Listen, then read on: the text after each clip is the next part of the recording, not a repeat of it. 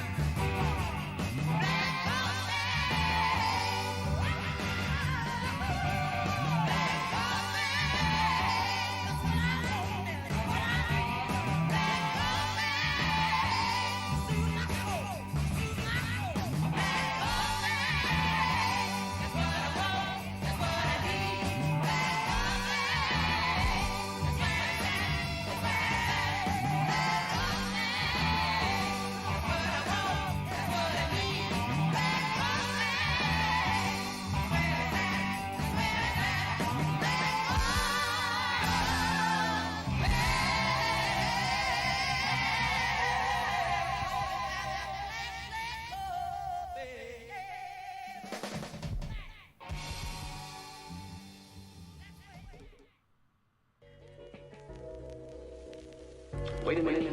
Wait a minute.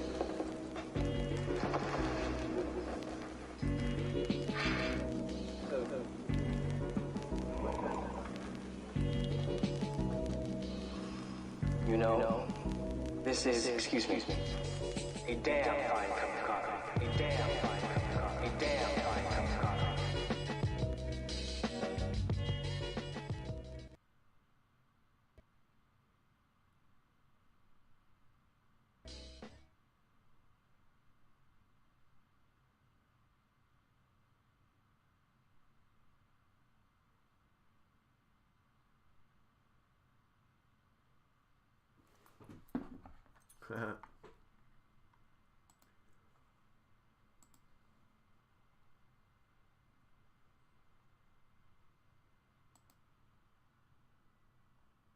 All right. Oop, I left the mic open anyway, so whatever. All right, all right, all right. Hey, we got somebody jumping in there. Right the hand. What's going on? Why you simping for this mellow loser? Dude, man, I don't... That's not my vibe anymore, man. I don't need that. Don't bring me down. You, if you're not going to make any helpful comments, right the hand, then I can't have it. Okay? Clean it up. How about you remove those comments for me, please? That would be very kind. Yeah, well, that's your philosophy, bro. Right? That's your philosophy.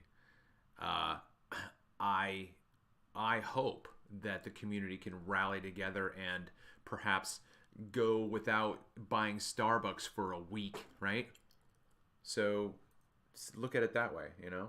You have you've got a family, a young family who wants to experience the beauty and majesty of all creation, and you're shitting on their family dream. There's nothing wrong with charity. This is charity. If you want to spend your money, doing charity someplace else, that's your prerogative. But if you don't remove those negative comments right now, I'm going to take them out, but I would rather you do it. For that reason, I'm out. Okay, I guess I'm glad you made your point.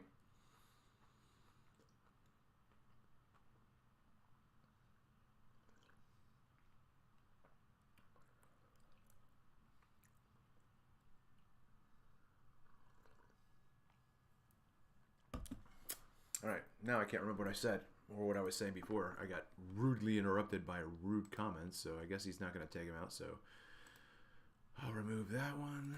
I'll remove that one. And I can't remove this one because it's behind the doohickeys. I got to up the chat so that I can get to that comment. Can you fix this, YouTube's? Okay, thanks. All right. All right, so hey, yeah, I got distracted because it's that time of day, if you know what I'm saying, and I've got it coming at me from both sides. I used my infused oils and actually 3 chocolate bombs. I make all natural vegan infused chocolate bombs that you can drop in coffee, or like I discovered today, I put 3 of them in my oatmeal, and it looks like you know what, but man, it tastes like chocolate, and I got blueberries.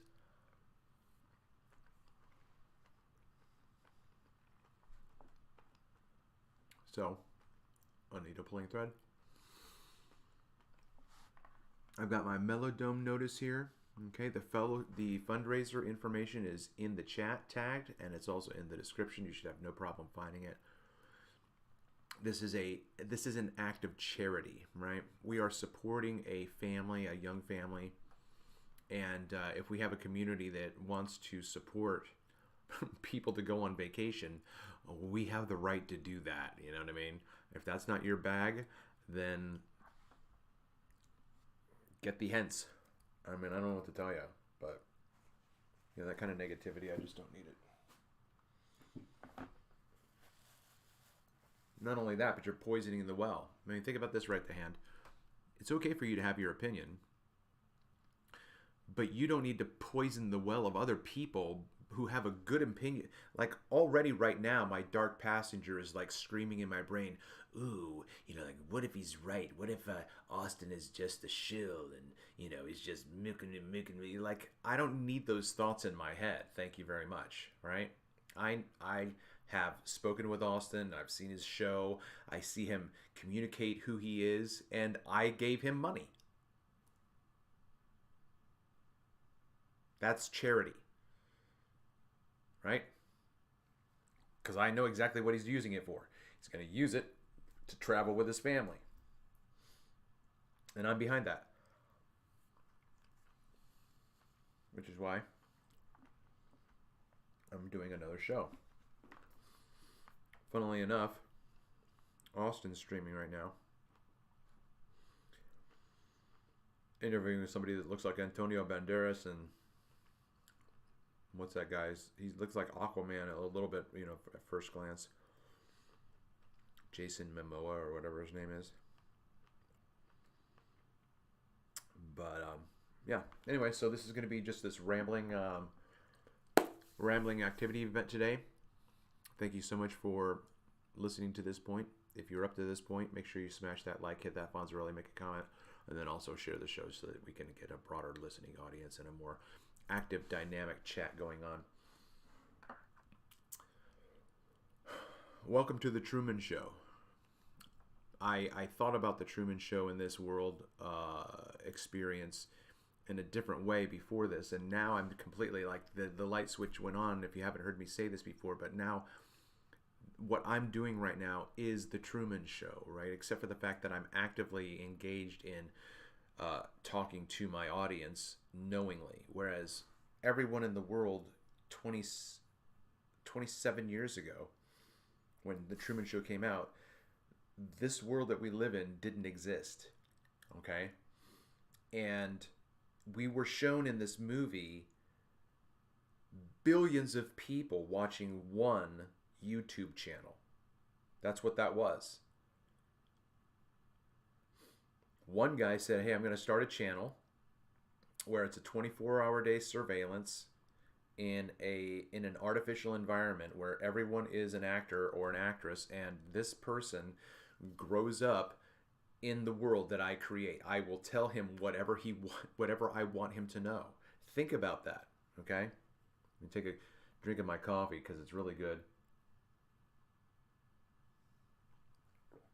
That too is infused, so we'll see how that goes. But I just love it. I just love just chill, right? So, Christoph, if you've never thought about this, I mean, everything in a movie is symbolic. Everything has meaning. Everything has meaning. Everything has meaning. Christoph, Christ, right? The creator is called Christ. And he's not really a nice guy, right? He's kind of malevolent, and he has this egomaniacal, like, you know, you won't leave me, like this passive-aggressive narcissist, right? You're not going to leave me, Truman, are you? You can't leave me. You won't walk out that door. Complete gaslighting, freak of just anyway. But Christoph created everything that he told Truman. Everything he told Truman was a lie. So that's the way that I was always thinking about the world that we live in today, because, you know, we accept the world with which we've been presented, which is what the line in the line in the movie was. Why don't you think Truman has come to realize the true nature of where he lives? We come to accept the world with which we've been presented. We don't ask these questions, right? And yet there's a glitch in the Matrix. The Matrix starts to reveal itself to Truman. You can't keep down reality. You can't keep reality down. It'll bubble up to the surface. Just like a memory that triggers something of a deja vu. And so we have this collective consciousness of deja vu. Everyone has had deja vu. Everyone has felt, have I been this way before? This looks really familiar, you know? But I've never had a deja vu of like a past experience. Those are just memories of dreams or memories of memories, right? But I have never had like this deja vu like, I think I was Alexander the Great. That's never crossed my mind. So that makes me curious as to what stage of the development of enlightenment I'm at. Because I'm woke right now, okay? I can't go back. I'm not going to take the blue pill. I'm not going to go back. I can't go back. I can't unsee, right? You would have to forcibly like, if you could, no. I wouldn't want to go into the past not knowing what I know now. I would have to know what I know now. And I don't mean like in terms of even sports betting. I just mean in terms of the worldview that I have about reality. Because I would want to invest the last 30 years of my life instead of investing it into biblical studies, which was fine, and that's who I am today, all of that stuff. But I have to now spend the rest of my life hopefully perpetuating my life. You know, like, look, I had an interview with Dr. Rod Nave again a couple of days ago, and he's in his 80s, right? So this guy's still getting around in his 80s. He's still sound mind. So I've got like 30 years still. So I can still do this, right? I can still make this happen. This Copernican revolution. It's so ironic to me.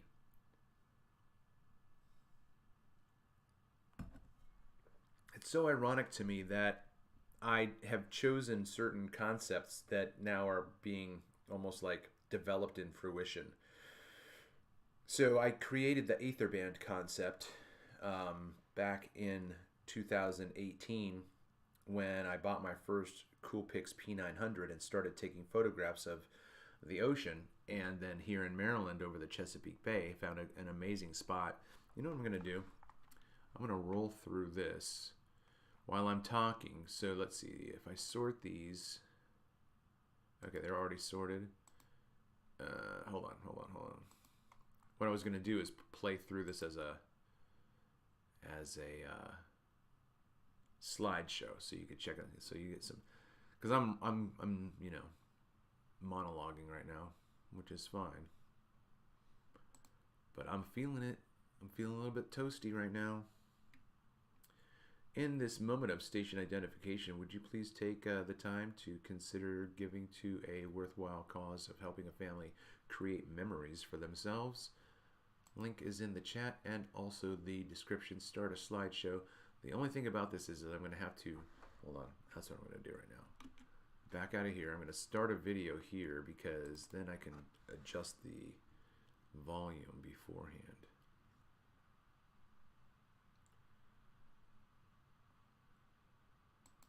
Well, that's weird. It opened it up in VLC. See,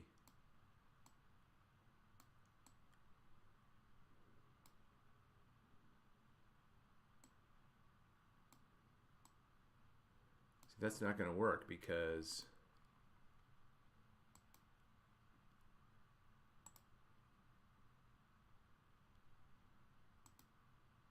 if it opens it in this program later, it'll be like massively loud.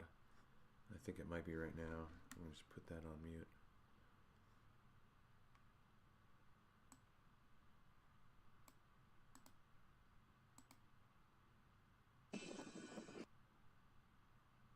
Hold on.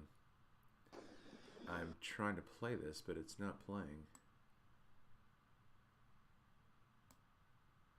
Why is that not playing? Oh, drag it. Confound it. Again, because I'm in this Microsoft Photos, when it goes through the slideshow and it comes to the video, it just pulls the video up and starts playing it, and I don't want the volume to blast out my ears. So, all right, we'll see if that is the way it goes. All right, so here comes the slideshow while I'm monologuing, if I can get back to my thoughts.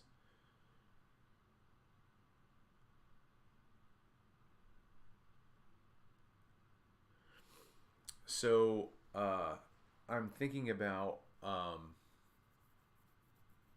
the Truman Show and this whole interaction right now. So this is where this whole monologue came from. So I used to think that, you know, they lied to us. They have just simply fabricated a world that doesn't exist. They've told us lies about history. They've told us lies about education, about philosophy, about spirituality. They've lied to us on every level. And it's all completely reasonable to look at it this way. Absolutely. If you don't understand and know that the people who are in charge are our controllers, not just our rulers, not just our government, they are our controllers. Because they are the ones who have presented to us the education of our past and our children's future. Okay?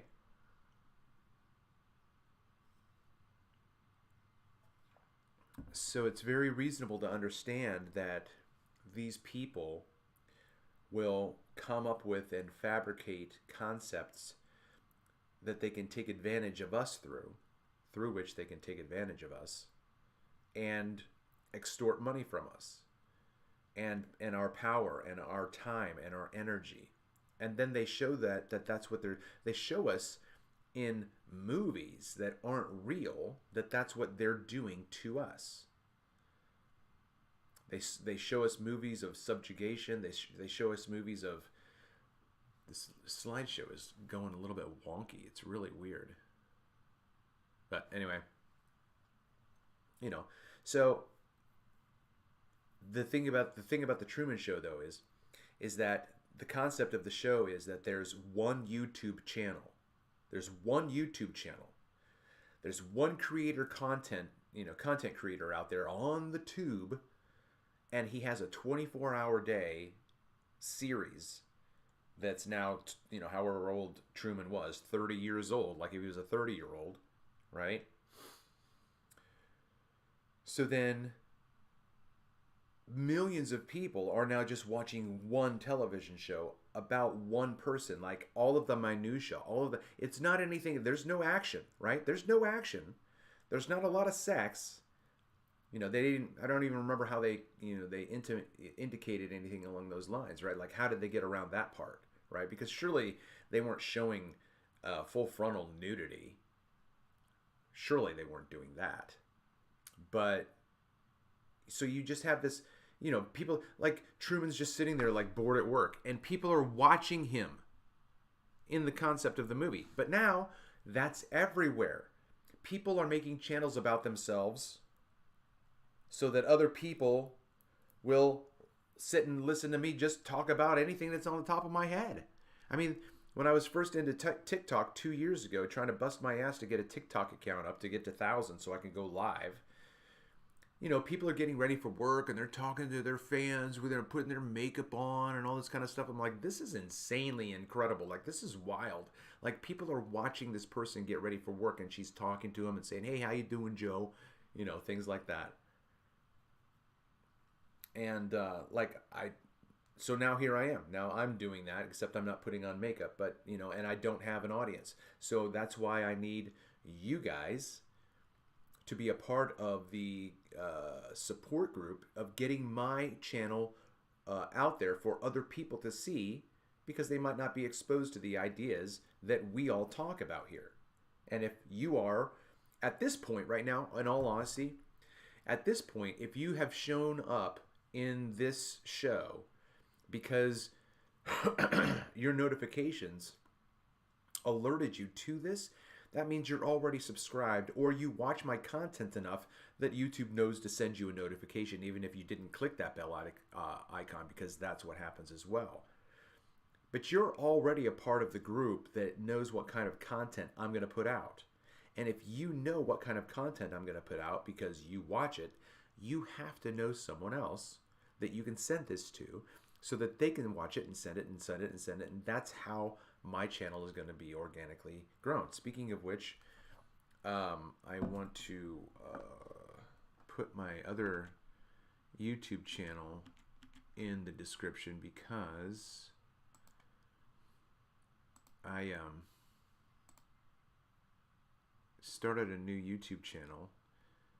And I'm going to just be doing the same stuff, but I'm not going to be talking about Flat Earth, and I'm not going to be, what am I saying? Really, that's the only thing that's going to be different. But I'm also, and I'm not going to be trying to promote my channel the way I did last time, because basically ultimately I bought subs without using money. I just went to these live streams where it was like a sub count marathon, and people would subscribe to channels that came in, and everybody would just subscribe to everybody. So that's how I generated most of my numbers. I doubt I have like 300 real followers.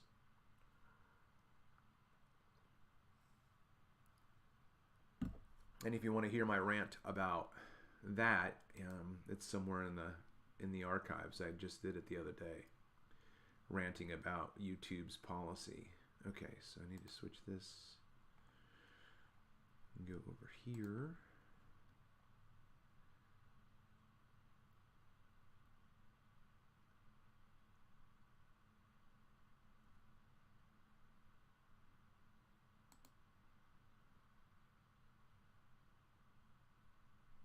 Give me a second. I'm just I'm feeling really good right now, and so I'm slowing down a little bit, if you understand what I'm saying. All right, so that's this. I am light. I am light. My new channel there. Please sub to that if you're listening to the sultry sound of my voice, and can then jump down now to the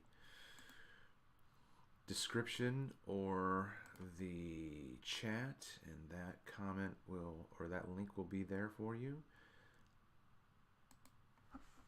All right, sub to my new channel.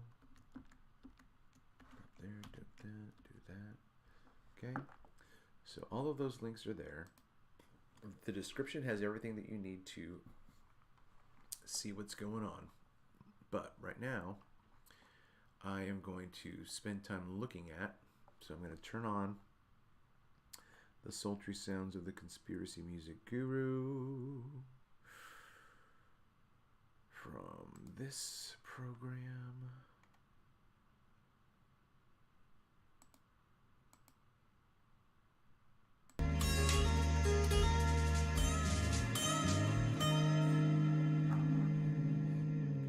Can't hear the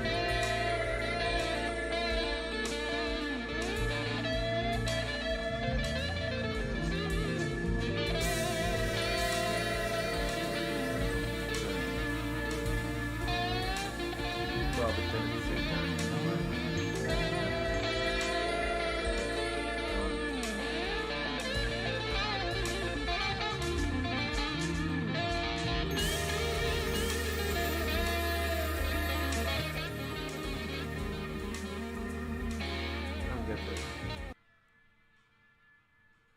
Sounds like there's an echo in the music.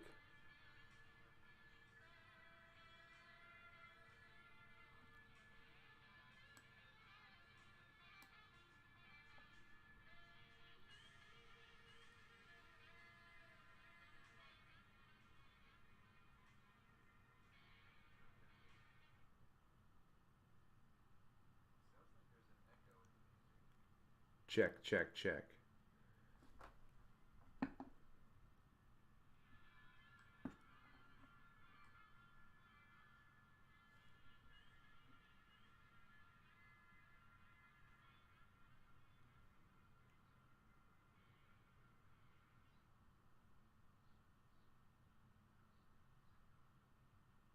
Check, check, check. Okay, so that is okay.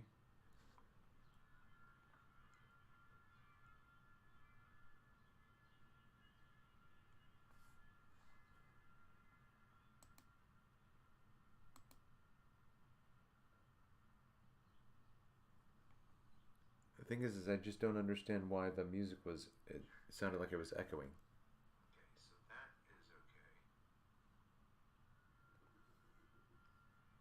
Okay,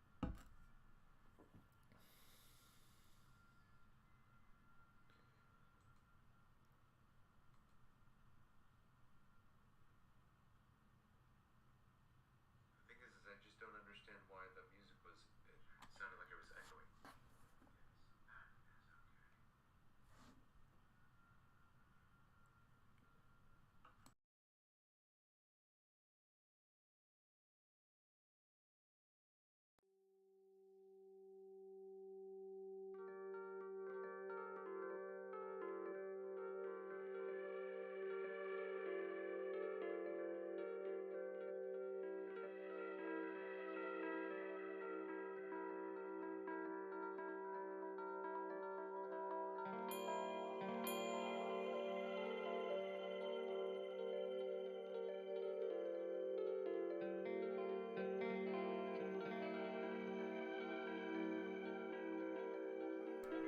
Alright, well I've got to fix this because right now there's, for some reason, my music is playing twice.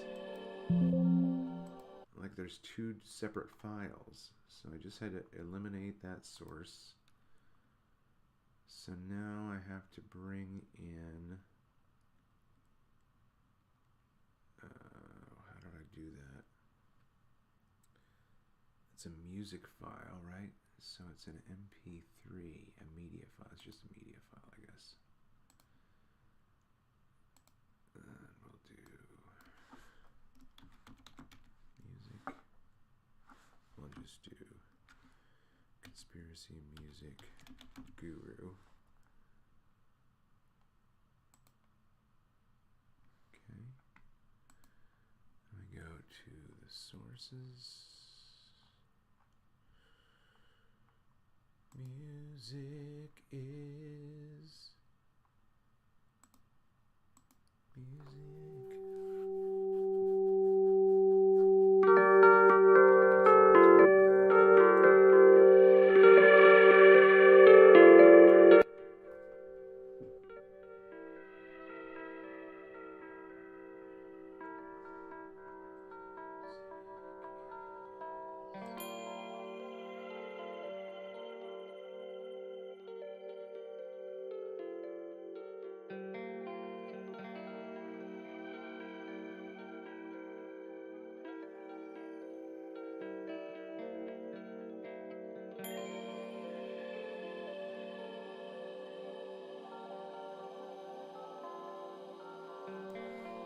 Alright, so it sounds like the music level is pretty reasonable.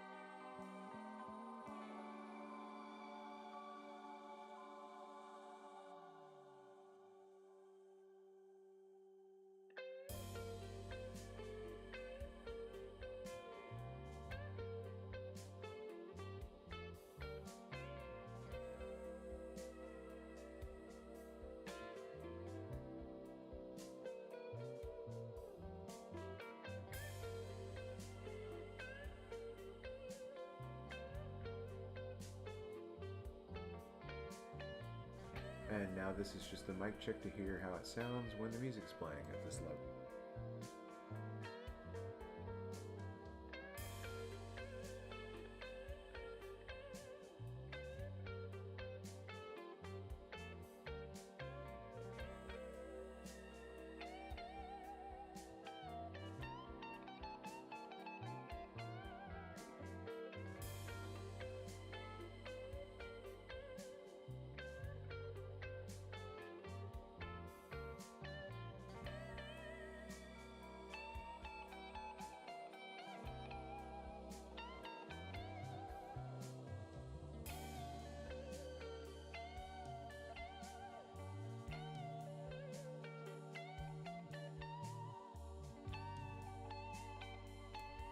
Alright, so I've got everything straightened out for all of this while the music's playing. I can talk and it's not going to be overwhelming and at a reasonable level. Just drop it down a couple, whatever assigned random connotations I want. What I found interesting last night and enjoyable was how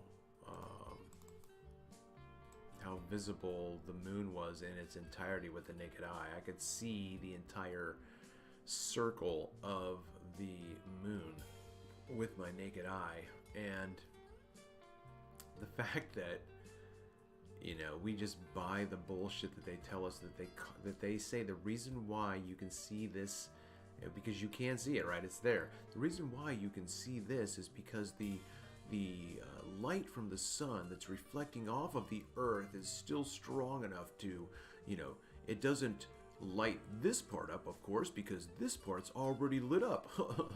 but you see here, this part, if there wasn't any earth shine, you know, shining off the earth, as it were, you know, back up through the just the infinity of space, you know, with no particulates. You know, that's why light can travel. Like, you know, I have said this. Other people have said this. There is nothing new under the sun. There's nothing that man has created that didn't already exist. Man has not created something that hasn't already been in existence. That's where he got all his ideas from. That's where he got all of his ideas from. So man's understanding of light and understanding that the moon, at this point, for me to say it this way, is hypothetically a fluorescing light, which then depends upon its gases being excited by certain electrostatic or electromagnetic, you know, impulses. So then if we can consider the moon a fluorescent plasma that receives energy from the sun, so that part's true, right? The sun and the moon do have that corresponding relationship, but it's not light shining off of. Rather, it's a charge that is increasing and decreasing, The closer the moon gets to the sun, the more its light diminishes, right? And you can control gases that way. You can see that there are fluorescent light bulbs that only light up in one part because that's where you're exercising the energy. So then if you can light up a fluorescent tube and only half of it's lit and the other part's dark, that's similar to this. So that's where they get the idea for the fluorescent light, the way that they understood that's what I'm saying. I'm saying they were able to create fluorescent lights because the moon is a fluorescent light, and they got their idea from the moon. They understood that, oh, look, this energy is lighting this up. Can we bring energy close to something and it lights up? Can we do that? I can't, because I've been spending the last 40 years of my life in other arenas.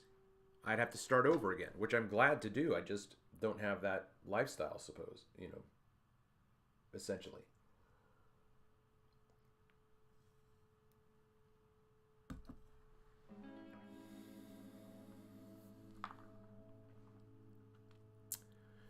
But last night was just magical, man. It was amazing because I'm watching the sky, I'm sun gazing, I'm staring at the sun, I'm just enjoying. It was very, very, very, very cold. It was very brisk. I was like, I don't even know if I'm going to stay out here even if the moon comes out, and I couldn't stop. I just kept going.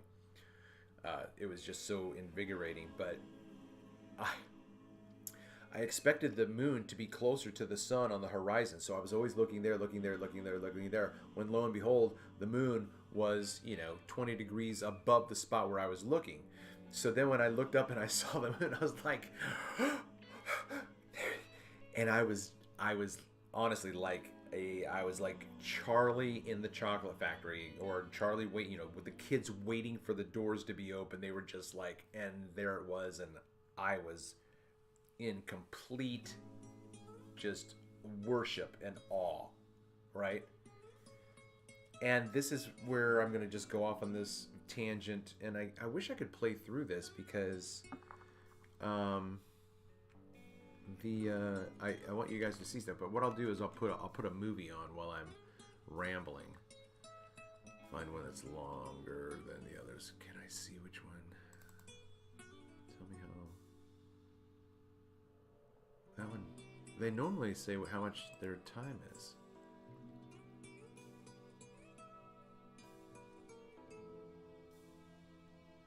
Oh, let's see what this one is. And then I'll just play it.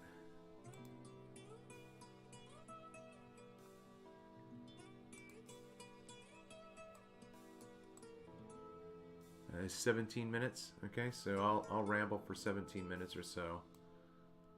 And this is as soon as it starts loading, every once in a while my computer just glitches out by not. Okay, so right now the video is rolling. So this is just going to be a very, very slow real time. This is a real time video of the moon's egress. Right here you have the Luna right here. Okay. All right, so now I have to go back and get back into my thoughts of what I was rambling about before. But, the whole thing with... No, that's not what it was. What was I just talking about? It was just going to be like an expose, wasn't it? I was going to expose something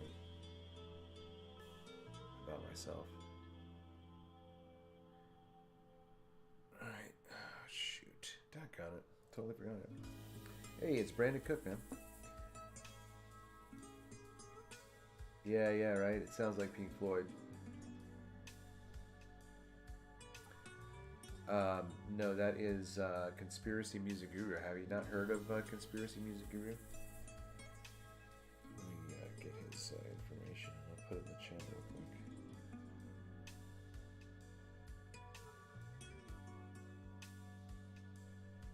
Alright, so this link I'm putting this link that I'm putting in the chat right now is the link to this album.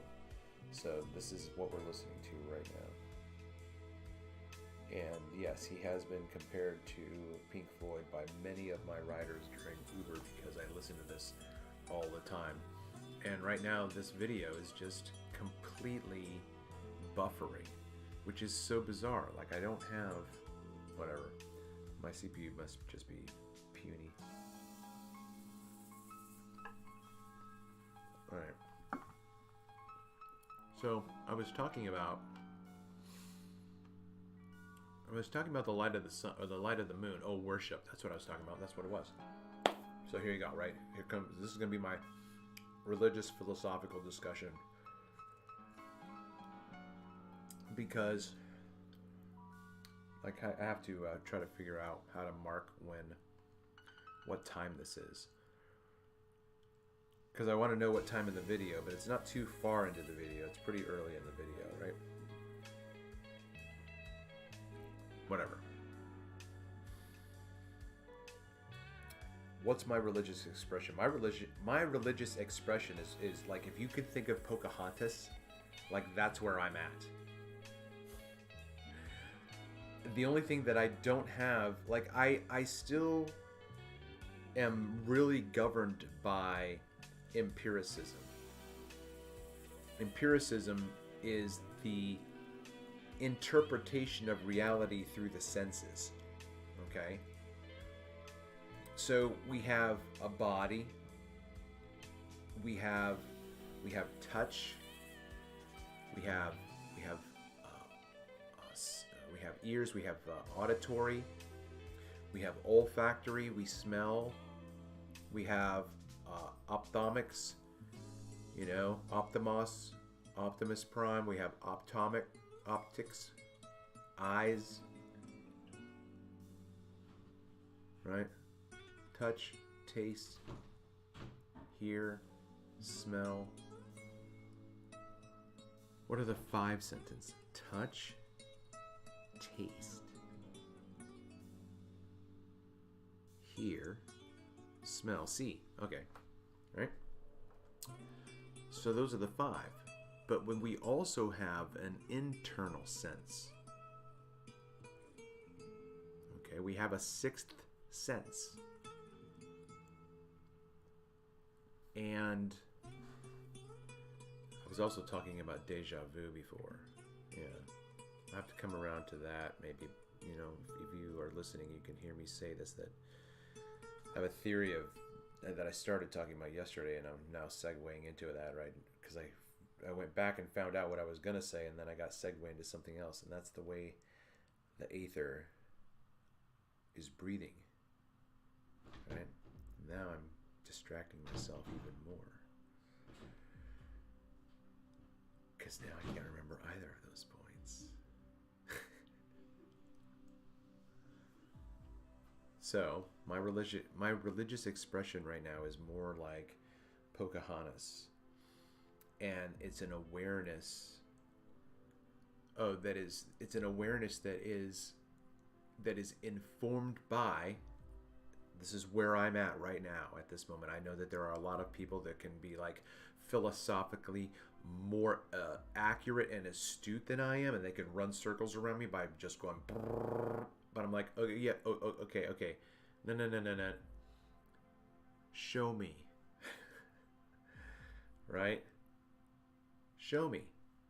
If you can't show me, then it's just an interesting idea. That's all I'm going to give it. So, what do I know? I don't know God. I would never have known God unless someone said there is a God who is like XYZ, zippity-doo-dah. That's programming. Okay? Austin, if you ever hear this, I think it's beautiful that you are raising the family the way that you are. But you still have to realize that you're indoctrinating your children to your way of thinking on so many levels. So we have to understand that indoctrination is not bad. Indoctrination is not bad. Because you could be wrong about something about which you have taught your children. And not only that, but we want to cultivate. My video is still not playing. Like, it's totally frozen. We want to cultivate a sense of confidence within our children. But we don't want to cultivate a sense of arrogance and judgmental attitudes. So a child cannot see. Here's where conflict happens in these discussions. Is when you are not confident in your position, and then when someone comes to talk about another way of looking at it, you feel as though they're taking that away from you. You just don't. No, I don't want it. But you don't understand. He might be trying to yank it out of your hands because that's a child's toy. And you need to mature and move on to other things besides those things that are for children. My videos are not playing. I'm getting distracted again. Yeah, so I'm not going to remember what I'm saying right now. Because I totally forgot it right now, absolutely. But I'll come back around to it because that's what this show's about. Those are like my cliffhangers. You're like, oh, I really like the thread that he's going on right now, and then I totally forget where I'm going. You're like, he'll come back around to it. If I know him, he'll come back around to his own one of these shows. You know what I'm saying? But it's a beautiful day outside. Absolutely blue sky. I'm going to have to remember to get outside again and maybe just put something on that's going to be playing while I go outside. It was really hard for me last night to focus.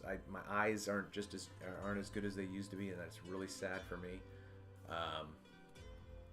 And so I felt like I wasn't able to focus on a lot of these shots, and I don't know why my stuff is freezing up, but I want to look at these because this was a fun experiment. Looking at these photos here. Take that out. Go here. When at this focal length, it was really hard to be still, so that I had to finally switch over to the moon setting. The moon setting gives you a 2 to 3 second countdown before it opens the shutter. Now what's cool about this is I've got 1, 2, 3, 4, 5 stars, if not planets. Those are probably planets in conjunction, right? But look at this. This is just gorgeous. And I think that this was in just a normal setting, a normal filter. Or was this the moon setting? I think the moon setting compensates in a very, very precise way, because I can adjust the exposure myself, but that wouldn't have made this kind of like this yellow tint. But I just love this. This is just gorgeous. I'm gonna get in closer. How do I get in closer? Do I control? Yep.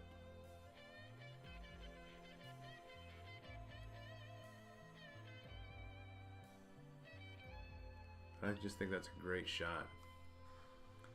I love the plant. I love the stars right here. I love it.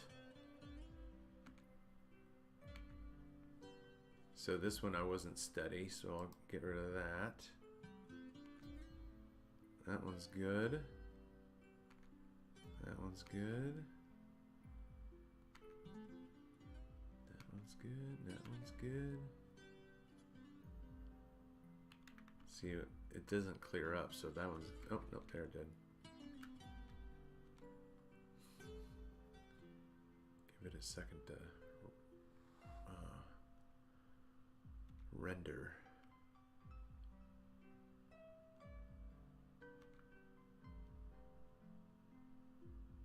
Yeah, so this is going to be really exciting next month, going to the Dallas-Fort Worth area.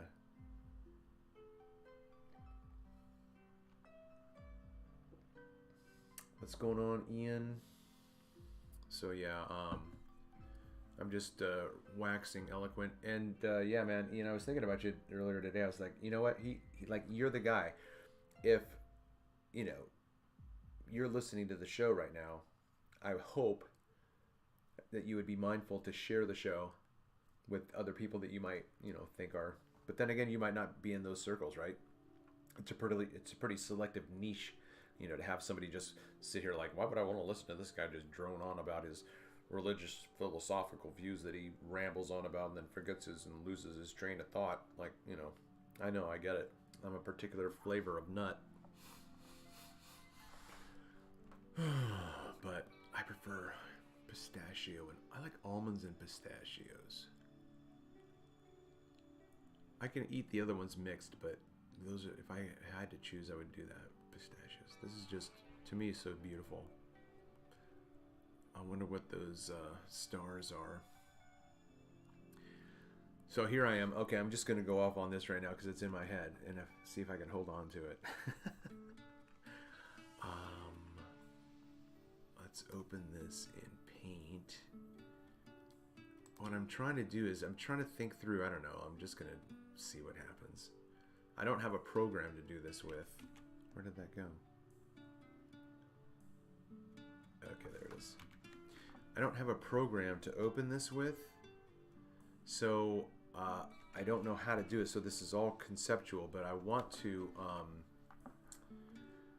Oh man, I want to.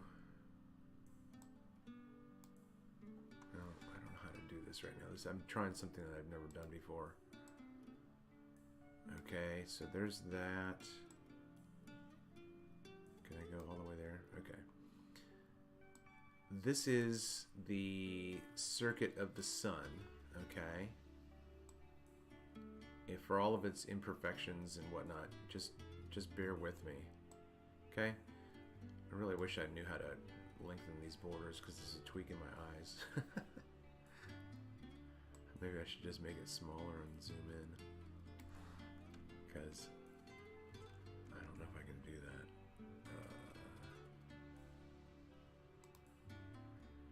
He's gonna forget what he was doing. By the time he gets this thing all situated, he's gonna forget what he was doing, Johnny. Why do you watch this guy? He never remembers. Loses his train of thought. Yeah, but that's part of his character. That's what I love about him so much. I love him. Okay. That is the circuit for the sun, okay? And then here comes the circuit for the moon. Okay. You know, for lack of better scaling. Alright. And then let's just do a moonski here. I don't know if I can do it that small, can I? Okay, right? So, what am I thinking about right now? Thinking through what I was saying before. This is all over the top of the surface of the ground, okay? Here is the moon. And now here is the sun. And I would have to think that the sun is a little bit bigger than the moon because they look to be the same size, but they clearly cannot occupy the same place at the same time. So the moon is closer than the sun because the moon fits into the sun in the eclipse, and I'm just going by common understanding right now, okay? But there's also the extent of the sun behind the moon, so that we know that the sun is that much bigger than. They're off, right? The scale is off. So we have the sun here in its circuit. So what I would want happening right now is the sun, programmed at a 15 degree per hour pace here, going around this track here, and then the moon doing her thing on hers at her speed, because that's what's happening to you right now at this point. Let me go back. Right now at this point in the sky, what just happened this weekend is the moon and the sun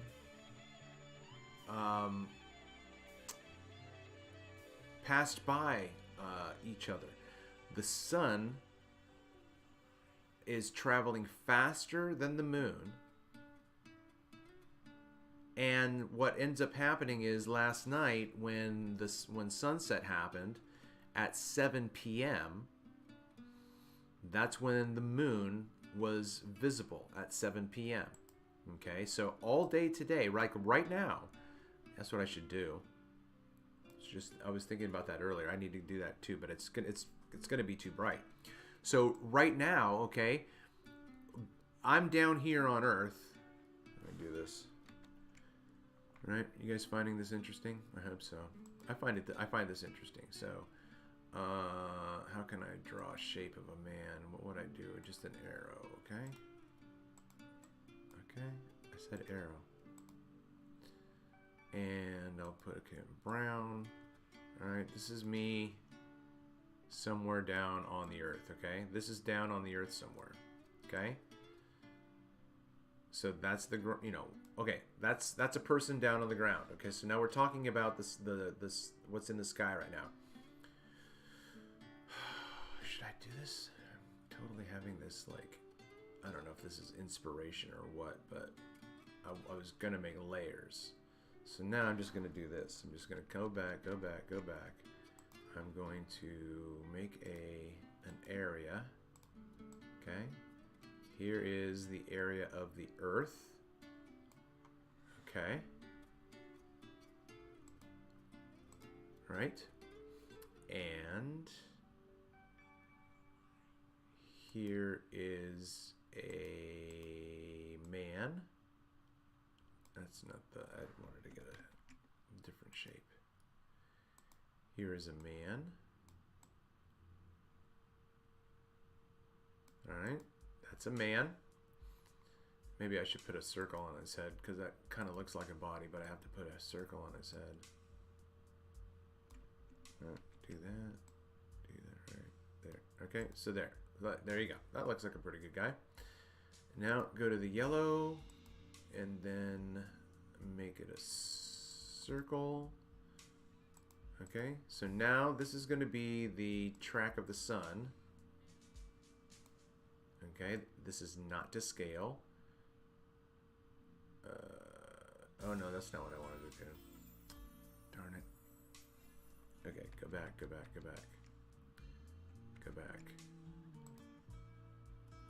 Do this. I wanted to fill this in. I wanted it to be brown on the outside. Alright.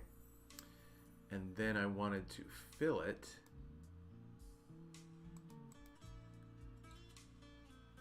Is this the fill?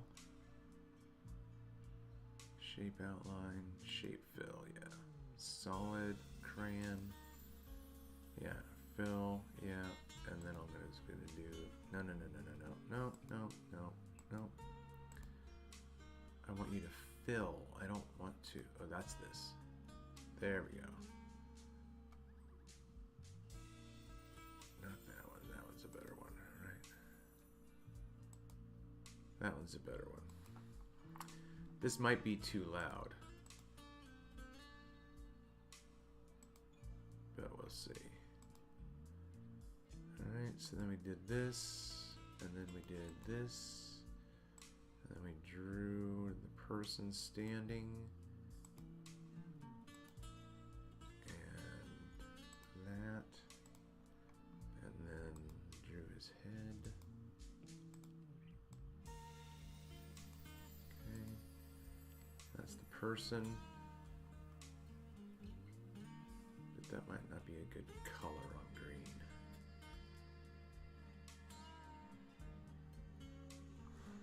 My eyes don't like it. Okay, so we'll change.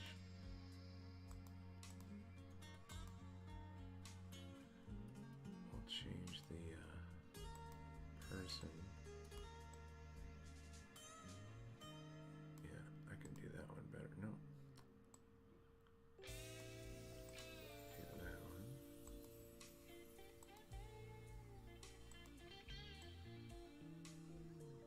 Okay.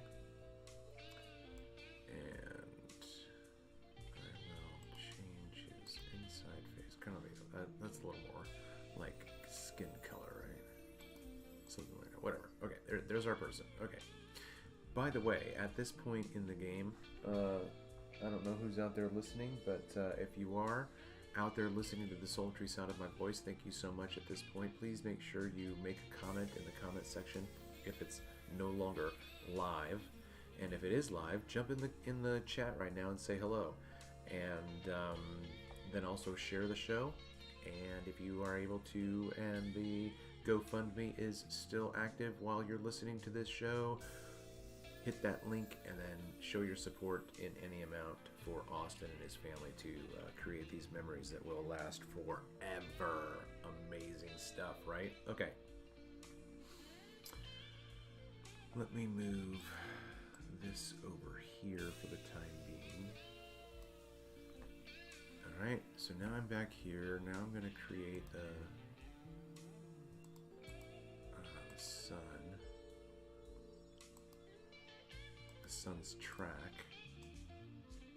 Okay.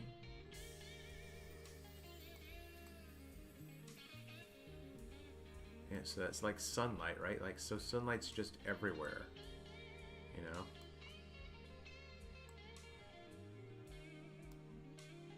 That's the only thing that's eternal and infinite, is light. You know what I mean? Like, that's what I was saying before about just being in nature and only being an empiricist. You know, I have no evidence of anything beyond what I can see. You know, and I know that we can do microscopes and I know that we can do telescopes, but I'm talking about the infinite vacuum of that expanse that's up there, however high it goes, because I can't get there. I don't know what that is. I don't know where it goes to infinity and beyond. But what I'm saying is that, you know, all we know is that every day has always, life existence has just always been. It's just always been. Just, you know, yesterday's gone. All we have is right now, and now, and now, and now, and then it's gone. It's not there. It's gone. Except for in your mind. You can go back in time in your mind. Think about this. You could, if you wanted to, if you had, like, you think back to when you had the VHSs and whatever, you got your little, you know, Magnum PI. I recorded Magnum PI and I recorded 21 Jump Street, okay? Those were my official, you know, I watched other stuff, but man, those two shows were my bread and butter. Boom. They're on, I'm taping them, I'm getting all the mannerisms down, I'm doing my hair like Johnny Depp back in the 80s when I had hair, you know?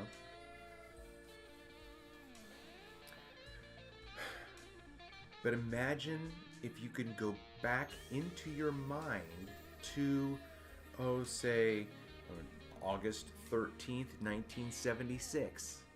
It's in your head. You know that, right?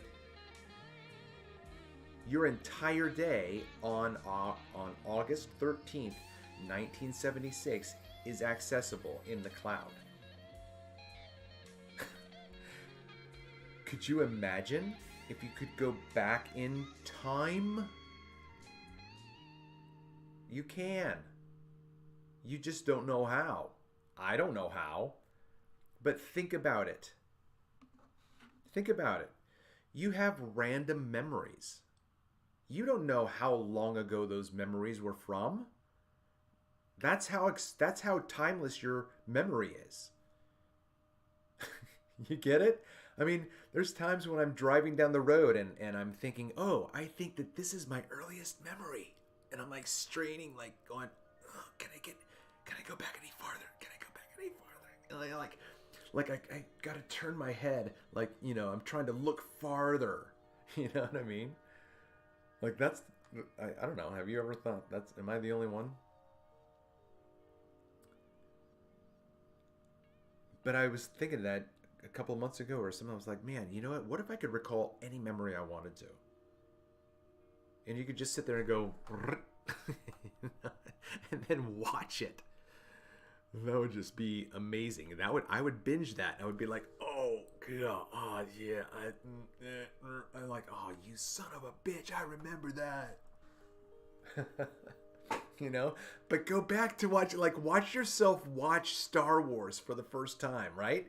Imagine you could just do that. You could walk in there and be the avatar, and then everything's frozen, and then you're walking around in there looking around. You're walking and looking at yourself. You know? You're in the simulation, and then you come back out and you push play, and you watch yourself watch Star Wars for the first time. That would be dope as fuck. I think. You know what I mean? Go back and watch yourself have your first kiss, you know? We'll just leave it at that. That's as far as I'm going to take it, because, you know, whatever. To each his own. But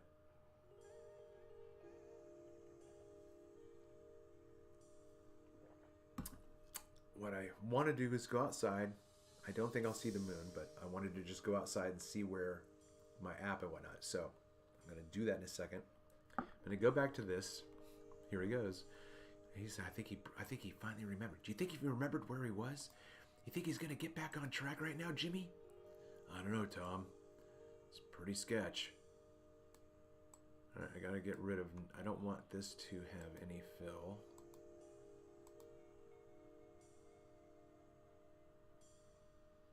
Okay.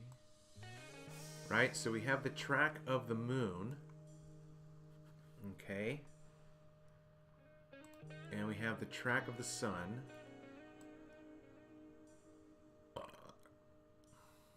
And this is the moon.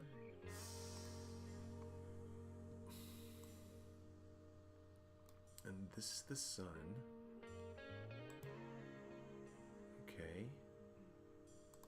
But we will fill in on this one. A little bit like that, okay? So, you know, again, this isn't to scale, but these tracks are concentric, okay? This track is on the inside track of the sun. And you have in the sun right now is in the sky, right? The sun is in the sky where I'm at right now. And what time is it?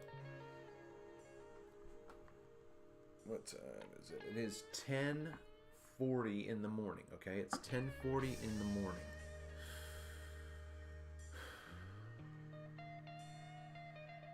And the moon is in its now waxing crescent, which it means that it is in the daytime sky right now. The moon is in the sky right now. The moon is going to be in the sky all day long, and then when the sun finally gets far enough away, you'll be able to see it, okay? Just like last night. Except tonight, the moon is going to be behind by 50 minutes, okay? It's not going to be coming up at the same time. But you wouldn't know that if you were in an existence where you didn't have this concept of 5 o'clock and 4 o'clock, or 5 o'clock and 6 o'clock, right? Because think about this: if you're an Aboriginal native out in the plains of Nebraska, and you were the first one last night because the night before, right? Everybody's on the same playing field, right? So last night was the very first spotting of the moon for me because I had cloud cover. Bobby Shafto, and I didn't watch all of his video, but Bobby Shafto put up a video for Sunday night, and he said that he caught the moon Sunday night. So that means that new moon was on the 10th, not the 11th, okay? But that's just one day discrepancy, okay? But let's say last night everybody's watching for the moon and everybody's looking, and I was the one, because I did for myself, who sees the moon. I'm like, there it is. I'm the first one that says it. I see it. So I win, right? Oh man, Travis won the thing. You always win, Travis. You know, right? So, and now we see the moon, and it's twilight and it's dusk. And we don't have a word for that to call it 7 o'clock. So now we know that the moon is going to be visible. So then I'm like, oh, we saw the moon. Think about it. I'm just like thinking through this for the very first time. So then I think to myself, oh, we saw the moon last night, so I'm going to see it tomorrow in the daytime. No, you're not. You're not. Because of the dance of Solaris and Luna, Solaris, the light, even though they're moving together, you know, he's still moving away, and the light is following him. Because as soon as, it's not like you're changing an angle. That's not going to work. His light goes away from Luna, and then is like, imagine, you know, she's here, you can't see her. It's a cloaking device. That's what daylight is. Daylight is a cloaking device for Luna. Because Luna is in the sky. I'll go outside right now, and I'll take a picture. I'll look with my eyes. I'll squint, and I'll go, and I won't be able to see the moon because the light of the sun is cloaking her. So then when Solaris then says, okay, I'm now departing so that you may start to begin your rule over the night, he then pulls the veil and goes whoosh, and then you can see her. And then she's going to be in the majority of the nighttime now. Okay? So you have to understand, and I don't have the division for it, but the moon, the sun doesn't share any of its daytime with anyone, so to speak. That is, the sun never loses in terms of percentage. The moon, however, the moon is something that we associate with the nighttime. But the moon is something that we should associate just as much as with the daytime, because the moon spends just as much time in the day as it does in the nighttime. I don't know if you thought about that. I haven't made the measurement yet, but it's just conceptual, because you have to understand that right now it's the daytime. 5 days ago, 5 days, Friday, this is Tuesday, this is Friday to Tuesday, okay? And then even a week, 7 days ago, that 7-day period is a sphere of radius, of radians, whatever, right? If you're in the middle of that week, then the sun and the moon are coming together so close that the light is going to be exchanged. So there's this transition period with the moon into the daytime. Okay? That's what happens after the full moon. After the full moon, okay, so think about it this way, more like this. How about this? So from quarter moon waxing to quarter moon waning, that is, the moon is in the nighttime the entire time. Okay? Think of it that way. From the quarter moon waxing to the quarter moon waning, that is a complete nocturnal luna. Which then means on the bottom half of that sphere, if you understand my meaning, on the bottom half of that is the daytime ambiguity of Luna. And, so she shares her light with the day and the night. But the sun doesn't share his light with the night. Unless you consider that little twilight zone area, right? That area between, the area between two worlds, right? Two dimensions. So anyway, the moon is going to, okay, so then we see the moon and we see that it's at twilight. Okay, so then the next night we have to keep in mind, like, it's going to be different. It's not going to be the same scenario, because the moon has delayed, but it's not a delay, because that's how fast the moon is going. That's how you have an inside track and an outside track, right? The moon and the sun are going inside and outside, inside and outside. And the moon and the sun are on different speeds, right? So they're gonna catch up. The moon, the sun always laps the moon. The sun always laps the moon. That's what the new moon is. The new moon is the sun coming up from behind the moon, catching up to the moon. Here I come. You're gonna lose your light for the next 3 days, yo. People aren't gonna see your light because I'm the best. I don't share my light with nobody. In fact, I'm devouring your light. You want to know how much light you get, Luna? You get as much light as I think you should. Right? That's the inferior-superior relationship. That's what it is. It's just the way it is. Like, that would be that would be an updated version of the tortoise and the hare. Right? Because, Eric Dubé was the first one to suggest that the tortoise and the hare is the fable of the sun and the moon. But I don't necessarily think that works, because the hare is the faster one, which would be the sun. So, right? So I get it, so that the hare's all, I'm so fast. Oh, look, I'm so far ahead of the moon. I'm just going to take a nap. And then the tortoise comes up.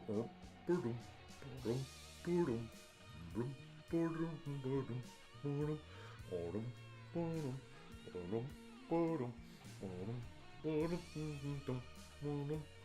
know, because the moon never laps the sun, but in the tortoise and the hare, the moon laps the hare, so it doesn't work.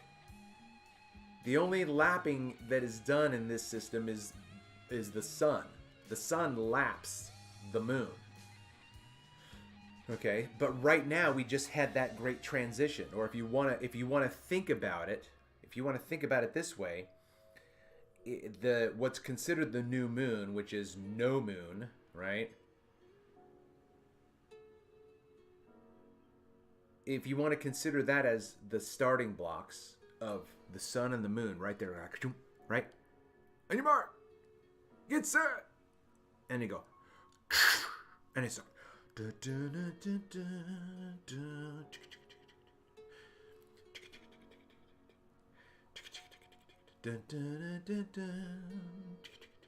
right?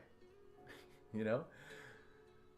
Because the sun then and the moon are still going together like that in the great celestial dance, but the sun is going faster than the moon, and we just can't see it right now because of parallax of the celestial heavenly gods, the gods, right? That's what they are. They are greater than I am. I'm not that great. That's amazing. You know what I mean? Like, why wouldn't you worship that and just be in awe? Because that's all worship is. Okay, don't geek out, don't freak out, don't like go panic like, oh, this. I'm not. Listen, if I attribute worth to you, that's worship, right? You're an object, you're a thing, and I value you. So I worship you. I worship everything. I have ill-conceived ideas of what I should worship, and I have very good, healthy ideas of what I should worship. That is what I should spend my time doing, which is what I'm doing right now. I could be out doing Uber. I woke up late.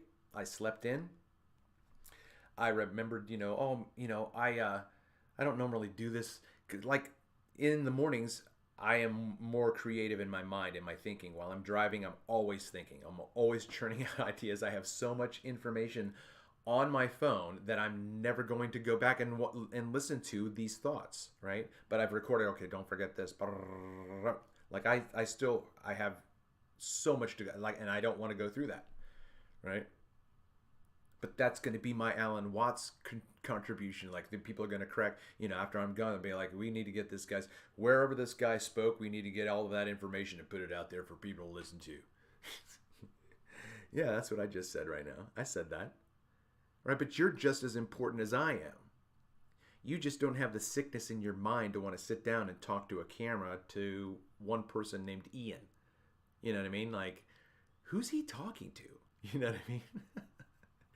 It's like you're flipping the channels on YouTube. You're like, what are we gonna watch? Like, turn on and see what's on live. Because they have that option. You can just see like who's live right now. And you're like, oh, whatever this guy's called, the Ubercaste. Oh, let's see what that guy's doing. What this guy's talking about here? What's he talking about here? So somebody comes across how many people are watching? One person's watching this guy? Who's watching this guy? What's this guy? Like, well, click, And so here I am right now, again, like demonstrating why I'm doing this. Because I'm like, how do these other channels grow? How do you grow? Like, I'm not marketing myself,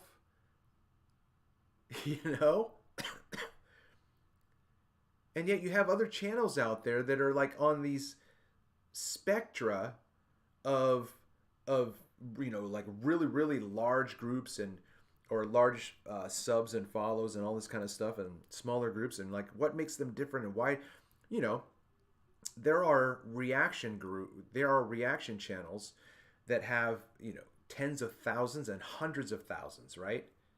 And then there are reaction channels that have a couple of hundred. Like what is it about that? Like, why are the other ones there was a time when the big one, who's at like 250,000 viewers, he only had 257 viewers. Like, how did he get from 257? Like, what happened?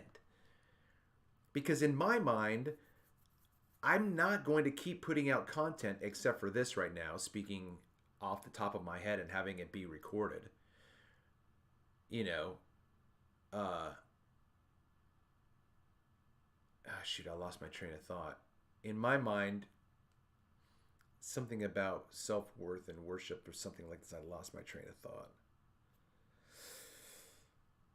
See, there you go. My philosophy comes and goes. That's why you should keep tuning in. Okay, so we're this Aboriginal tribe, and last night it was at 7 o'clock at night according to our time frame. But 7 o'clock at night last night looked like this kind of a sky, right? That's what nature knows. You know what I mean?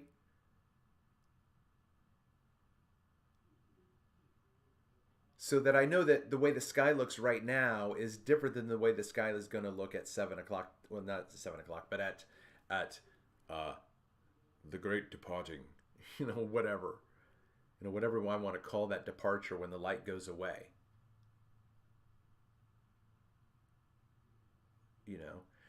Okay, so I saw the moon last night. She came down. It was beautiful. Sky was just beautiful. I have so many beautiful pictures that I was supposed to be looking at right now. So, and then I was also talking about the fact that I could be doing Uber right now, which is what I was saying before, right? So I decided to simply give myself this gift. This is a gift to myself to just do. This is what I want to do. I don't care. I would love for this to go viral in a sense that I have things to say that are interesting, and especially on this channel. I want to segue over to my Travis Finley channel where I can't talk about flat Earth because I don't want my channel to be stymied by that toxic topic. Because I think that that's one of the reasons why my channel here hasn't gone anywhere. Because there has been a certain amount of control. So my other channel is just going to be talking about, even just religious philosophy and science, but without mentioning flat Earth. So I decided to stay home and do this, and this is a fundraiser for Austin. You'll see the information for the fundraiser up in the top corner of the screen, and then that information should be in the pinned comment in the chat, live chat, and then also in the description if you hear this at a later point. Okay, so we're raising money for a family to be able to travel to Indiana in a month for the total eclipse of Solaris. And so that's been something that's been in my mind. So make sure you do that. Make sure you also right now hit that Fonzarelli, hit that like button. Because if you're listening to the sultry sound of my voice, you're here for a reason. And you're not leaving. So if you're not going to leave, hit that thumb. Please make a comment and then also share this content, because this kind of information is the new collective consciousness. Okay? When you have a connection to the collective mind, it's not like you know that, right? Like the idea that I have in my head about what the moon is doing, I'm sure it was already out there. Someone was already thinking it, and then I just heard it. I heard the frequency, right? And that thought is now in my head. That's how I think the collective conscious works, because to a certain extent, I'll just get into this, segue here. Almost 20 years ago, so I'll say like 17 years ago, I had small children, relatively small children, that I was still giving piggyback rides to. So I had an idea of how to accomplish the piggyback ride, but to free my hands, right? Because in a piggyback ride, you have to support the weight of your rider, or they're going to choke you. You know what I mean? Like you have to give them support under their rump or on their feet, right? So I had this brilliant idea that is still a brilliant idea, but it hasn't broken the market. Okay, so I'm getting ahead of myself. So I had this idea in my head that is a brilliant idea, but everyone I talked to didn't get it or was like, no, that's not a good idea. That's so not a good idea. And I was disheartened because I was like, I don't get it. Like, this is a really good idea. And, you know, I mean, there were some people that got it. There were some. But when I was talking about ultimately asking people for help monetarily, because you have to have a couple of $1,000 at least to start to get a patent for your idea, you know? And this was before the internet was what it was. So I went to look up to see what a patent was and, you know, where to get patents. And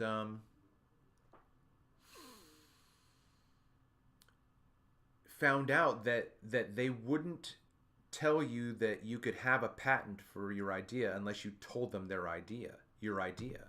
I'm like, why would I tell you my idea? Because then you could just take my idea, you know? But that was the system. No. Pay us the money for a patent and then tell us your idea.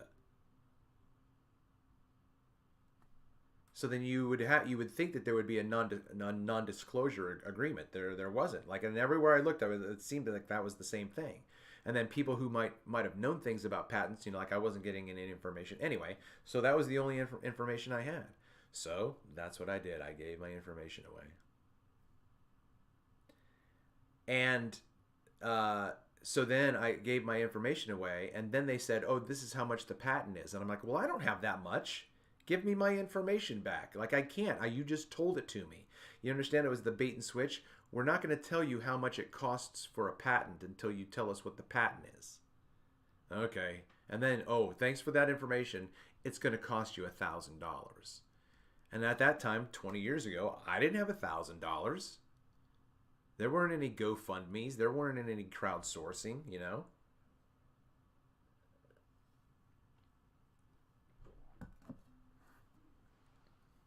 So, where am I going with this? Collective consciousness.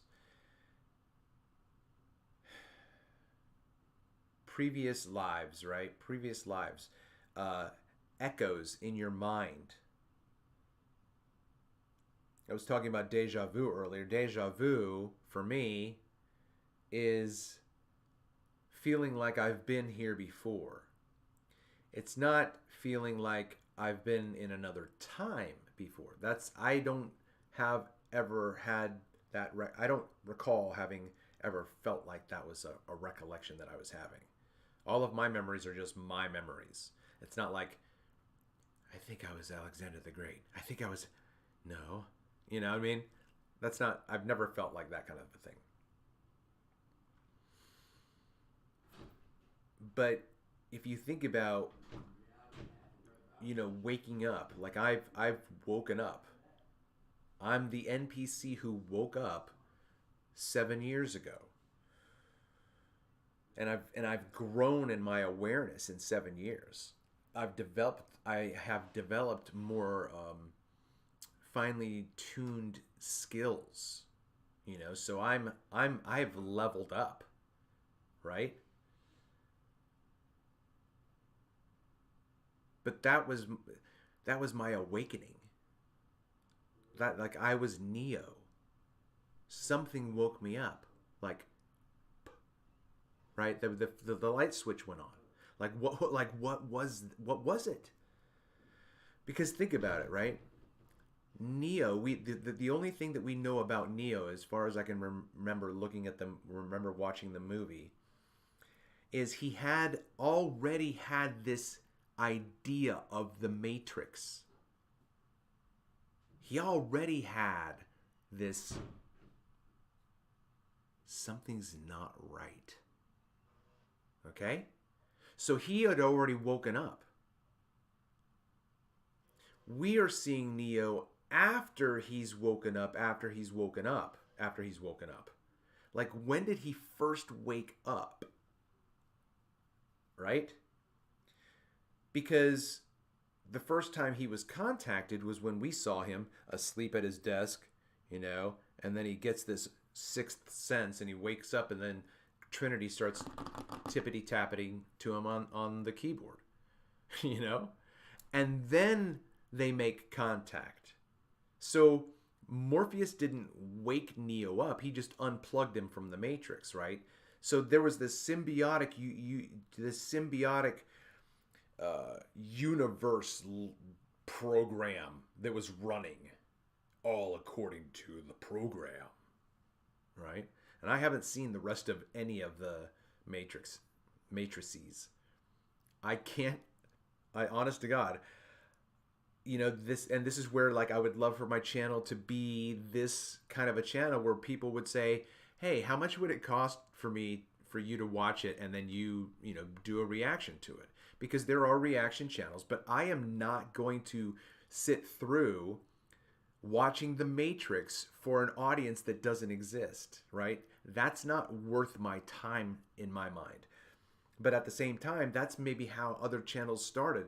Like, again, this is just going back to something I was thinking before that I didn't finish. How many times did this channel create their content before they had enough people to where they were thinking, oh, this is going to go somewhere?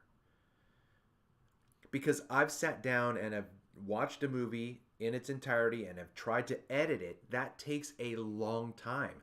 That's like, you're not getting paid for that yet. So how many times are you going to do that for free until you start getting an audience that starts paying you for your entertainment? Because that's why I watch Ashley.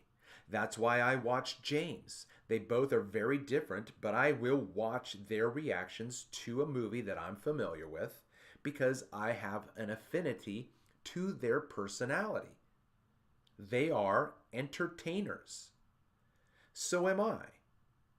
I would like to think that there are certain things that I've created in my mind that are entertaining, and, along the way I've created this phrase or I've created that phrase, and I'll say it here and there, and hopefully there will be certain things that I do, right? But what is he talking about? Who's he talking to? Like, he thinks he's talking to an audience of 10 million. I don't know where this is going to go in the time that it's going to be out there in the ether. But I'm talking about things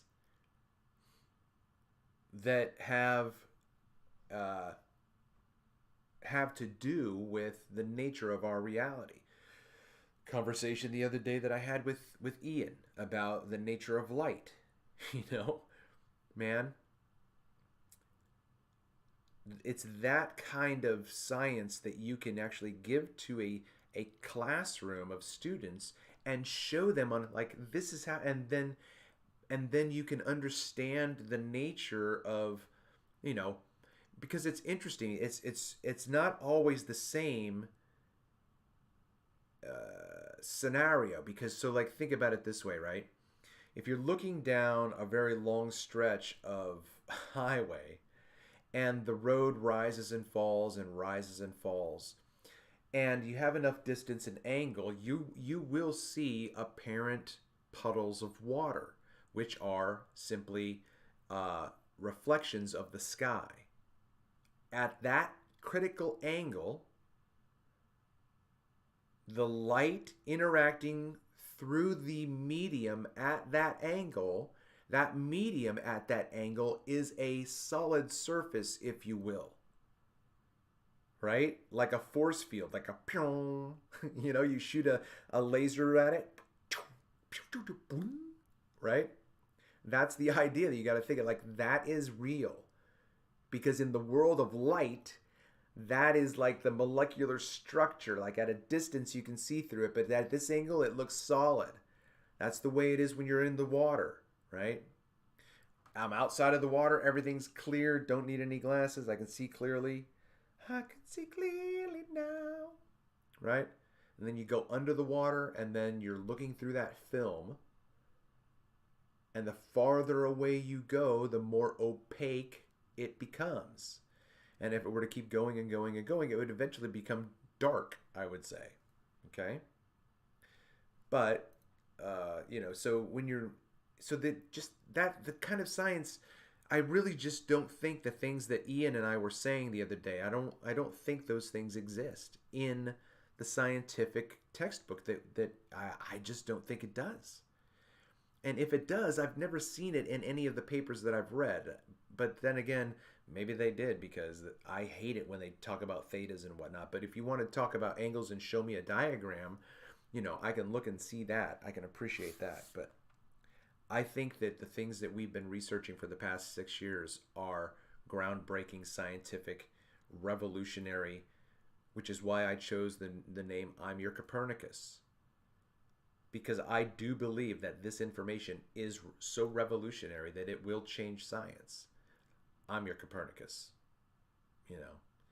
You thought Copernicus had it going?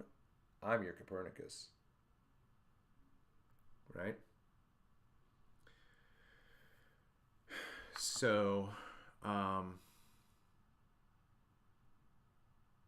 anyway, so, if you're out on the prairie and you see the moon at that particular light of the sky at that time, don't think that you're going to see, even though you might, naturally think along those lines. Oh, then I'm going to see this again tomorrow night at the same time. You might anticipate that without even necessarily thinking about it. It might just be a natural intuition because you haven't necessarily started thinking about it scientifically yet. So then the next day comes and you're looking in the day's time and you're like, wait, hold on. I just, you're thinking about this for the first time. You're like, hold on now. I just saw that light of the sky last night. I just saw it with my own eyes. I know I did. So, I'm looking in the sky now. It was behind the sun yesterday. It's behind the sun today. But I can't see it. What's that mean? So then you're watching the sky, you're watching the sun, the glorious, beautiful, majestic Solaris. All hail Solaris. Right? He's the most glorious thing in the day. Isn't he? Is he not the most glorious thing that you can see in the daytime? And then the splendor of the beauty of the crystalline ceiling. Right? That's beautiful. That's all we know. So why can't we worship that? Why can't we give that the enjoyment that it deserves, right? Let it empower you. Right? So then you're watching the sun. You're like, where's the moon? The moon, okay, I don't know. How am I going to figure this out? Okay, the moon was behind the sun last night, right? Yeah, okay, yeah. And then the moon went down, yeah. So okay, so maybe we got to wait until there's not as much light. Keep watching, oh, there's the moon. When am I going to see the moon tonight? Because it's not going to be the same time as it was last night. It's going to be 50 minutes slower. So roughly around 6:20, 6:10, okay? But am I going to be able to see that in the sky to know, oh, I see, this is an hour later than it was yesterday. It's time, that's how time exists. In this slow motion,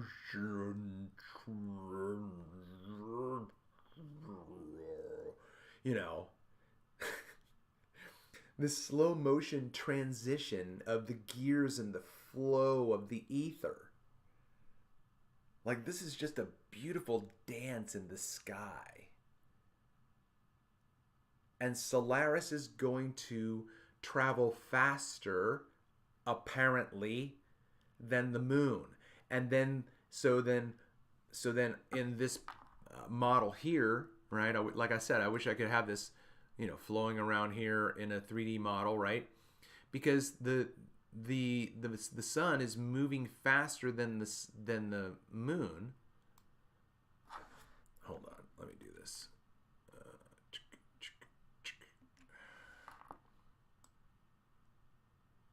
Right? So the sun is moving faster than if I could write a program right now, the program would know to follow the sun on the circuit of the moon's path behind me according to how fast I go. You understand what I'm saying? So this one should activate and then start following me at the correct pace to scale. So right now we're in this area here of twilight in the daytime. Okay, this is so amazing. Like, this is so fractal for me. I'm totally blowing my own mind right now, and it could just be a really small thought for you, but whatever.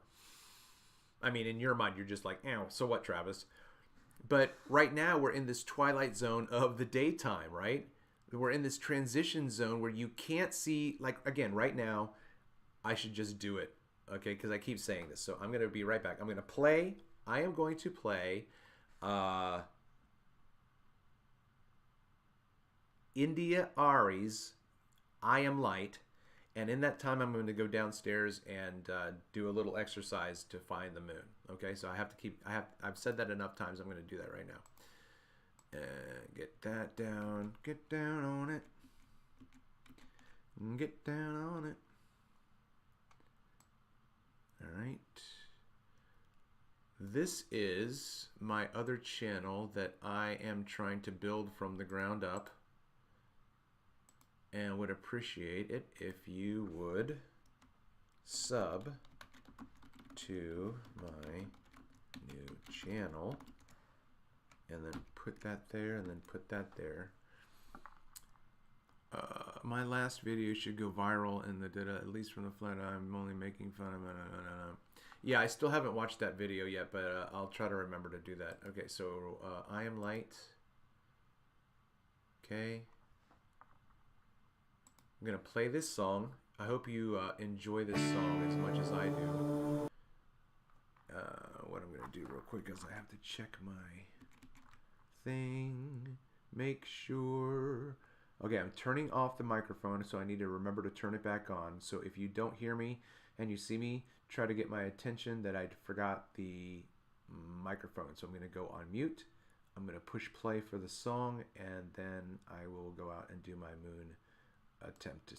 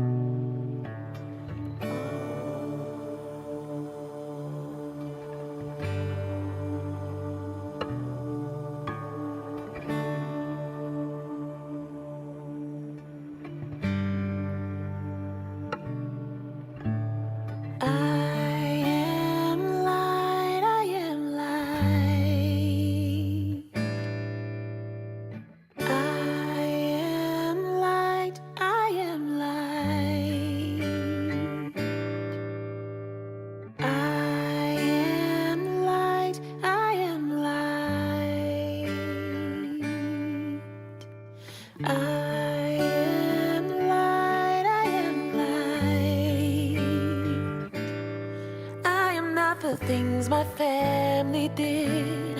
I am not the voices in my head. I am not the pieces of the brokenness inside.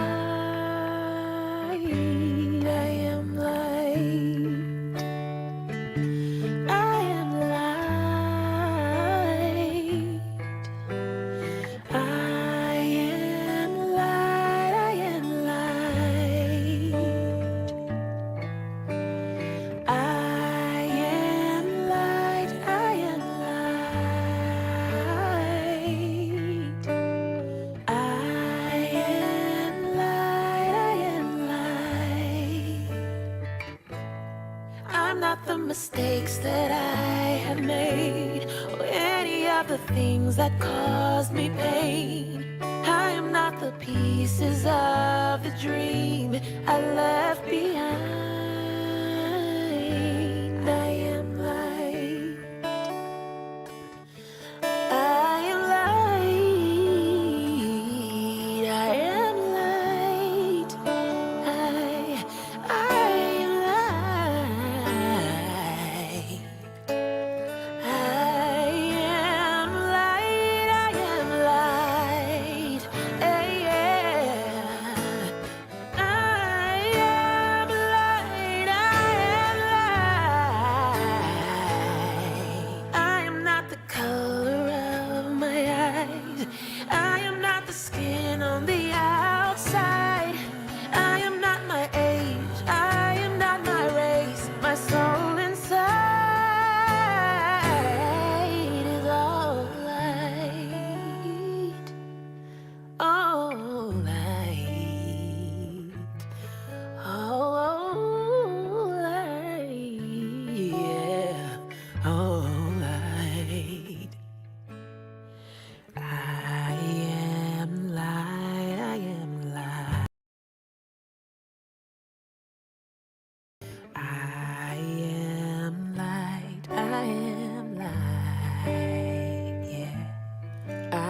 am divinity defined. I am the God on the inside. I am a star.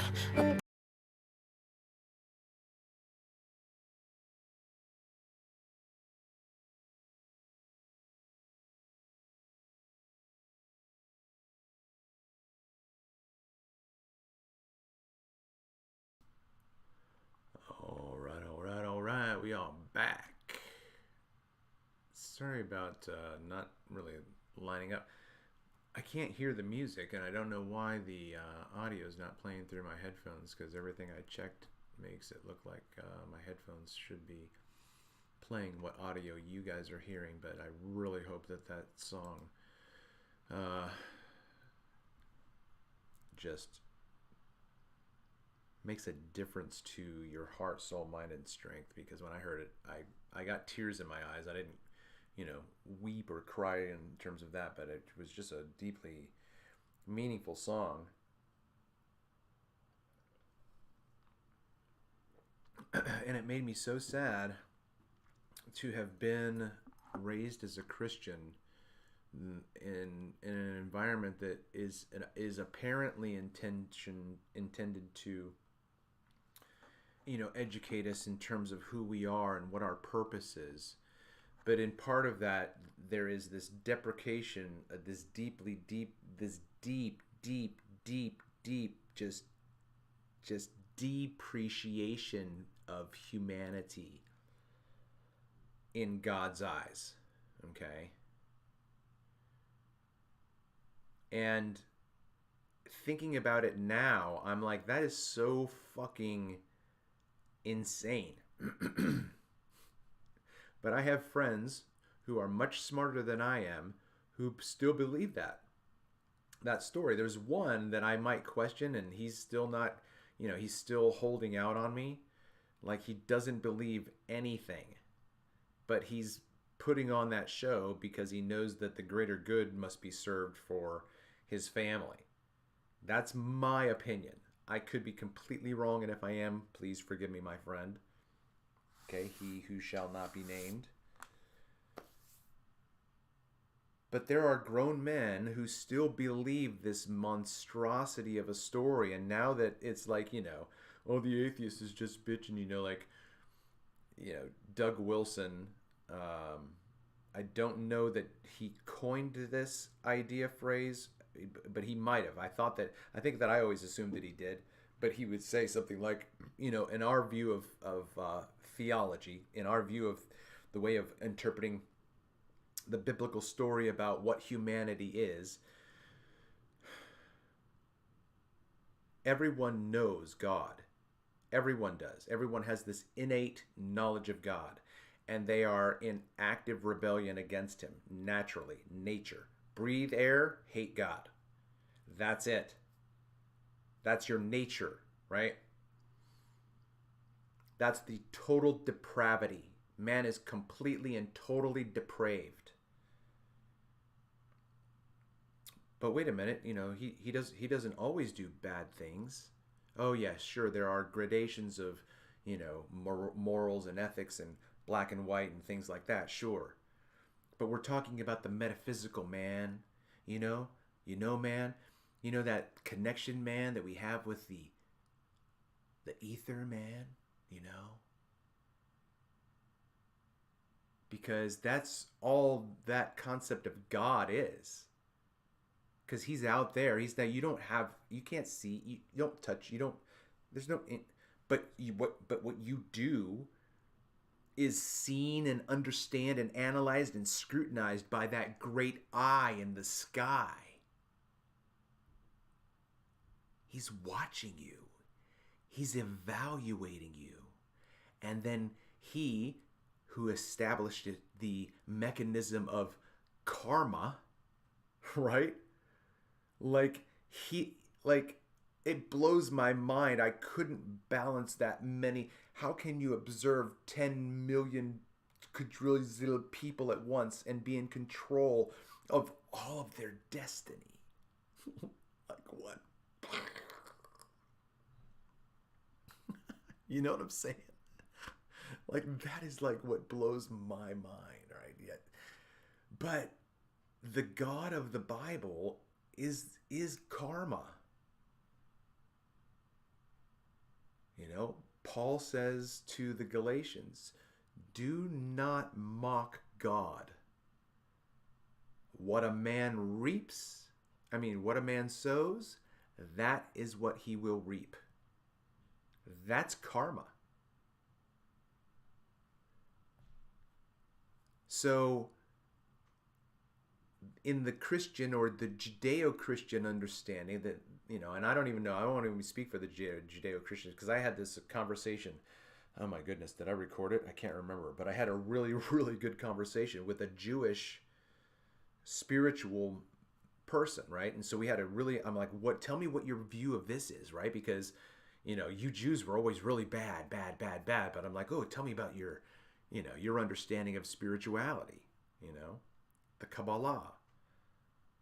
Because that is a completely different narrative than what the Bible presents. The Bible, in my opinion, because like maybe I'm still brainwashed to a certain extent because I can't see past my traditional Christian upbringing, but the Bible does not present itself to me in that way. I can see that the Bible has similar and very astronomically similar language. I can see that. The 12 tribes of Israel, you know, the 12 disciples, and just patterns of 3s and 7s and 6s and 42s and celestial references. I can see those things there, but your idea doesn't come to me naturally from the text. Okay, that's what I'm saying. So I've come to a place in my understanding where I can explain this is where I think the text is telling us it's going. And this is why. Not from, like, I should be able, you say, well, what do you mean? Show me. And if I can't show you or explain it to you in a way that a 5th grader would understand it, then walk away from my explanation. I should be able to give a defense for, this is what I think the Bible is. Not just, it's no longer literal. It's not like I just crossed my arms and just pouted my lip because I wanted to be, you know, antagonistic to my tradition. I believe the Bible clearly indicates by the entirety of the whole that we should understand it as outsiders, right? Because that's not my natural story, right? I don't know anything about that. So I have to learn about the whole culture to understand the story in and of itself, because it's a very complicated story. Like, this is like reading Moby Dick.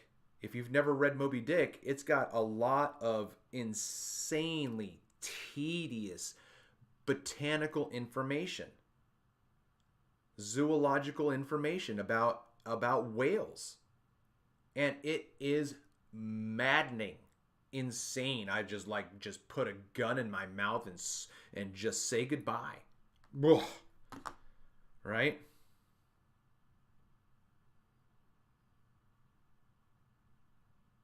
I have no idea where I was going with that, but I was talking about the Bible, I think. Yeah. Whatever.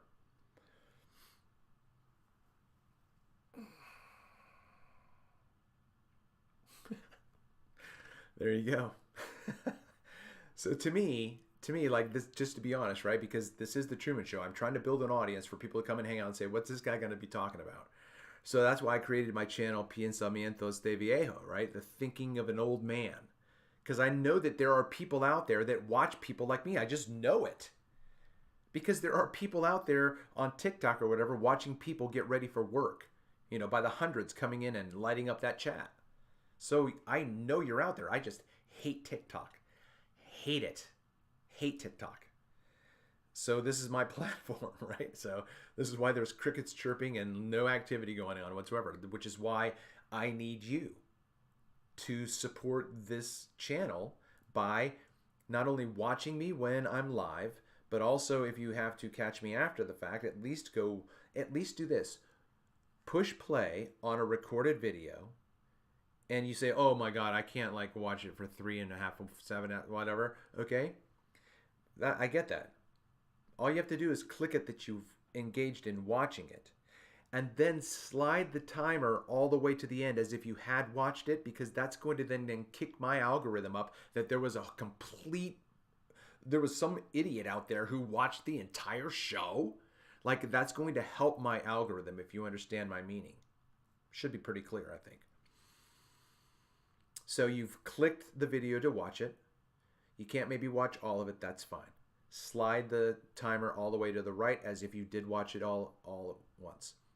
And then hit the like because you like the content. Well, I didn't watch all of the video, Travis. How can you say? Like, no. You're subscribed to my channel. You should like everything that I do. Okay? And then make a comment in the comment section. If it's live, it's chat. It's a live chat. Say hello. Okay, that just adds to the algorithm. And then tippity tap. If it's not live, it's recorded. Then go into the comment section and say, oh, I'm the 137th comment. Hello. And that's it. And then like your comment. Like, and then go, like, if you have time, that's how you can freely, like, go through my comment section and like everything and comment on it. But that's tedious. I wouldn't want to do that. But that's how my channel's going to grow. You know? So then I'm wondering about, Awkward Ashley. Like, she's got, I can't remember how many thousands. I can't remember if she's in the 100,000s yet or not. But she's an amazing entertainer. She's an amazing editor. She's so funny. She's got a huge Tennessee Southern accent.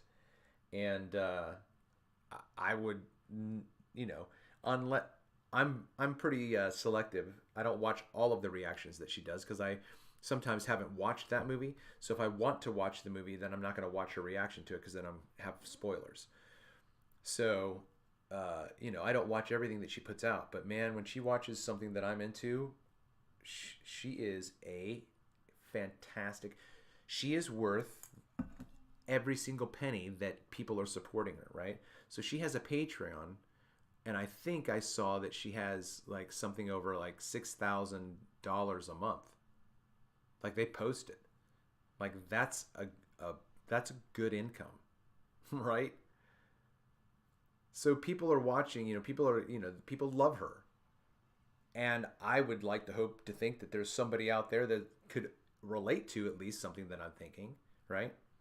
I'm so scatterbrained and talking like he didn't finish his thought and but like that's what I think. That's the whole thing, right? That's this channel. That's the nature of this channel right here. You see what you get. What you see is what you get. You get what you see. You get what you pay for. So then that goes into the idea of getting what you pay for, right? Hey Travis, are you going to make a video about this? Like, you want to pay me? Because that's the level of skills that I'm at right now. Like, I've been doing this for 6 years. I've put out thousands and thousands of mental hours to like think of how to paint a picture of science for you, right? And I'm absolutely excited and thrilled beyond all imagination where this information is going to go that Ian brought out to the ether the other day, talking with me on my channel, right? It's out there in the ether now, going back to the collective consciences.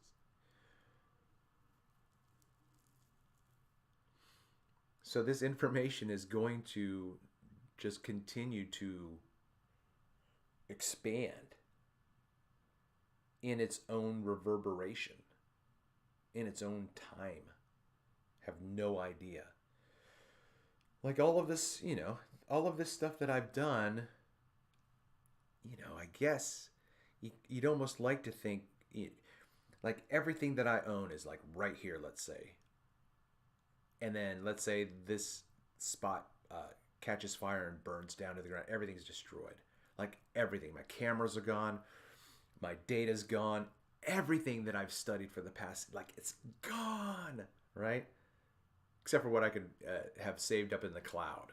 You know what I mean? There is stuff up there. Whatever. I could go back to YouTube. I could go back to the YouTube channel and download this channel, or I could go to my Gmail account and go to the files that are there's stuff up there. But anyway, right? Just take it for granted. All of my data is gone.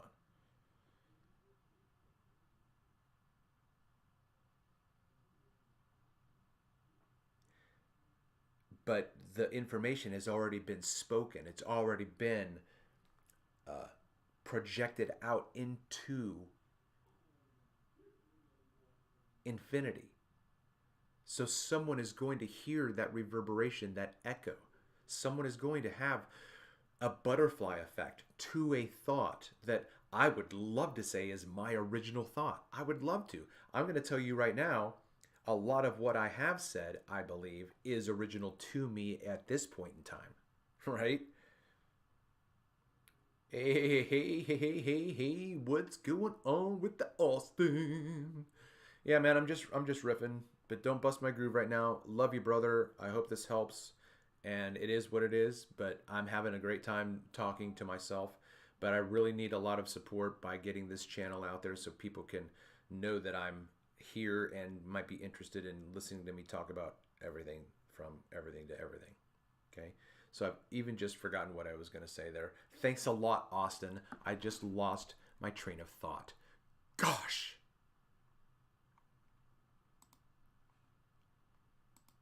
But if you want to, you know, you can come hang out later because I'm going to be doing this. I've got nothing to do. I took the day off entirely to just be, and so right now this is where I'm at. This is where I'm at, just being. I do want to get outside because it was very brisk. It was very. Oh, that's what I did. So, I see that. Thank you for sharing on the Telegram groups. Cool. Yeah, but see, I'm gonna have to start transitioning over.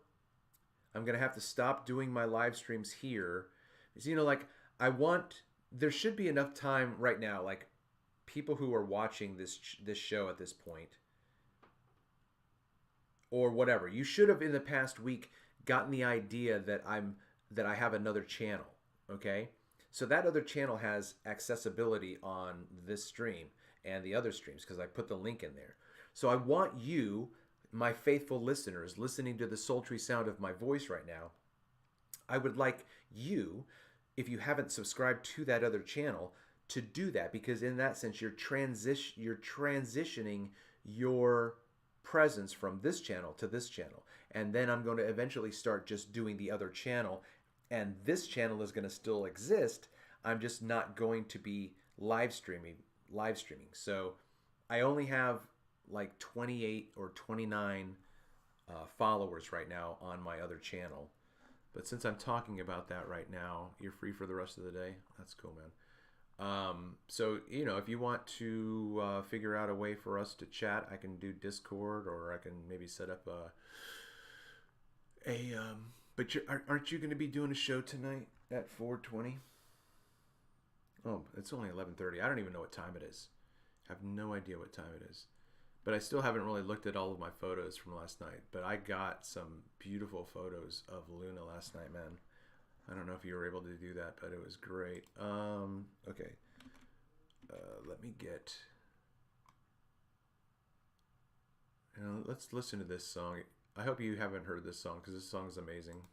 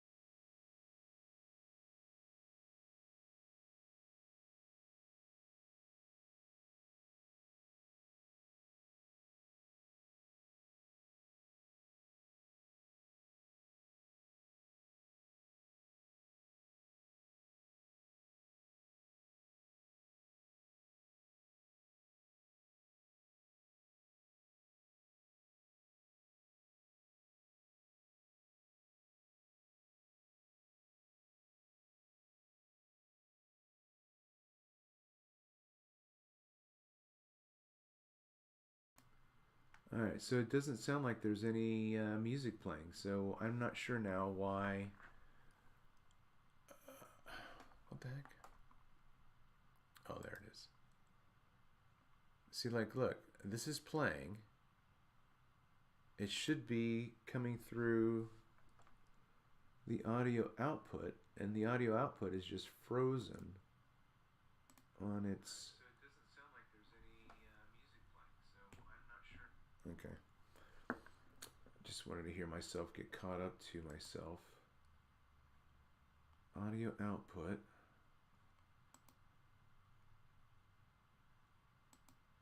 I just don't even know. I am not the things my family did. I am not the voices in.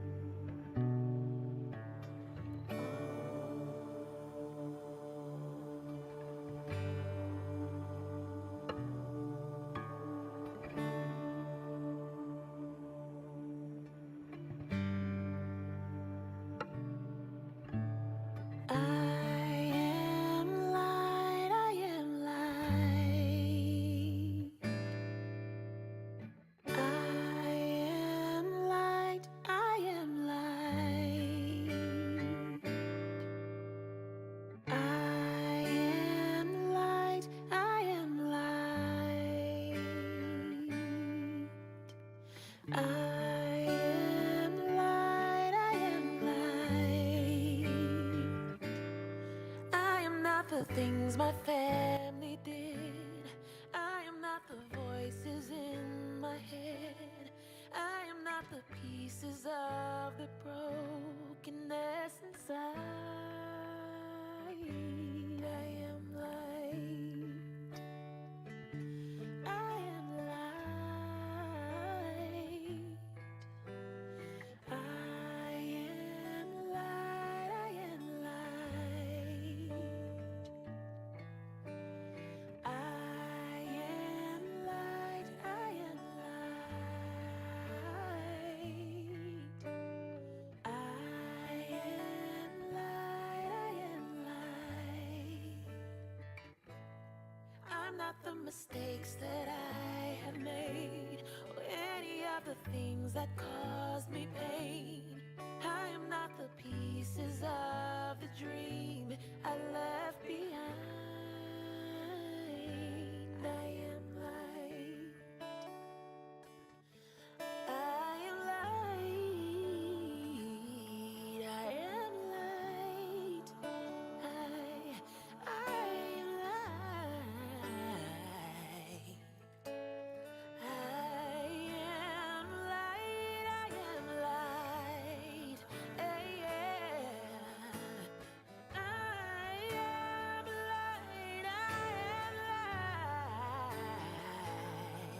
I am not the color of my eyes.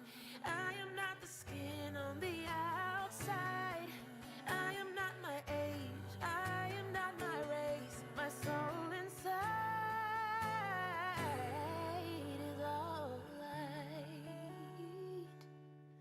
All light. Oh, light. Yeah. Oh, light. I am light. I am light. I am light. I am light. Yeah. I am divinity defined. I am the God on the inside. I am a star, a piece of it all. I am light.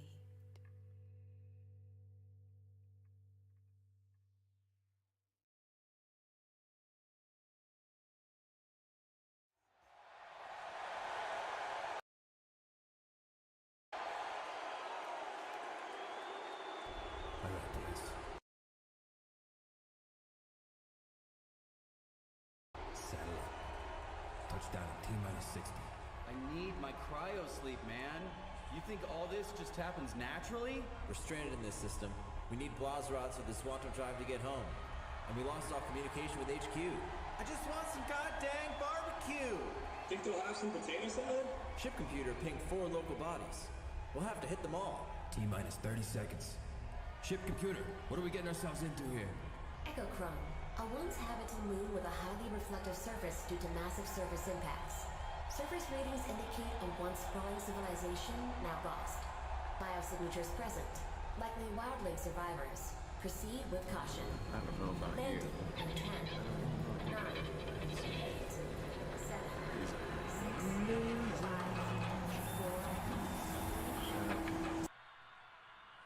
Shout out to India Ari, because that was her music.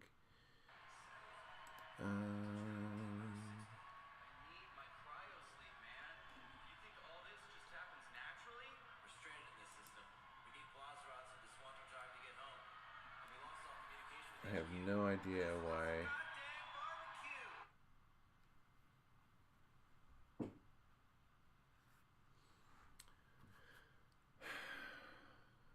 I'm completely discombobulated right now.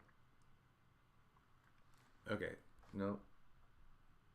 Oh yeah, like I don't know where that goose music was coming from, because I thought that I had closed that out.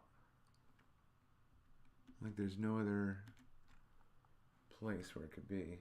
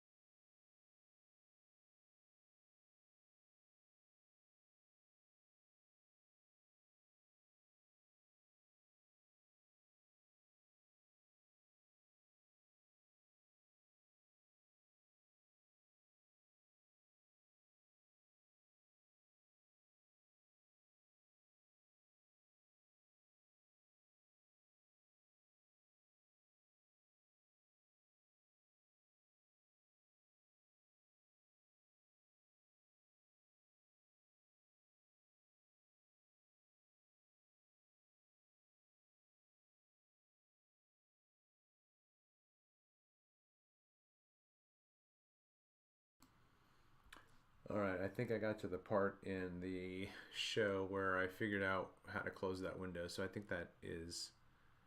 You got to go in 10 minutes. Okay. Did you want to jump on and say something?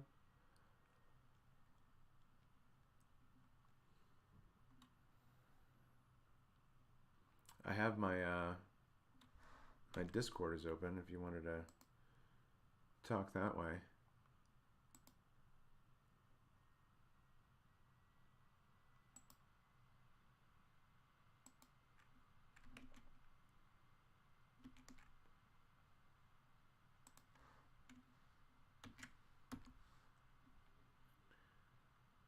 There's the link to my channel on Discord. If, like I said, I don't know if you were trying to say that you wanted to. Okay. All right. Thanks. Yeah. Okay. So anyway, coming back around to whatever I said some other time in the past. You know, I'm doing this because I can. I have the freedom to, and I deserve this this treat to myself. Like last night, I worshipped myself by forcing myself to go outside and look for the queen of the night, to greet her on her new arrival. And I went back to the house because I only had this hoodie on, and it was very cold and very windy. So I was like, "There's no way that I'm gonna." So I went back, got my jacket, and even with my jacket, I was like, "Man, I don't know if I'm gonna, stick this out. This is pretty serious stuff, This is like Arctic cold, you know what I'm saying?"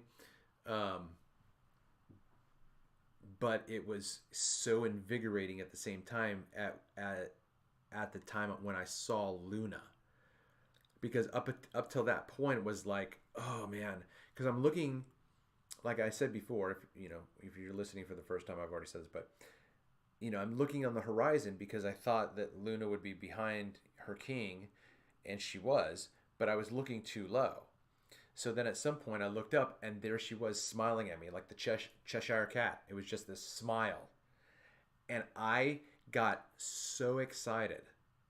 I was like just a child. Honestly, I was just very enthusiastic and joyous and just happy, And that is what life is. That is life, right? We should be free to live in an existence where that is a possibility at any moment for any length of time, because I'm free to do whatever I want any old time.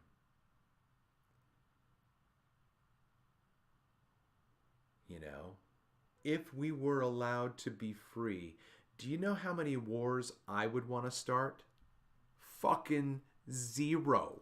Are you fucking out of your mind? Why would I want to go to war? What? So now just duplicate me. Right? Because that person's never going to start a war. You understand what I'm saying? So now don't duplicate me, but duplicate me in terms of the concept of that's what every fucking person in the world is like.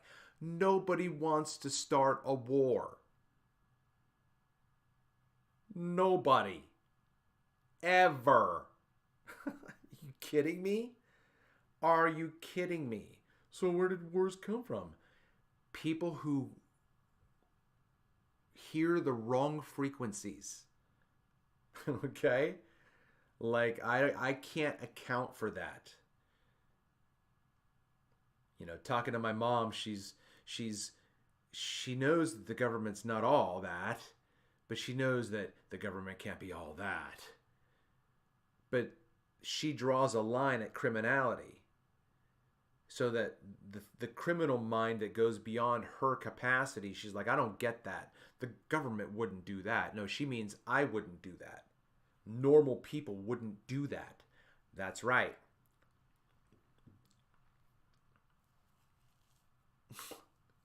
No one, in my opinion, no one in the government is normal. I mean, you have certain level of sociopaths, of which I am, right? What I'm doing right now is sociopathic. Okay? I'm talking to myself. Ultimately, because, okay, Ian's out there or whatever, and Austin might be listening. I don't even know how many people are watching it. Right now, if my phone is updated, it says one person, and that's probably me. Is sociopathic. Okay, so like I've got one person. Like, who is this guy talking to? But this is the level of crazy. This is what I have to do. I have to create this content in order for my channel to go from 30 to 30,000. I have to do this without success, because that's what an insane person is.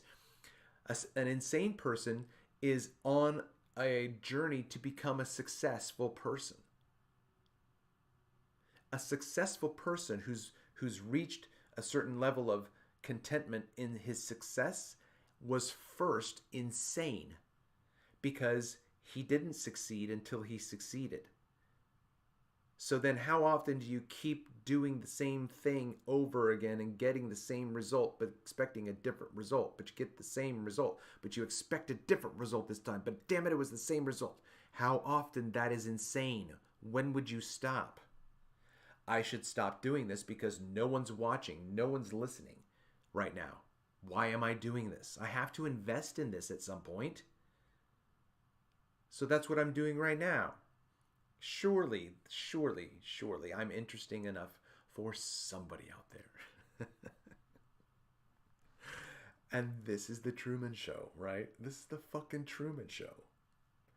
I just hope that you'll tune into my channel and, be entertained and informed and challenged, right? And have an opportunity to challenge me if the time allows for you to join the show or whatever.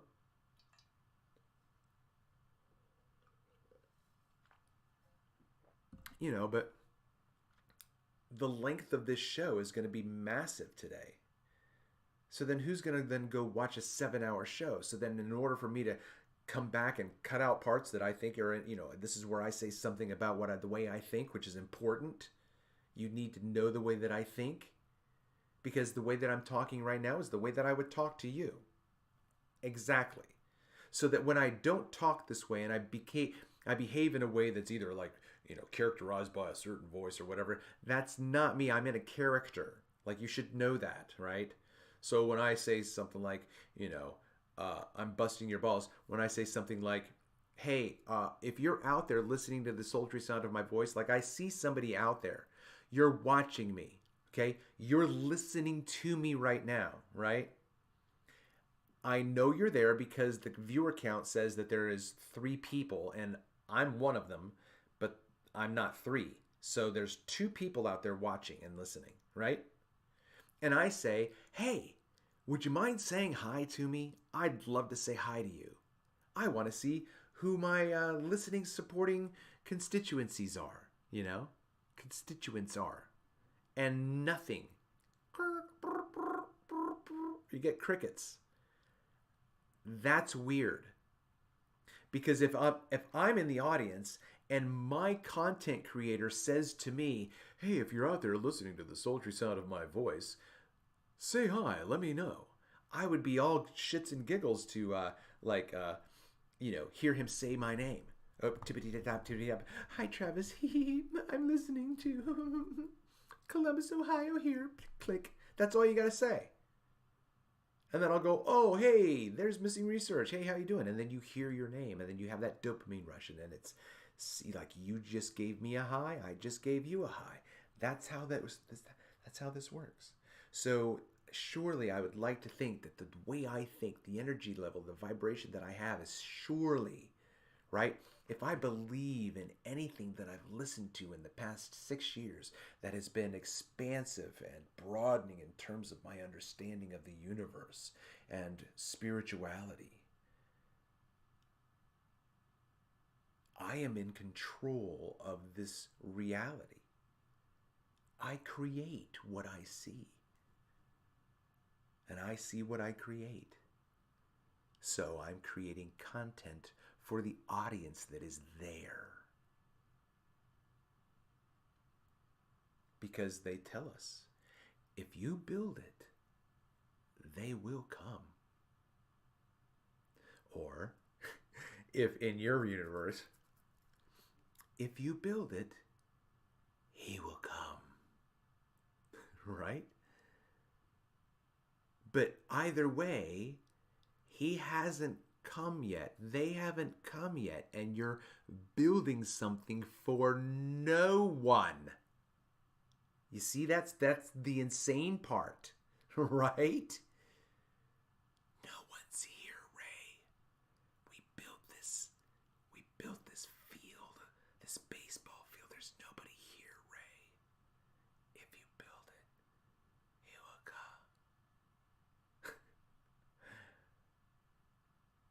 So the universe speaks things into existence through its avatars. That's the collective consciousness, right? that the synapses just data going everywhere, just zipping through that fucking aether. You know what I mean? Everywhere. Data everywhere.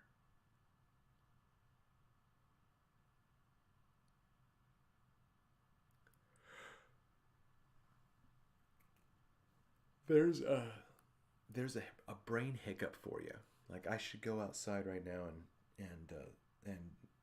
ground for a few minutes and just listen to nature, which is what I'm going to do. So what I'll do right now is I will put on a video from Austin's channel, because we are supporting his channel after all. So then let's see, go to Mellowdome. And oh yeah, he just had this conversation. I'm not going to play the whole thing. Well, let's see. How about this? What's the stamp of the divine? This is 9 minutes. I might go longer than 9 minutes, so I'll just do this. I'll play this for the time being.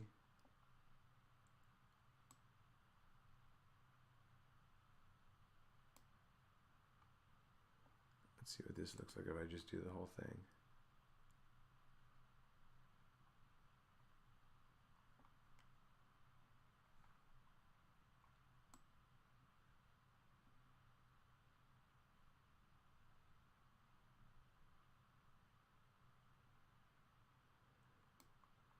All right, so, oh, but you know what? Now I don't see the audio.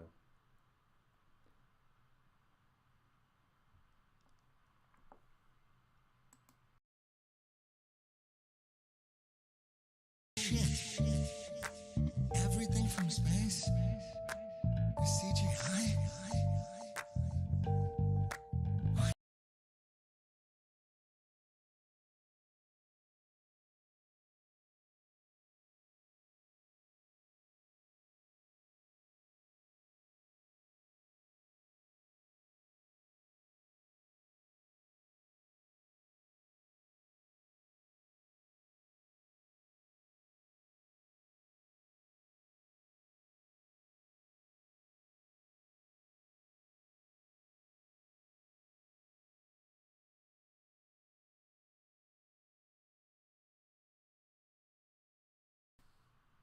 I've got to figure this out. I don't know why my sound is off, because then the sound kicked in out of nowhere, but I don't know why it kicked in out of nowhere. So now I got to catch up on this and find out what's passing through the loop. So I should hear myself talk next. So fucking weird. I'm watching myself in the past. There we go. I'm just watching myself in the past, right? I'm watching myself catch up to myself right now. That's hilarious. That would be an interesting concept, right? So, like, I'm here right now. I just said what I said. It's in the past. And I'm watching a recording of myself of that. And I'm watching it come up to the part to where I just said what I said. Like, that's just so, like, wow. Okay. Now, there's no music playing.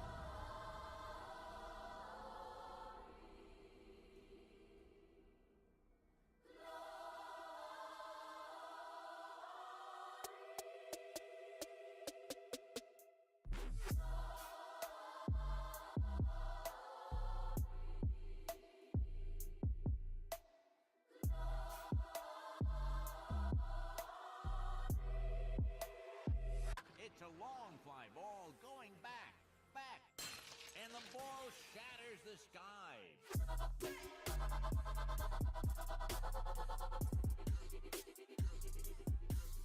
Oh my.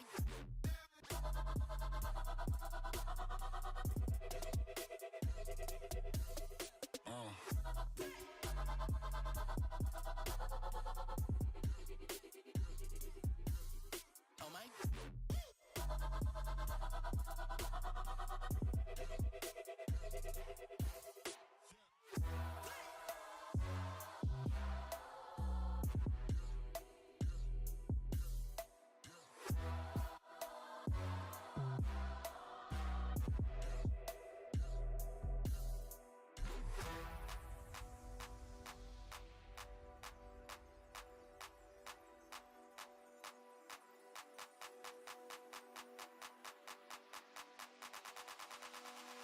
Astronauts to the moon.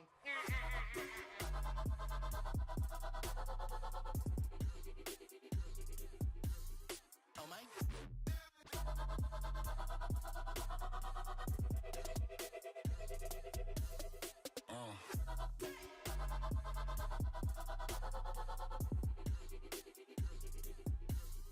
Oh my.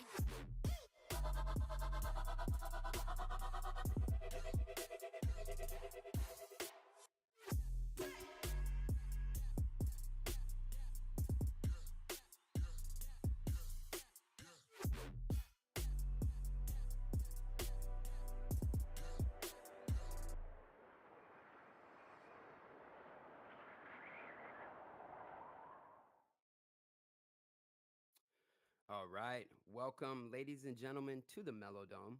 I am your host, Austin Thompson. It is 8 a.m. in Central Florida over on this great country.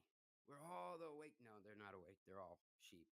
But anyways, the sun's coming around. It's been beautiful weather here this weekend. Despite the chemtrailing, it's been pretty rough. But coming into this week good. I hope everyone is well. Hope you're enjoying yourselves this morning. If you're on the way to work or if you're getting ready for work like Jess is in the chat, it's going to be a good day today. And it's going to be a fantastic show. Let me put on my camera over here. All right. What's up? What's up? Welcome, welcome. I got a new camera.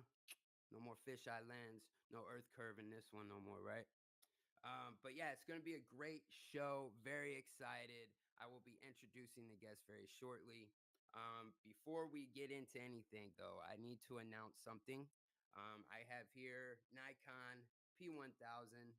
I have a solar filter coming in the mail today. I am trying to get to Indiana to film the eclipse coming up April 8th. And I made a GoFundMe. So I'm going to promote this real quick. Why is it doing?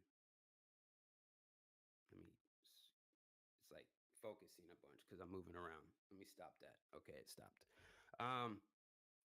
So yeah, let me put this up on screen. Just want to promote this. So there's a couple things I'm trying to do. Kill one bird with a few stones, or a couple birds with one stone.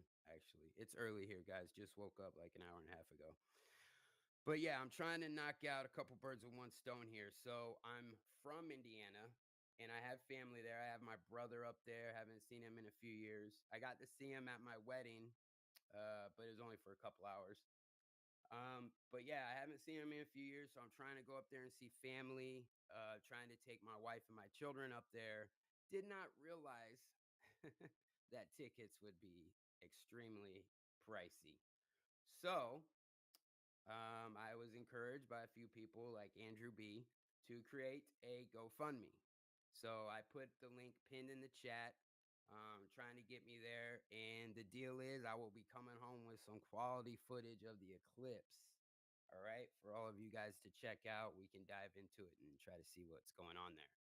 But my plan is to go up there and film the eclipse. My oldest son is going to be recording from my cell phone, and his job is to catch just everything from a different angle. Also try and catch the shadows that happen under the trees and stuff like that, the little crescents and the rings all on the ground. But yeah, we got it all covered. Now we just need to get up there. So the link is pinned in the chat if you guys want to contribute to that. I'm pretty confident we're going to be using this one for the trivia for charity. Some people might get upset about that, but I don't think they should be too upset. I have raised 13 grand, me and Andrew B. And this wonderful community. We have raised over 13 grand for this truth community last year. So I think me asking for a little bit of help to get up to Indiana to catch some amazing footage with this amazing camera that has been discontinued by Nikon because they know it's a globe killer. But yeah, just wanted to throw that out there. I appreciate everyone who has donated already. It is greatly appreciated. And thank you. All right. So got this out of the way. Enough of that. Now, got a great guest today. Vika Drazev. If you guys don't know who he is, you need to check him out. We're going to talk about some of his content. I'll promote his channel. He's done some great documentaries. His most recent one is The Mechanical Realm, and it is about the Antikythera mechanism. We're going to be talking about that today, a few other things, the luminaries, their influential power, and how they're not evil, and so on and so forth. It's going to be great. So let me welcome him on stage on the Mellowdome, where the best souls roam. Come over here. Welcome, Vika Drazev. What's up, brother? Hey, Austin, how are you? A huge pleasure to be here on Mellowdome with those amazing people in the chat too. So a pleasure, brother. How are you doing? Man. I am fantastic. I'm looking forward to this conversation. And, how this came about is you reached out to me. Do you want to explain like how this came about? Oh, because I saw some of your shows, sometimes you have to just listen a bit and you can understand what the person have and sees the way, right? And I really liked it how you were into trying to explain your community about how the luminaries are important for us and how it's been demonized, right, and not understood very well. So yeah, that really resonated with me, and all the backgrounds you have with those astros and everything. It says a lot, brother. So I thought it would be an amazing conversation. And here we are, brother. Yeah, man. Hey, I'm looking forward to it. When you reached out, I was like, hell yeah, because I just watched your debate on Jaren's channel over on Jarenism, the debatism, which you did great, by the way. You crushed that guy. What was it? It was McToon, right? Yeah. Oh man, that's cringe. I don't know how you guys can do that shit. But you nailed it. You nailed it. Oh yeah, for being the first one, brother, a first real debate with on a. So that was, I think, came out quite well, and he was supposed to be one of their best, right? So that was Yeah, great. right. Yeah, that was your first real debate. Yeah. Nice, dude. That was awesome.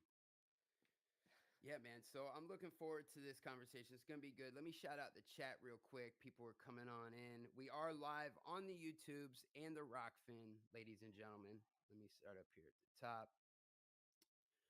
We got Walking Axel, Jess Palmer. How you doing? Elohim's Medicine, Valley Parks. Much love. We got Gene Edited. What's up? What's up? JM, what's up, brother? He says moving our clocks forward is retarded. Yeah, it is. That morning I woke up, I looked at the clock, I looked at my wife. I was like, all right, so I'm going back to bed for another hour. I'm gonna fix this real quick. Went back to sleep, came back out, ready to tackle the day. But yeah, we got Nick in the chat. Much love, Nick. Authentic as fuck. What's up, young love? Much love to you. Shaolin, what's up, Lev? Haven't seen you in a while, brother. It's good to see you in the chat. Hope you're doing well. Shout out to Lev. Nemo over in the Rockfin. What's up, brother? Mellow Manda, good to see you. I am Ion's cat. Shari Ives. Shari loves chocolate. Who else we have? Mrs. Tribune, much love to you. Rose 777, legend in the chat.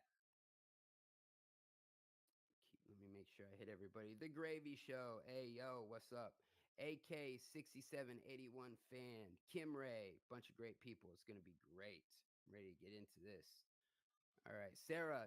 Can't forget Sarah. She's in the chat. All right, you got all that. So yeah, man. Appreciate you having me on, or coming on, asking to come on and have this amazing conversation. I remember your documentary that came out, The Mechanical Realm. That is the title, right? The Mechanical Realm. Exactly. Yep. Okay. Because it's Go ahead. Go ahead. no. If you want me to, why did I put that name Mechanical Realm? Yes. It's because Well, I'd like to get your thoughts on all of that. I want to talk about the okay, anti-coherent cool, mechanism and all that good stuff.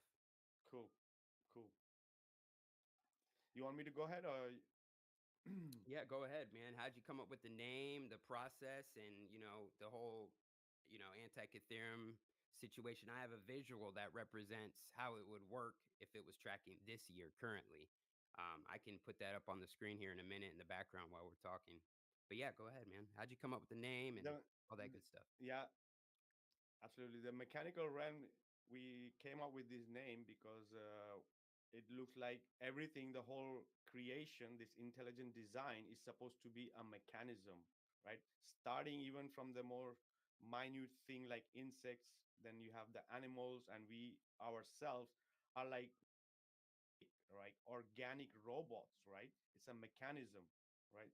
So the earth in itself, with the north pole in the center, the luminaries above, all indicates that looks like it's a part of the mechanism in itself. The whole mechanism functions because of all these small gears or mechanism together fits in, right? That's why the name of the documentary, it's called The Mechanical Realm.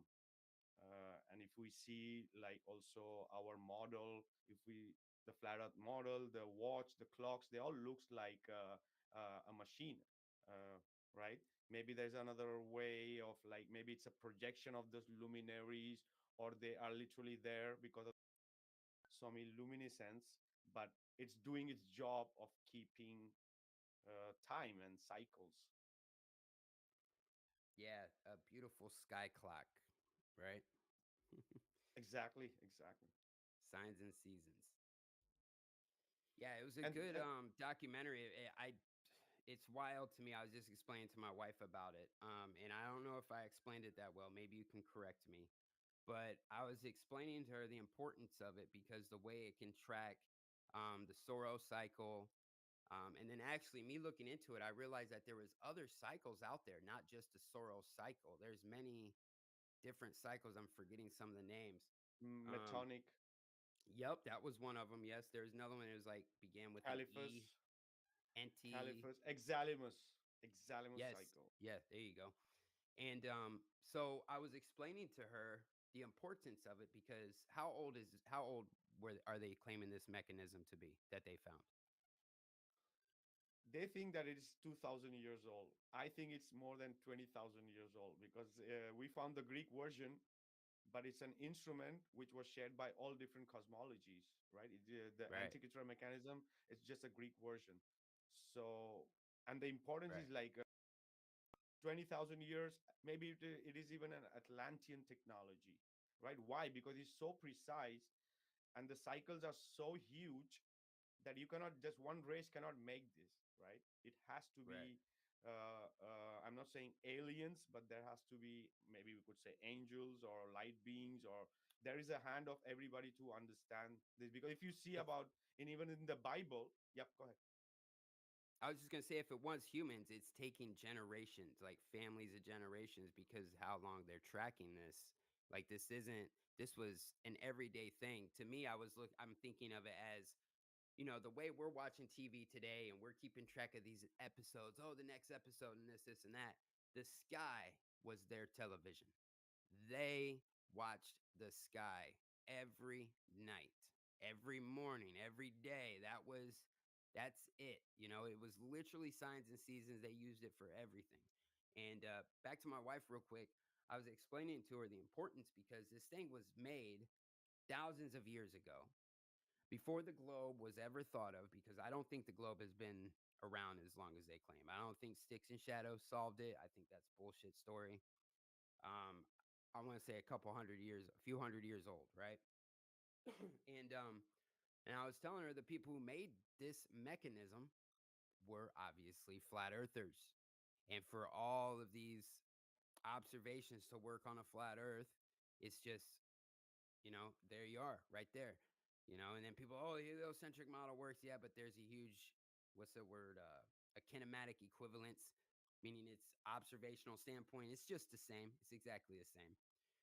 So when we prove ourselves to, or when we prove to others that there is no curvature, we're not moving, add those two aspects to observations, boom, there you go. We're on a station level plane of existence with all of these beautiful luminaries orbiting above our heads. But yeah, that's how Exactly, I and explained it to her. exactly, and it's true as how you say, because these people on geocentric astronomy for all that they did, all their science, maths, all their calculations, everything was done on a geocentric stationary Earth model, right? That's why if we see all the ancient cities and all the ancient structures, including the pyramids, are aligned to the true north. If we just think about that on a flat plane, all around, all the structures, all the cities, all the ley lines are looking the real true north, right? Which is supposed to be 23.5 degrees away from the magnetic north. That in itself shows what model it is, right? Because as you say, these pyramids and all these structures are thousands of years old. And the globe is supposed to be a new kid on the block, right? So how is it Right. happening? Yeah, all these ancient megalithic structures lining up with celestial bodies for thousands of years, still lining up. The pyramid and Orion's belt, the Georgia Guidestones, they weren't even that old, and they were lining up with the North Star before someone blew them up. But there's all kinds of ancient, old, megalithic structures all across the plane. What's that other place? I'm losing my train of Gobekli thought. Tepe, Yes, there you go. Thank you. Stonehenge. Yeah. Stonehenge, absolutely, man. And the sky is still there. It's still the sky clock. It's still the zodiac. North Star is, it's still Polaris. Exactly. And the best part is McToon was asking me in the debate to show me how the pyramids and all these things align to the constellation. I'm watching Discovery and History Channel, all their Right. life they've been saying how this thing align, right? So instead of Yeah. coming with an contra argument, they say, how does it, silly stuff. But So the visual I have up on screen, guys, is a simulation of this current year using the Antikythera mechanism. And let me see if you can see my mouse. So right here in the center, oh, you can't see my mouse. Let me go back to the beginning. It'll show. So the geocentric plane is in the center. You have Jupiter, Saturn, you got Mars there, Venus, Mercury, the sun, you got the moon, and in the center is the earth, of course, because we are at the center of creation. Um, the lunisolar calendar, Metonic, is over here on the left. You got the Solar cycle on the right. And man, it's crazy how much they knew about their realm and the sky. We've been so disconnected from it. exactly, brother. That is our model. What you're showing, that this is amazing, right? This is our model. The flat plane with the North Pole in the center and all the luminaries moving around, right? A watch look like the same. If you see a zodiacal wheel, also looks like a wheel, right? If we see our birth charts, it looks like this. The day you were born, where is the sun? Where is the moon? Which are the zodiacs around, right? So this is supposed to be our real dial of destiny, right? When we are born, it's like you have your own dial, and that dial can tell you everything because of that moment that's captured on the dial. So Yeah. I don't know how many people don't see and understand it. That's the beauty and the how you say, the simplicity of that beauty of that uh, sacred geometry that it creates between them, right? This is too Yeah, much I feel science like we actually for the Globers. Yeah.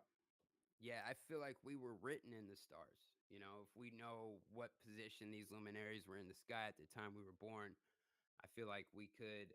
And I'm not trying to give my responsibility up to these luminaries like, oh, it's because something's in retrograde, so I'm being an asshole. You know, it's not like that. It's just understanding or expecting, knowing certain energies that are going to be coming, because a lot of us, we have no connection.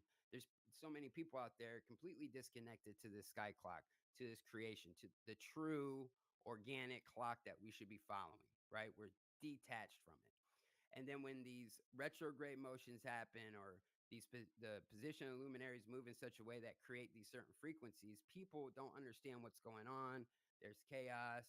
You know, that's where you get the term lunatics from. People aren't understanding what's going on. They don't know how to cope with it. You know, I think if people had a better connection with the sky and what was going on, they could understand, better prepare, know, you know, the energies that's getting Exact. put out. Absolutely, brother. They all have their vibration and frequency that is required for our growth. Nothing is evil or good or bad. It's just the frequency they are supposed to emit, right? Even the Saturn might be very Satan, right? The word comes from, but it has its function in there for us, as those frequency would affect us on that day. Could be the Mars, could be the Jupiter, or any other uh, heavens or gods that are related to these frequencies in different cosmologies, right? But they are doing that same job, right? Of making us that wave. You know, life is not about only a straight linear line. The life is about waves, you know, as we speak about cycles within cycles. Even the sun needs to go down for the magnetics of the moon that needs to come up, right? It's Mm-hmm. required. Yeah, it's a balance. Like you got the positive and the negative. It is a flow, you know. That's how I feel like this whole place is. And I don't feel like these luminaries are evil. And I know there's stories of them being the fallen ones, you know, the fallen angels and coming here and raping our women and you know, that sounds like a cool story and all, but I do honestly believe that they're put in there for us. They're put in their place. Um, you know, that story says that they didn't have free will. So, you know, I guess they're bound to do the same thing over and over again for eternity. They have no free will and they're jealous of us. I don't really buy into that, man. I don't look at these things as evil. You know, when you see the orbits, the path of a lot of these luminaries, like like Venus, every 8 years, I think it creates this the rose of Venus, or some people call it the pentagram of Venus, and then they're like, "Oh no, pentagram, that's evil." Like, no, these are all geometric patterns that, you know, very similar to cymatic patterns, right? And if Exactly. everything's energy, frequency, vibration, they're emitting a frequency. They're making sound. I used to say that, you know, if they're fallen angels, then they're bound, they're chained up in these positions, and they're screaming for eternity because they're emitting a frequency. So they're all screaming. Some say they're singing. I don't know. Oh, why not? Why not, brother? Sound is also part of it. All of cosmology speak about the sound, the omnipotent, right? The omnipotent come from there, right? As we spoke about the luminescence also playing a big part. And yeah, brother, speaking about the angels or the angles, right? The angles are important. So that's what these luminaries are doing, right? Depending on the angles of these luminaries, right? To begin with, as you said, right? We all are born in that horoscope, the scope of Horus. We all are supposed to be the sun, right? So the sun, we born at that particular time. So it's we are in that matrix to that simulation that is going on in that, with all the luminaries moving and doing different things. So that it proved that we are on a geocentric stationary plane, because on a ball these angles are not going to work. So the word angle or angel is the same thing. They could be the fallen one or they could be put by the creator, but these angles are important. Once they say archangel, arch is the feminine, angle is the masculine, right? That's why feminine is curve and angles, men's are angles, right? So archangel, it's saying the same thing, right? The Libra and you have the opposite, which is supposed to be the in the April month, right? You have the spirit and the matter. It's the opposite that is required for both of them to exist, spirit and matter, right? So this is what they are doing when they speak about all the stars and the luminaries, like, because in the alchemy, in the ancient branch of natural philosophy, like, it's a philosophical scientific tradition in all the different cosmologies, including Europe. It is the foundation of all the world's religion as a concept of linking the physical and the spiritual forces of nature into one, body and soul, heaven and earth, physics and metaphysics, right? This is really the meaning of religion, right? If we begin with. Yeah, it's I was gonna say it's the angels of influence, the angles of influence, right? Exactly. And they're required. They are required. That's why even JP Morgan, he's the one who said, the millionaires don't use astrology, billionaires do. Why? Because he had a one kind of a device like this Antikythera mechanism that you're showing. They knew the importance of it, right? And what the religion has done. Yeah, go ahead, brother. I was gonna say, so there's like and I don't know what these are called, but when you maybe it was Zoroastrians or something like that, but there was these carvings of people with these. They look like watches on their wrists. Have you Exactly. seen that? Exactly. It's there in the documentary frame. Yes, that's right. That's And right. Gene Okay. Edited, by the way, Gene Edited, who is in the chat there, he's the one who's speaking about that in the documentary. Okay. Yeah. Yeah. Good. I watched that with my oldest son. He was digging it. It blew him away. It's a good documentary. I lost my train of thought where I was going with that.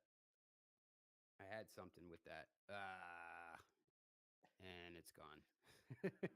With the Sumerians, you were mentioning about the clock. Yeah. There was something I was gonna say, man, but I just lost it. Damn it! It's early. That they were wearing the Oh yeah, the watches watch. So and is that like a miniature version of the Antikythera mechanism? You know? exactly. This is what he had, JP Morgan. And the only people who made now recreated it is the Hublot. And this watch you can't even find in $20,000, even if you pay $20,000.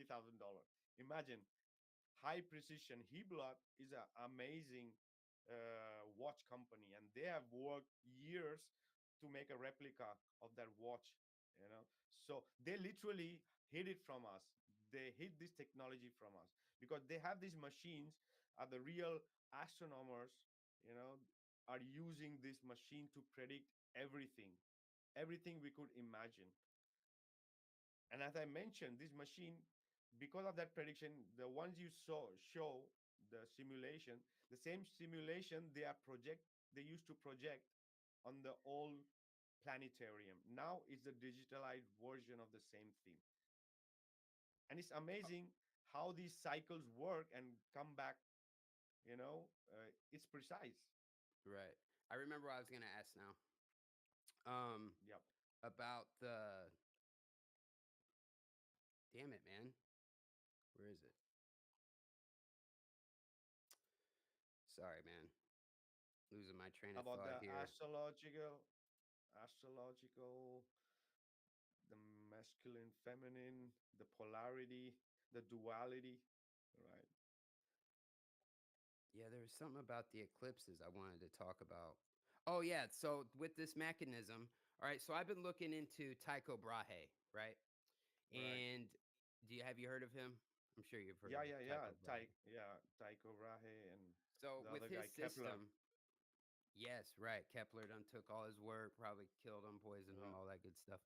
yeah. But with Tycho, he says that we were at the center and the sun and the moon was orbiting the Earth, but yet all the other luminaries was orbiting the sun around the Earth. Now, is that how the anti-Cathera mechanism works? Or is everything going around the world axis, if you will, Polaris? Yeah, the look we perceive is looks like that everything is going around our axis, North Pole, even the sun.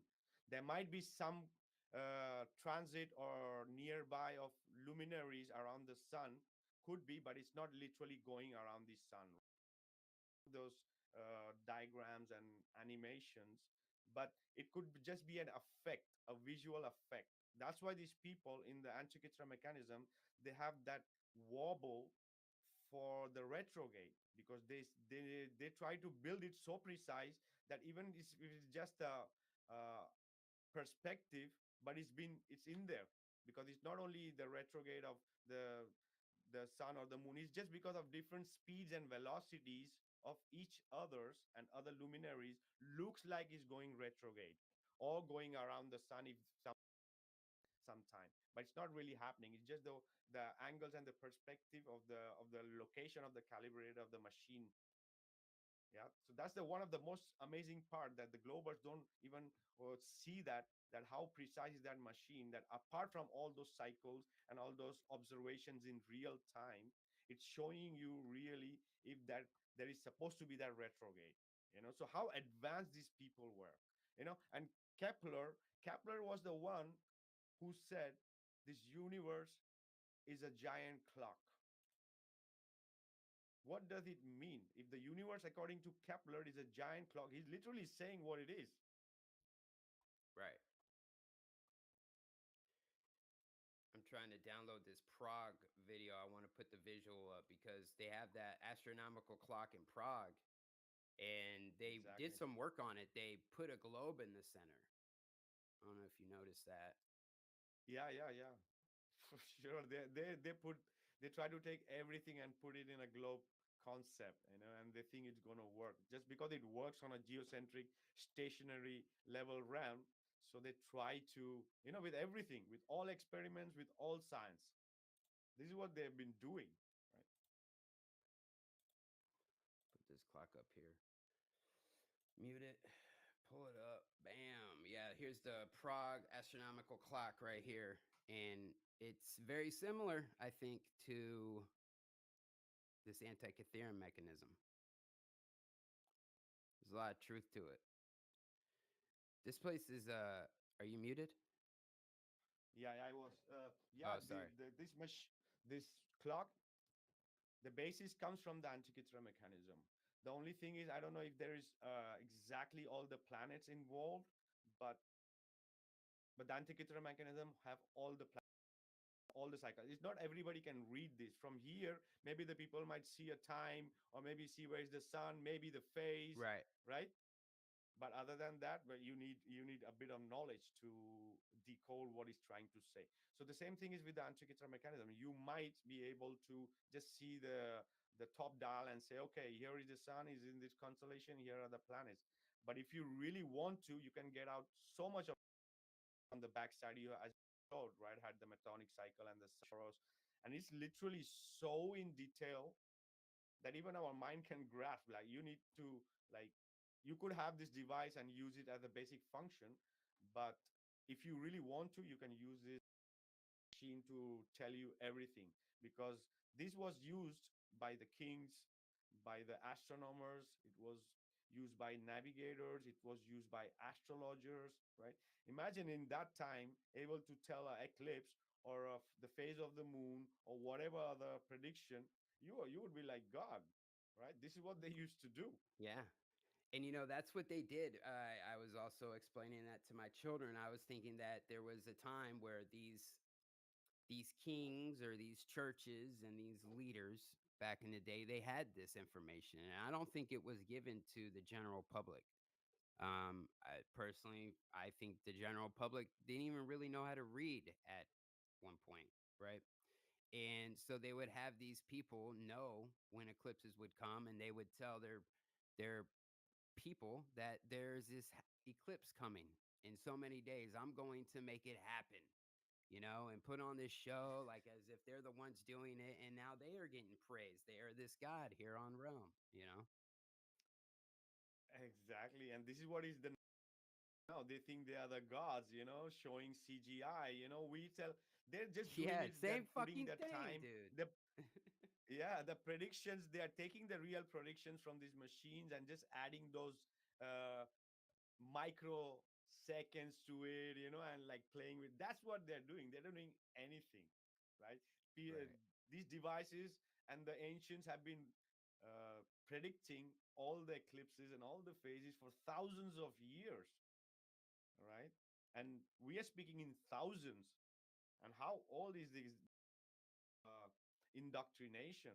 That's why some things make sense on the globe because they took it from the geocentric, right? Yeah, it's reverse engineered, so it could work, down to our visual, like how our eyes work, how, from a distance we see in curved spaces, and they're just taking our vision and making that the curve of the earth.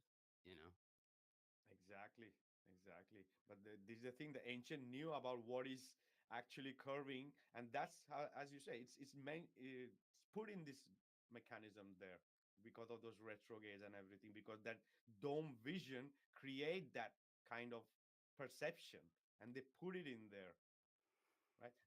And also we're also using this. Imagine an astrologer going on sites to see the location of the luminaries or read a birth chart or whatever, right? But this was done with this mechanism before, and they could tell if somebody come, hey, I was born in this year or I'm this sign, you know could you tell me something about my astrological prediction? And they could literally turn that gear into few days and months, and will tell you exactly where the other luminaries are going to be, where the sun is going to be. So these people used to literally predict what is going to happen to that particular person, or in that area, or a community, right? If you're reading a observation for our community and can tell, right? Or even if someone is trying to get in a war, right?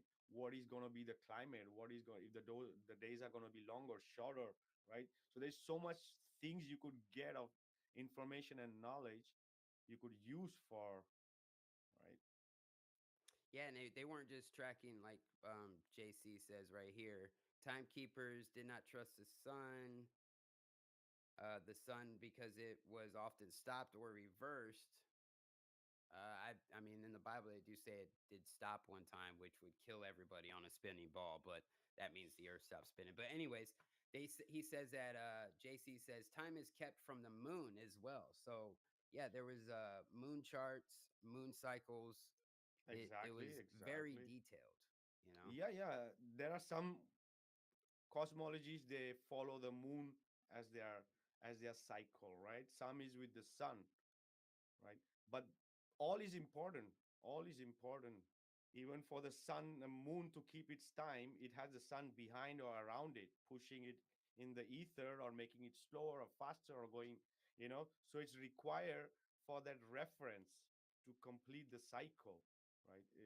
Even if we take the sun cycle, the moon is also important in that sun cycle to Right. complete the first cycle of the day. It makes me think of the chemtrails too, because I know chemtrails have a lot of I mean, we can go down the poison aspect for fucking days, right? But I think another point of all the spraying is to just keep us from seeing what's going on, you know, just keeping that layer disconnect. You got cloud cover all the time when we shouldn't. Like, I'm praying that we have clear skies when it comes up for the eclipse here soon. But yeah, I feel like it's just a way to disconnect us from our clock, from our eternal clocks. Like, speaking of clocks, they just messed up the time now. I'm still trying to adjust to it. Obviously, I can't remember what the hell I want to tell you, right? And it's Exactly. like it gets us out of sync with what's going on. And technically, we're like put back into it because it was getting dark later. Now it's back on the normal time or whatever. But yeah, it's like that completely takes us out of sync. And a lot of people don't even realize that. you know? Exactly, brother. That is the reason they have it, is to confuse everybody. Because and our difference, you are, as you said, we are people are half sleeping in the work, or they can't sleep the night before because the difference, the food, everything, it obstructs everything. They know what they are doing. That's why they don't want us to understand the importance of this divine clock Mhm. for us to function with. That's why they have this chaotic heliocentric model, that nothing is making sense, that this is nothing, that these planets are nothing, right? uh, just something far away. That's why we, as you say, the beauty of the luminaries in the night with an open sky, man, it connects you, right? Or even Mhm. the sun, when it comes, when it's not cloudy, you feel the divine creation, the divine light coming to you, right? Yeah, even this, because now we have so many giant city metropolis, so much light pollution that just drowns out the sky. But back then, man, it just, I bet you, so beautiful. No light pollution at all. You could see everything within this clear sky. I bet it was just a beautiful sight. And it's very interesting because shout out to Cami in the chat. She said the sun is for days, moon for the months, stars for the years. So whenever I was like talking to someone about flat Earth and where we lived, I was always explain Polaris as like the shaft to this realm, right? You have the shaft, and then you have, you know, like that's the axle, this straight up axis, the world axis. And then you have all these gears, which are these luminaries, and it's just this clock, and it's this beautiful timepiece designed for us. And the sun, the days, the moon, and the phases is for the weeks and the months, and the stars track the years, reset every year, and it's the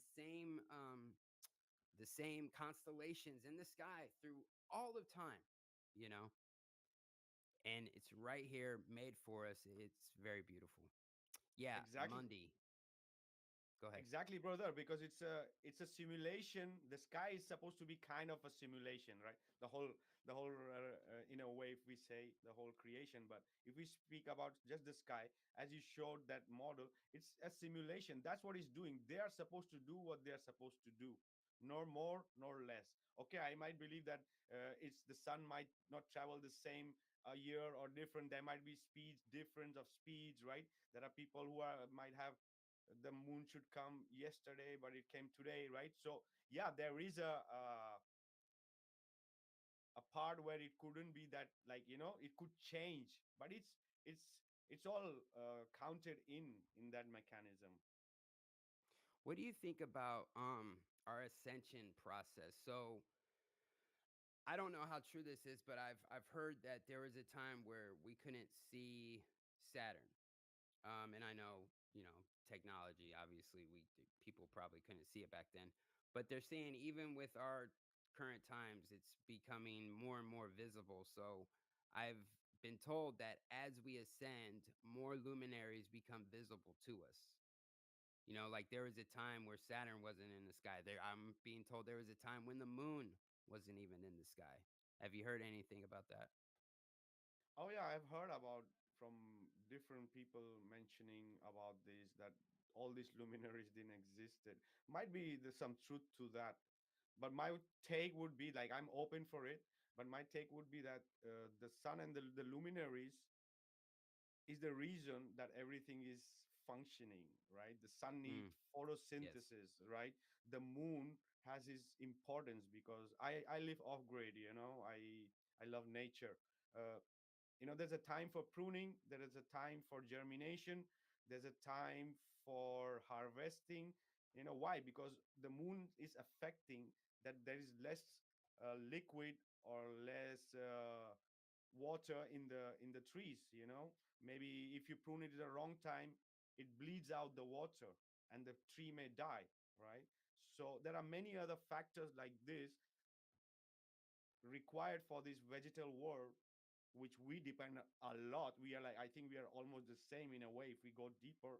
But so that means before the sun and the moon there was no trees, right? It just a Right. it just I'm No, not it makes a saying lot of what. sense to me. I tend to agree with that too, because my thinking is that So even the Aboriginal tribes in Australia, they talk about creation and how there is these 3 songs that was the creator sang these 3 songs and created this realm into existence. And I do believe that these luminaries getting placed in certain positions in the sky, even the sun and the moon, that was that spark, that was that big bang, right? That helped create this beautiful realm, that helped allow the land and the mineral to rise out of the salt water, Exactly. and it's all connected. The electrolytes in the water, the salt bridge, the positive, the negative, all of that. It's a beautiful like battery, almost like shout out to LC King, but like a galvanic cell, right? And then you can Exactly, even brother. see the fractal of that, how we are the fractal of it all, like the circulatory system and the heart and earth, and within the galvanic model, the earth is a salt bridge, the division between 2 electronic mediums, ocean waters, right? And then earth is an anagram for heart. The heart, like the salt bridge, is a division between 2 electrolytes, right? And you can see that with the sun and the moon, earth as land, and it's just one big giant beautiful battery almost.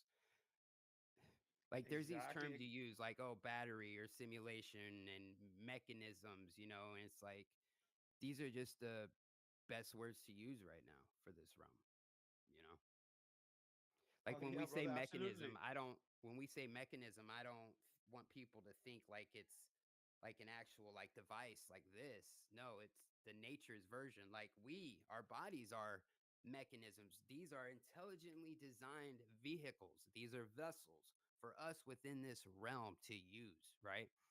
And they have an exhaust system just like our vehicle, like everything that we've made have came from the ideas of nature and creation, you know and we're using nature and creation to make all this technology, like using minerals and crystals for our HD screens or our watches or phones and whatever. you know It's all it's all minerals. connected, Exactly, brother. and we're made of the same thing that earth is, right? Our As you bones are mentioned, crystalline, said, minerals, we have water brother, in us, we the are the new fractal. Go ahead. alkaloids are crystals. You cut out right there, say that again. And this is the thing. I said, I said through the foods are alkaloids. You cut out there for a while. These crystals, right? All to add is like Yes. the clouds moving, everything moving, every the sun and the moon is required for all these things to happen, right? The storm, the tides, everything is required in a way. So I think it's a very we should be open for it, right? That maybe there was a time before that, maybe it was a different version of the earth, but what we are living with and all the people and all the cosmologies coming into existence, or the moon coming into existence, the gods, the giants, right? So, and yeah, as you say, that we all are part of this creation. We are minerals in reality, how other cosmologies say, right? With water, right? And water, the electricity, the electrons, part, right? We ourselves being a part, we ourselves, right? Even from our level, from the DNA or to the atom to the macrocosm of this creation, this intelligent design is a toroidal field. We all are part of it, right? As we say, the stamp of the divine, the stamp of the Yes. intelligent design, right? The spiral from the DNA, see if that exists, right? It's all exists, right? It's all such a sequence, right? It's all sacred geometry. It's the language of the nature, right? Yeah, man, 100%. You're kind of cutting out right there. You start ladling gravy and then they're cutting out. Okay, okay. If you want to stop for a minute my video. Yeah, go ahead, brother. No, you're good. I was hearing what you're saying. I definitely vibe with that. I made that video and I titled it Stamp of the Divine. I stole that from you because I I shared that information with you, and that was your response. You're like, stamp of the divine. And I'm like, yes, bro, absolutely.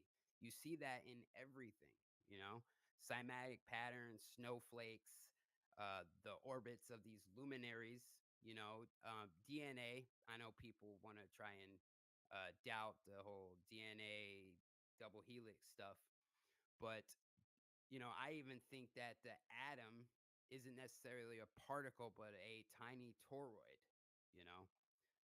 So Exactly. it's all energy, it's all waves. We're vibrating at a certain state to be in this physical matter right now, you know? It's all energy. It's just a beautiful thing, man. And I'm not here to be scared of it or think it's evil. There's even some people in this community that think that we shouldn't be watching this eclipse coming up and that bad things are going to happen. But I don't think that's the case. I think there was a time, you know, when these eclipses happened, these were the festivals, these were the celebrations, this was the ascension process, this was the next step of their year, you know, of their process of surviving and thriving, you know, and this is when the bonfires happen and the families and the tribes come together to, you know, just celebrate this beautiful creation that we're experiencing, you know. Absolutely, brother. The controllers don't want to know this, masses use this to their good, because that's where it is the real meaning of living with harmony with the nature, right? They have succeeded in demonizing astronomy and astrology because of that reason. Because if we really speak, these controllers or the Masonic people, they are the one who says Christ Jesus. Why? Because they understand the real teaching of Jesus. It's supposed to be to find the Christ within. So this is where they are playing the part. This is the reason. Like, for example, the M in the Masonic comes from that Last Supper, right? The rays, the Jesus is opening his arms, the rays of the sun. The whole, if we speak about Bible, is astrology, Mazzaroth, zodiac, right? The M stands for the magnetism. The M stands for the middle. If we see the alphabets A to Z, M is in the middle. It's telling us the magnetics, the electromagnetic is the center of everything. They understand it. And then the They M use is it to the favor. yeah, the M is even showing the vortex and then the sun and the moon, like the Exact, pillars, all that stuff. exactly. And then you have the A, B, C, D, E is the east. W, X, Y, Z, the west. Everything is encoded. We speak in stars.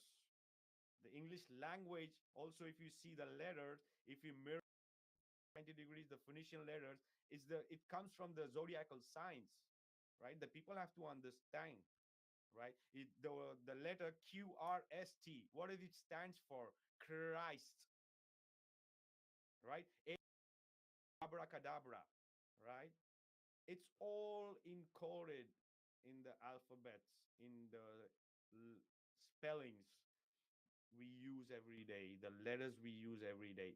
But the people are not gonna get it. The people don't wanna get it, Yeah, right? another thing is I feel like there's all these little tricks they do to keep us from getting downloads because I honestly feel like what's happening in the sky is to help us ascend. It's part of our ascension process. And even the little things like all of these companies selling these sunglasses. You must wear these special sunglasses during the eclipse or you will go blind, right? So you got all these people putting on these polarized sunglasses and they aren't getting all the information because it's getting blocked. You know, so I'm not wearing them. I'm not wearing my sunglasses during the eclipse, you know. Just don't look directly at it. Wait until it's in totality, you know. Exactly, brother. Because this is the thing, all is sacred, nothing is wasted, right? If we see the Libra is anagram for April, right? Libra represents peace, right? April represent Mars. So if we go from the left hemisphere, right, is the Libra. You got peace, diplomacy, interdependence, others, you, thou, cooperation, compromise. And on the other side, the Mars, we have war, aggression, independence, self, me, I, action, competition, conquest, right? Duality, right? If we see really deep in those, like these are the seven The yin and the virtues, yang, man. right? Exactly, the seven virtues, right? The humility, the patience, right? The kindness, charity, chastity, diligence. And the other side, we have pride, wrath, gluttony, envy, anger, lust, sloth. It's just the two hemisphere playing, right? That's why the With the Scorpion is seven other planets promoting all of exactly, those. Yeah, man. exactly. That's why the Scorpion is represented of the sacrum bone. If we see the spinal cord, it looks like almost a scorpion thing. All right. So it's representative of the sacrum bone, which must be heaved up to the crown, the stinger, right? So Mm-hmm. by sacrificing or making sacred the serpent within us to feed our rising phoenix, right? So about that serpent is trying to go up, and the eagle is represented as the crown, right? As the pineal gland. The creeping serpent is food for the soaring eagle.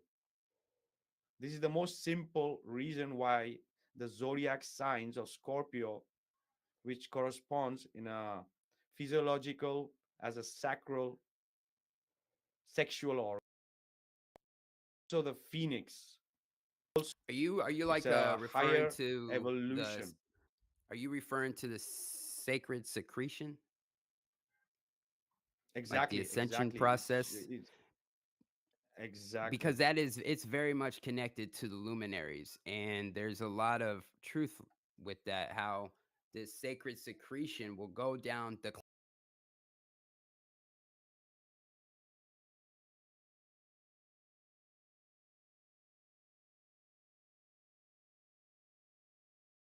claustrum from the pineal gland down to the solar plexus, down connected to the luminaries. And All right, all right, all right. Welcome back to another exciting adventure of The Plain Truth on the Ubercaste, and we are in the midst of a fundraising marathon again for Mellowdome Austin. Hopefully we'll be able to touch base with him when his availability comes around. In the meantime, I just got back from a nice little walkabout outside. Just really beautiful weather, except for the fact that the sky is chemtrailed over into a soupy mess, so I don't even think I'm going to be able to see, as much of the moon tonight, unfortunately, as I want to, which is very, very sad. And I wish... Okay, so here, I just figured this out. I have had trouble with this before, where I'm trying to watch these videos, but I'm like, why is this taking so long to buffer? It's because this is still on the disk. So what I'm going to do is I'm going to take this one video and I'm going to come up to here, here, here, here, and I'm going to drop it into this, because this one video will transfer faster than all of the files. That way now, if my prediction is correct, the videos will play without having to buffer, because skip that file. The videos will be able to play because they have been downloaded. So because they're still on my SD card, for some reason the computer buffers that like crazy, and I couldn't watch any of the videos earlier. So I was trying to figure out, but as I walked around and became enlightened, I solved my problem. So I'm predicting that this will solve the problem. I'm just transferring the files one at a time, and then as soon as I pull them up in the actual file folder, then they will play without a hitch. That's my prediction. So in the meantime, in between time, because I was making some hot water downstairs, let me pull up a continuation of Austin's chat here, and then I'll go on mute and come back in a minute.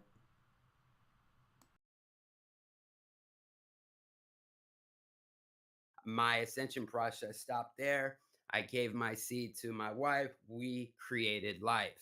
Or you keep that and then it ascends back up.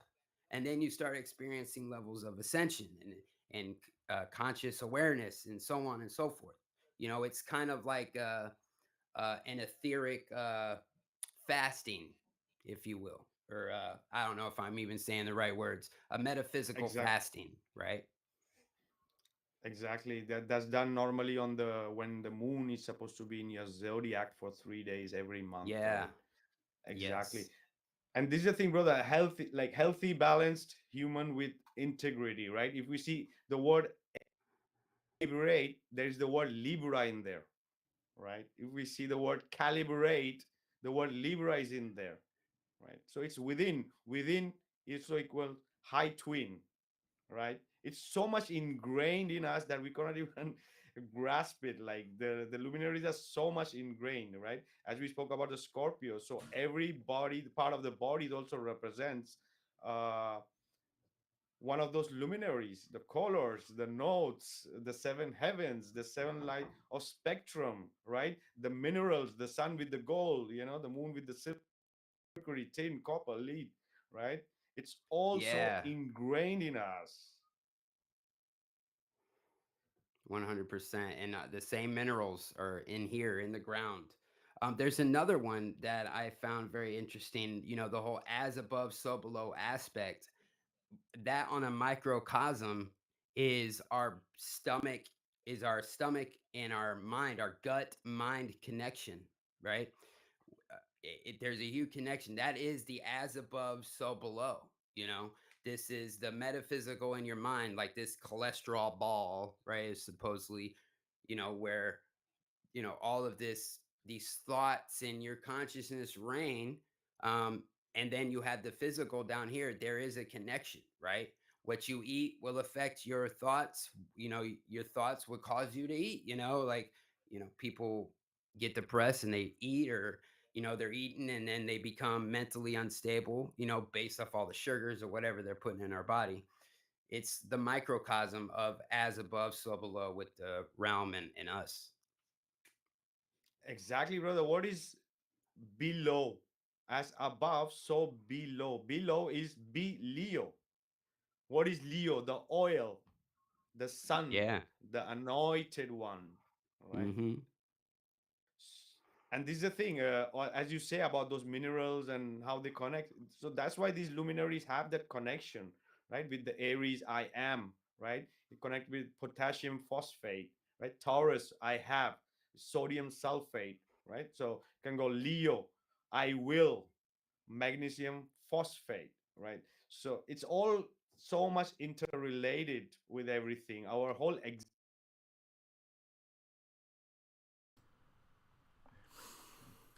All right, what I'm going to do right now is end this stream and start a new one up. So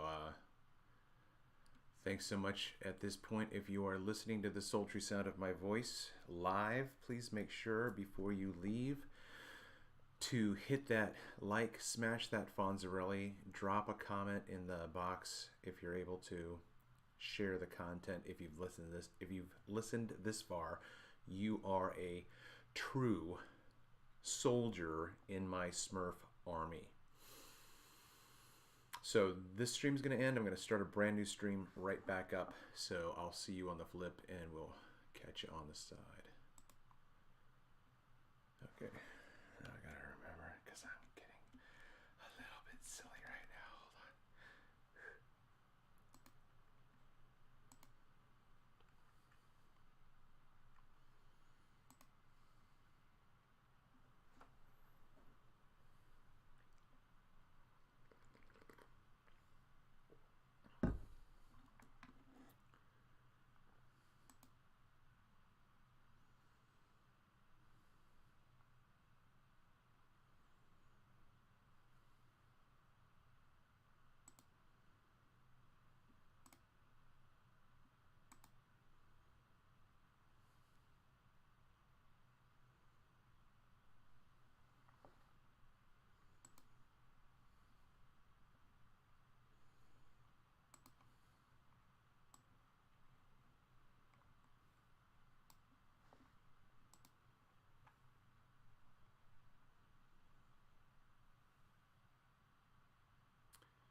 See, so it says live now.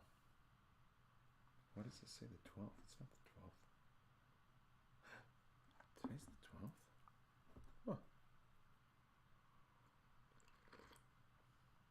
Huh. Okay, so this is still saying that I'm... Okay, let me check and see, because I should just be able to keep playing it on my phone.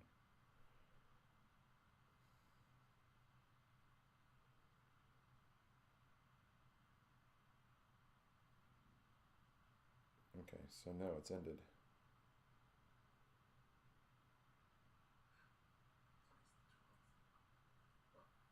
Oh no, it's still on.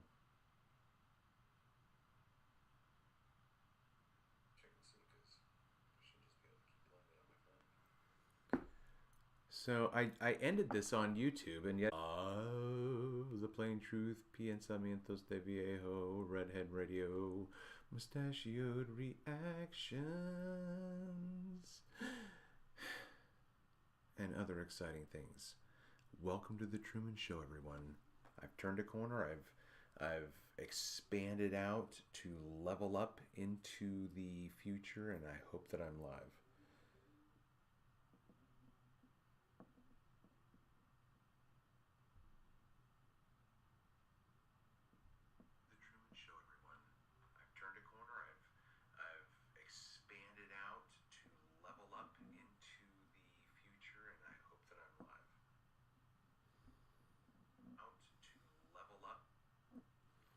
Okay, so I am live and everything's good on that side. So, and as a matter of fact, the viewer count is really low, but the like count is awesome. I love it. I love it. I love it. I love it. I love it. Yes, yes, yes. Support your content creators, not just me. This is something you can do to express love and light and encouragement, right? Because, oh, look, I'm getting likes and likes and likes. That means not just that people like me. You like me. You really, really like me. That's not what it's all about. It's that we're connecting. I'm making a connection with you. Is my intelligent design of my concept of what everything means acceptable to your mind? Or does what I say sound absolutely batshit crazy? And you don't know what to make of what I say. Well, he kind of sounds like he knows what he's talking about, but I have no fucking clue what he's saying. I don't understand the words that are coming out of his mouth. So right now, this is another hiccup that happens. Usually the chat just pops right up and starts going. But I have to open it up and pop it out in order for it to be a fresh chat. So, hello everybody. So what I need to do right now is put in the... Let me drop this down. Put in... Oh, let me do this. Let me play this in a theoretical attempt to prove my point. Okay, so... Oh, that's just 2 seconds. This is 55 seconds. That's not going to be long enough. Let's go back here and let's sort by type. Ooh, I am getting popped right now.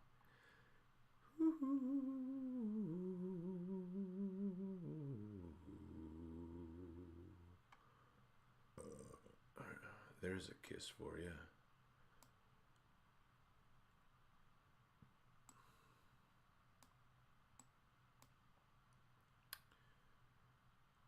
Alright, what was I doing then when I got distracted right now? I was going to do something. I was going to start doing this because I was going to do something else, and now I can't remember what I was going to do.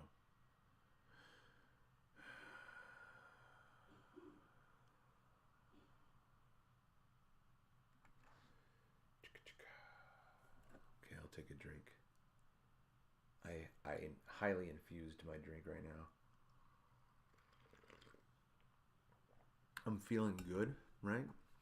I'm doing, like, this is so bizarre. Like, I would love for this to become something, not because of my ego, because of the connection, okay, right?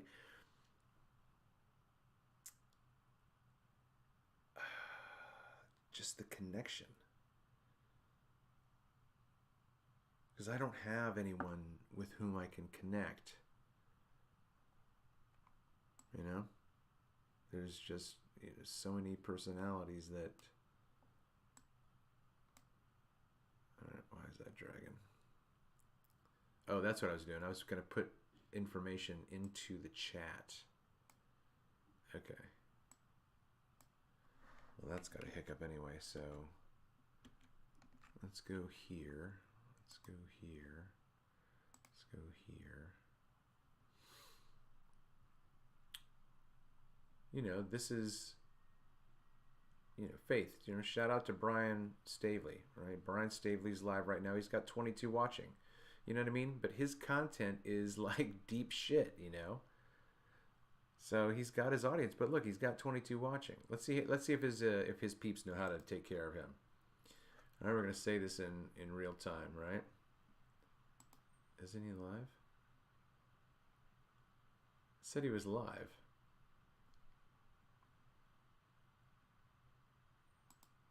That's weird.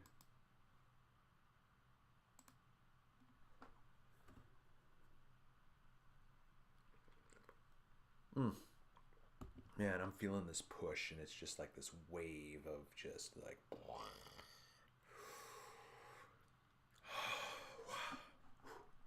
Shout out to Joy. I am going to promote Joy right now. Good. Hope you're doing fine. Hope you're doing well. So I do not know why I cannot hear. So today, if you didn't see the title, Everything Must Go. Yes, everything must go. So soon as we get a couple people in here to know what I'm talking about and share live out, yeah. Woo. Then we'll go forward. I hope you guys are doing well. Let me see here. Let's see. I'm gonna share out the live.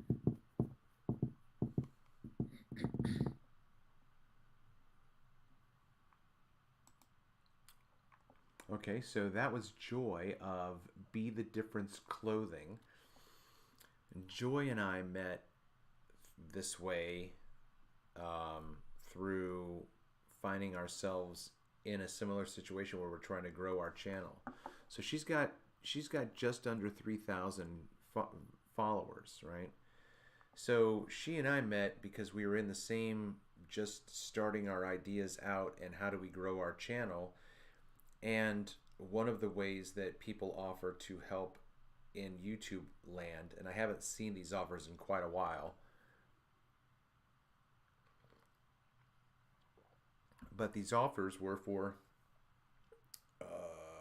channel growing opportunities where you don't buy your followers.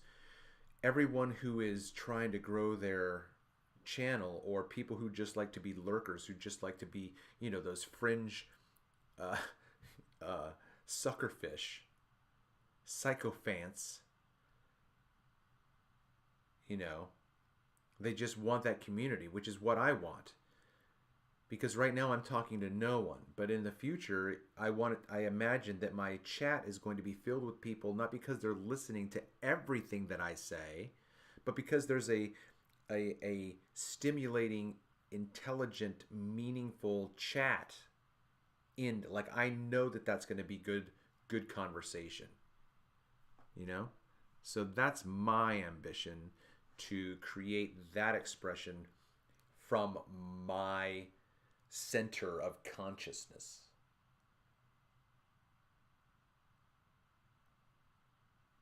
And then as I speak out what is in my mind, it is then now out in the ether collectively, and it will be picked up by someone else on another frequency at some point in time, and they'll have a dream about it. And then they'll wake up and they'll go about their business, and then a few weeks later they'll remember the dream as if it were a memory. They'll be thinking about, it's like that, what's the name of that song kind of a thing, right? It's on the tip of my tongue, right? Like, man, it's just right there, man, but I can't get it. It's just like this evanescent frequency, man. It's just right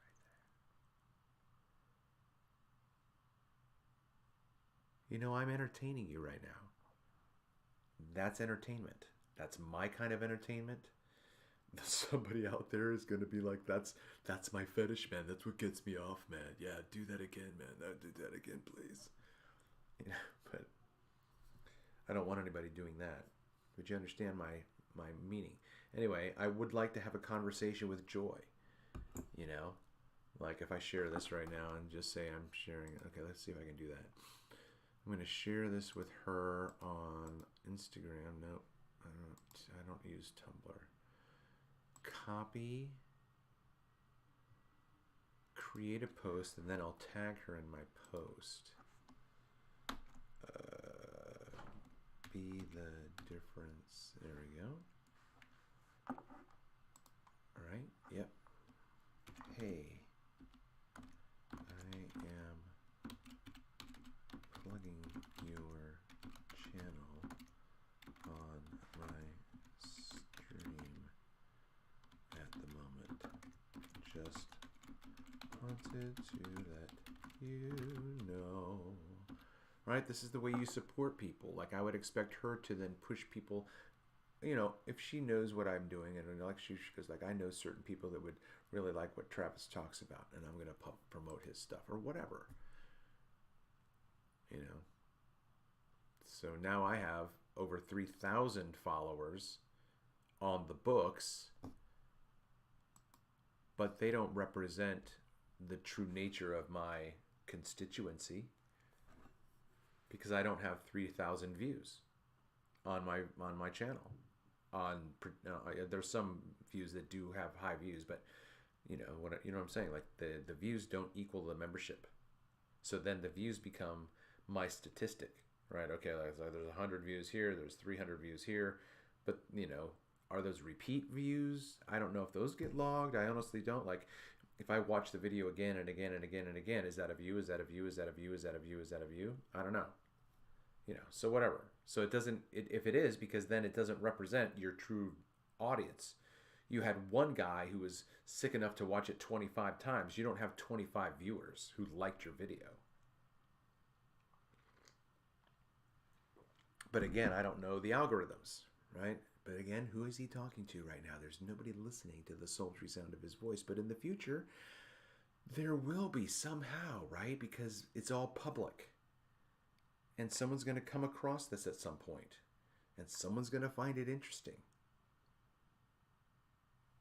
All right, so what am I going to do right now? How am I going to prompt my mind? So what I was trying to think of was this, right? Because here's what I wanted to show you. Like, I want to create, right? I do want to have a positive channel. I do. But I also want to have fun and make fun of and be like, and like, if I get in your face and be like, you know what? I see you out there. You're lurking out there, you son of a smurf. Hit that Fonzarelli. Have you hit that Fonzarelli yet? Hit that Fonzarelli. That's a character. I just switched out of my nice Bob Newhart, Mr. Rogers persona and went a little Charles Bronson on there for you. Right? Little Charles Bronson coming at you. You know, a little bit serious. Like, I'm serious because I need this. I need this. I can't do this without you. If I get, like I did on one video, 21 views and 6 likes, either you guys don't listen to me,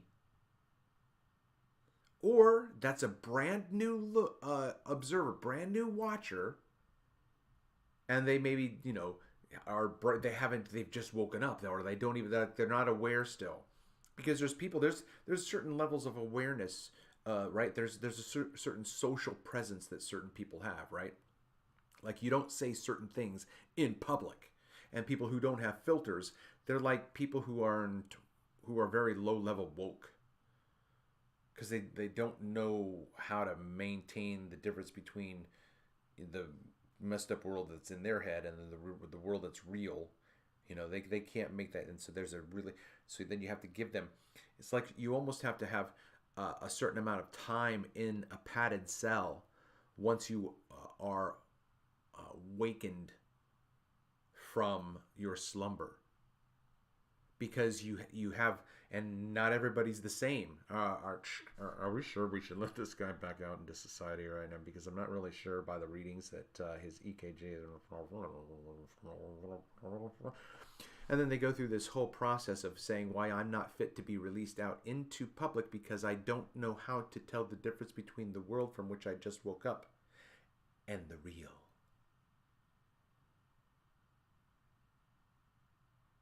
And that's where all of us are in the progress of life, where we find ourselves. No matter if you're a Buddhist, no matter if you're a Hindu, no matter if you're a Christian, no matter where you're at, we are all on the same journey. We are all on that same path until we get to that point to where we are reunited with everything.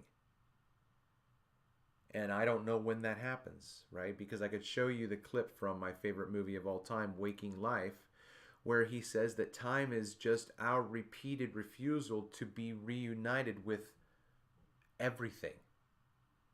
So the reason why I'm here right now is because I want to be here.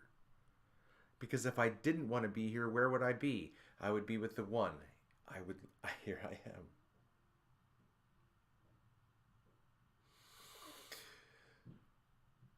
And I'm still here. So I don't really want to, right? So then what the fuck? Like, okay, so then no, I'm saying it. Like, I want to be with you. Take me, Jesus, take me. Here I am, Lord.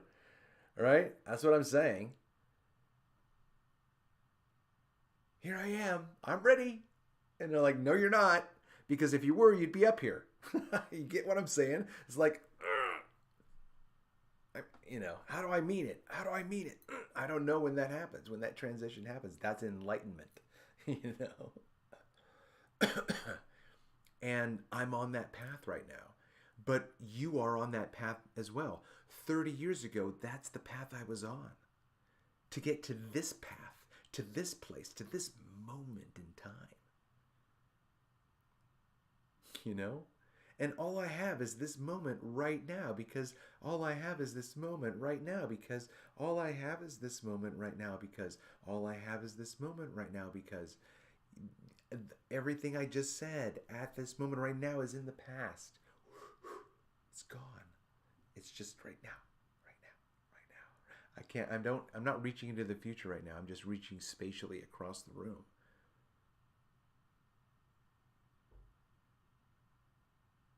Right?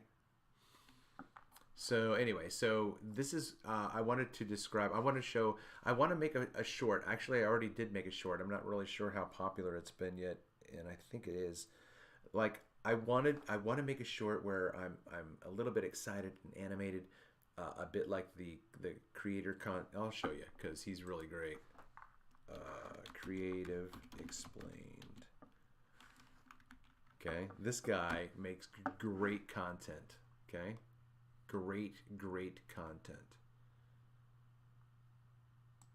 So I'm going to click on this, copy this. I'm going to put this in the chat right now because, if you're listening to the sultry sound of my voice, then here is his channel, and you should support him.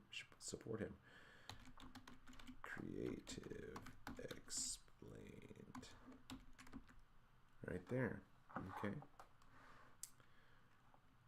So, looking at this.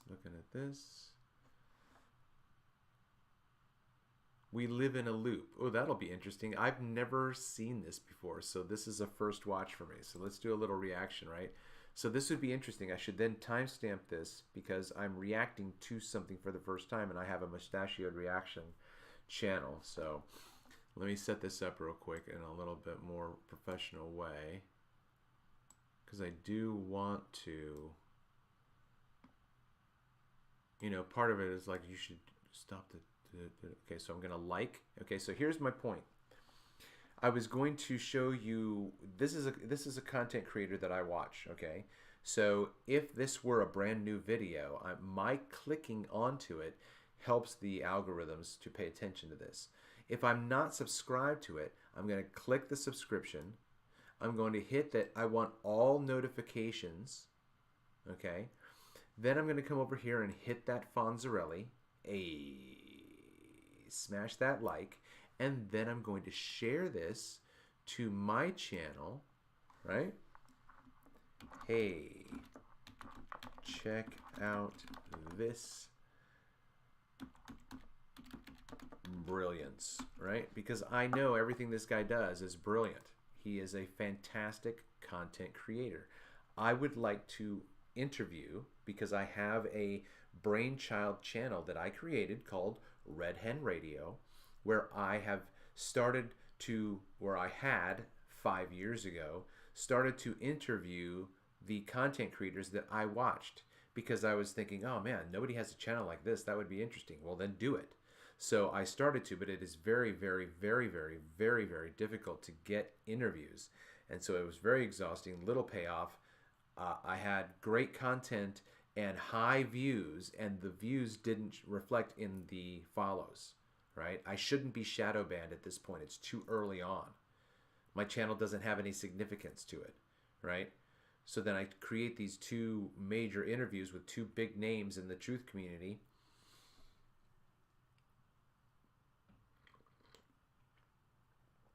Now I get high traffic from their names, but my membership, my subscription didn't reflect the views that I got. Interaction didn't, like, you know, so people just don't know. They don't understand how the machine is, and so that's what I want to do. I want to create a video like his, where he's like, you know, coming up to the camera and he's like, hey, you know, next time you click on one of your favorite channels that comes up when you see that they're live or that they've just uploaded a video, don't just but then go through all of these steps in a short version, right? And then the NPCs out there will be able to tolerate my ad because it's short enough, but it's also very complicated because you have to intentionally change the way that you think, that you're going to be thinking this way. So here I am going to influence you right now. I'm casting a spell. Do not counter my spell. The spell I'm casting over you right now in terms of thinking about other people, I want you to, in the future, you will begin to think about these content creators that you watch as other human beings that need and desire evidence that you hear them, that they are understood, and that they are appreciated. And the way that you do that is by watching their content. But as soon as, like right now, right? See, here I'm going to go through the motions, right? I'm going to go through the motions. I just saw that Creative Explained put up this video. Click.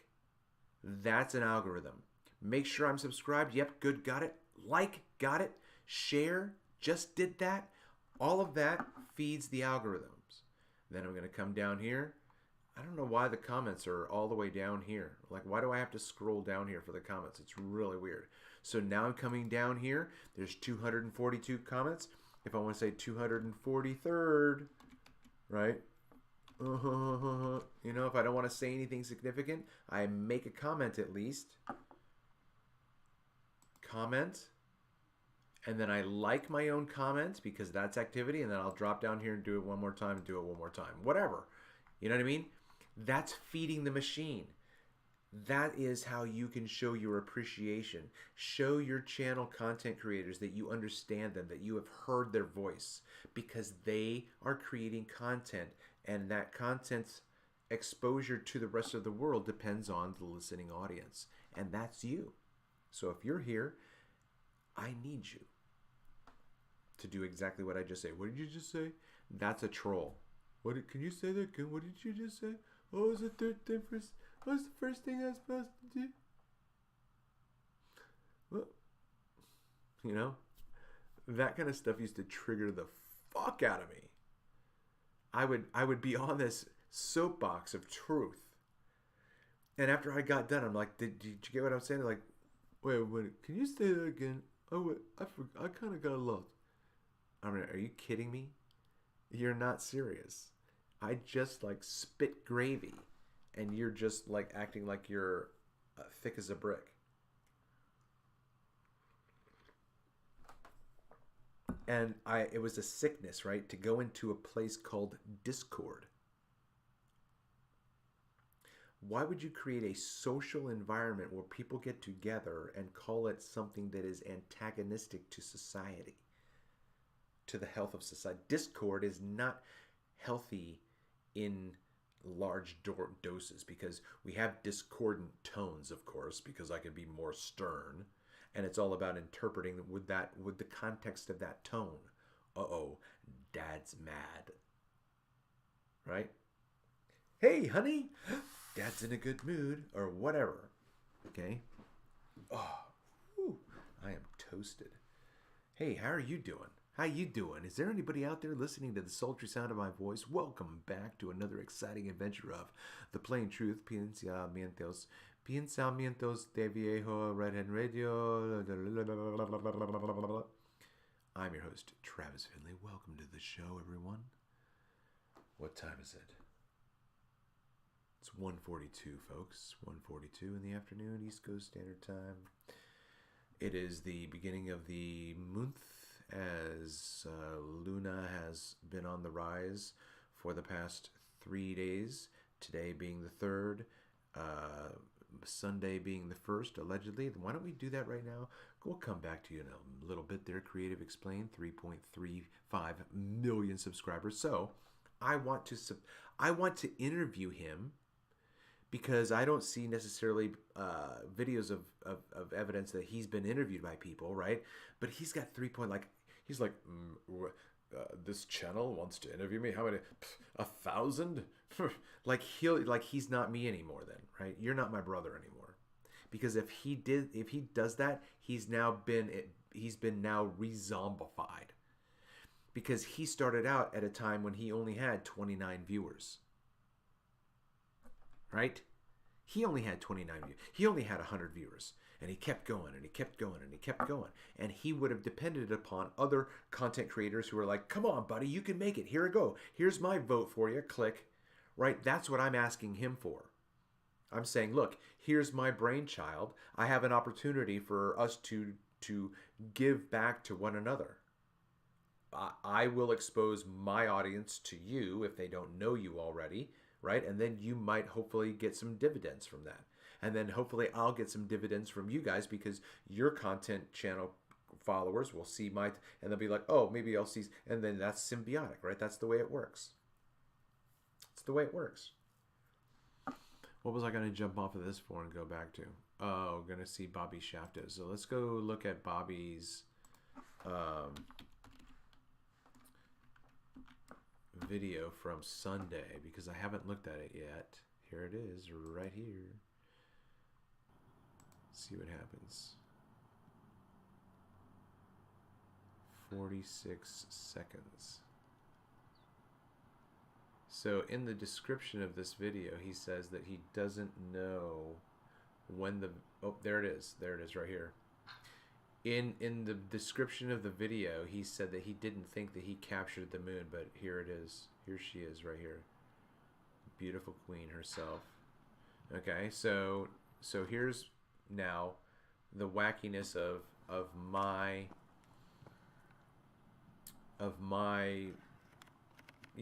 presentation. What I'm saying is about the moon is nothing new. Okay, does this start over? What I'm saying about the moon is there's nothing new. It's just old. It's just old science. It is antiquated and superfluous anymore, because of what we know today. But everything that we know today is built upon false premises and false presuppositions and false information. And so then the things that we're promoting are just conceptual, because how can you get away with that? How can you get away with promoting something that has no semblance in reality? Well, because you have a category that's conceptual that you then treat as if it were, right? There's a term for that, where you treat something that doesn't exist as if it did exist, and then you give it weight, you give it importance, you know. So, a needle pulling thread. So great. So Bobby Shafto, praise be to Bobby, honestly. I don't know why it keeps doing this.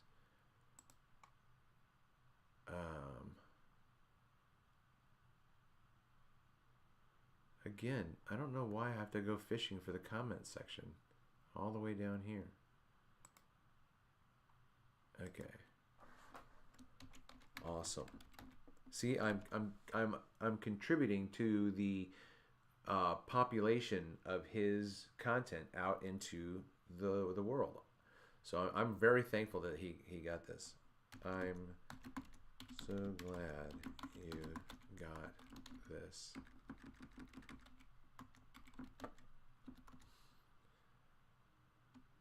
Now we need this kind of data next month as well. You know, so next month, this time next month, there is going to be a solar eclipse. So in my mind, that just is mind-boggling to me, okay? Just mind-boggling to me that we just had a what's the word I'm trying to say? Conjugation. I don't know if conjugation is the right word. But a transition, we just had a transition of Luna and Solaris. Okay? Luna and Solaris. Every month, Luna and Solaris pass by each other's proximity, because I don't know how those 4 dimensions work, or even the 5th dimension, possibly, right? Because there is an aspect of parallax, but we're dealing with light, and we're dealing with amazing, amazing science, and I'm riffing and forgetting what I'm doing, so I have no idea why I came in here.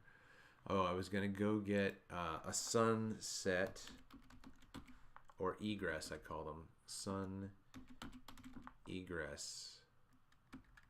Egress. All right, so we've got a Texas one for 13 minutes. This one was, yeah, let's watch this one, and then I'll just be riffing while it's playing. Let's do this. Open a new tab.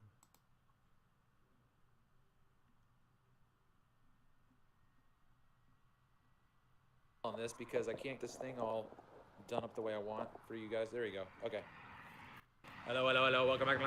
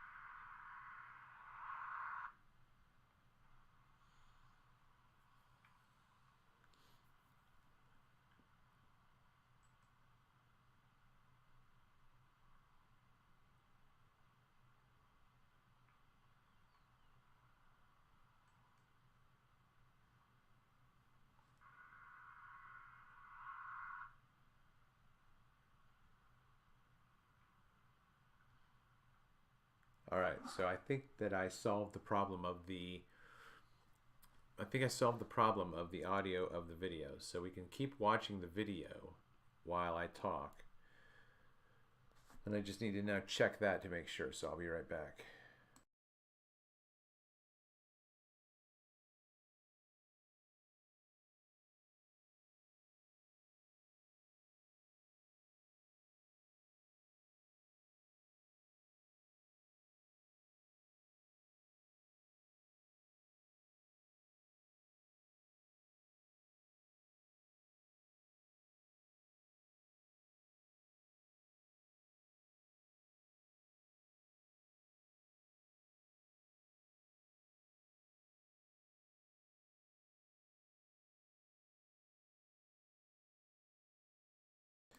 All right, so I did, at least, unless I'm tricking myself. But here we go. The audio is playing. I'm going to start this back. So this is just a Texas sunset. And it was just, I was driving and didn't want to miss it. So enjoy this while I talk, and I have no idea what I was saying now as I go back to that, right? Have no clue what I was just talking about. So in the meantime, in between time, station identification, welcome to the Ubercaste, which is the superest podcast in all the land because it includes everything that I've ever wanted to do as a podcaster and creating the content that I create. I have 5 or 6 different expressions. I created those different expressions and they never really went anywhere, but I still believe in them as concepts and as passions. So then I brought them over to my one channel that had the most subscribers, and I retitled the channel the Ubercaste because Uber means super, and I'm creating podcast type material, so it's the Ubercaste. And then there's the playlist of The Plain Truth and Rethinking Revelation and Red Hen Radio and Mustachioed Reactions and Pensamientos de Viejo. All of those things that's all me all the time, right? But then I have to put it into certain categories. But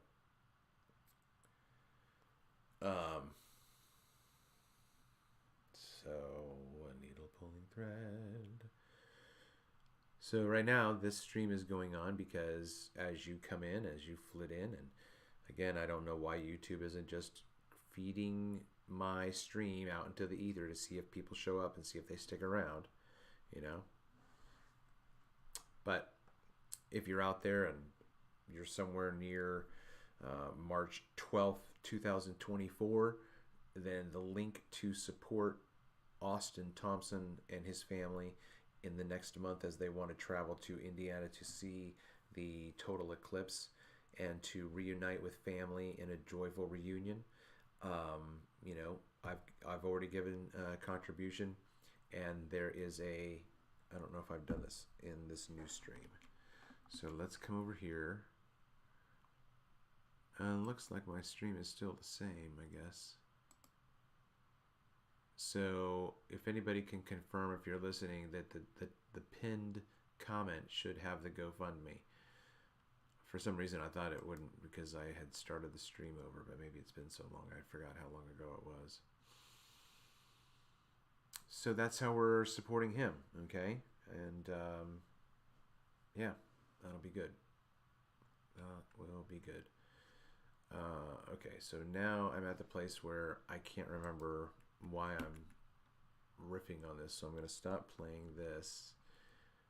I'm going to go to the file that has these videos. 55 seconds, 1 minute and 32. Okay, so we'll just see. We'll just see what happens with this, but we should be able to play through this because it downloaded all the way.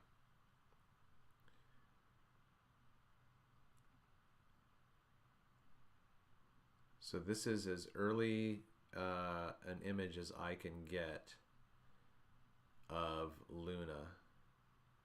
And I can see the entire moon with my naked eye.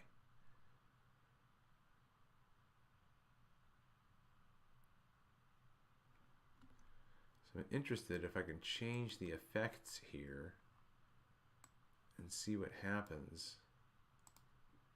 Because it would be interesting to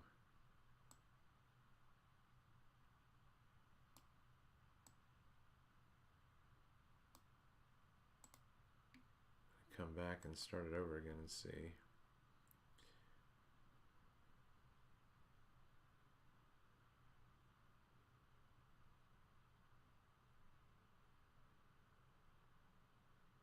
Look at that. Look at that shot right there. It's really interesting because it looks like it could be inverted too. Like this is the inside of the wall going up. You know what I mean? Like at this point right now, like which direction, what's the orientation of this crater? You see this? Oh, you can't. Let me move this out of the way. You got to check this out, right? Check this out. Look at. You see this crater right here? What's the orientation of that crater? Is it going in or is it going out? Is it going up? Is it going down? You can look at it both ways. That could be the inside of a bowl just as easily as it could be the outside.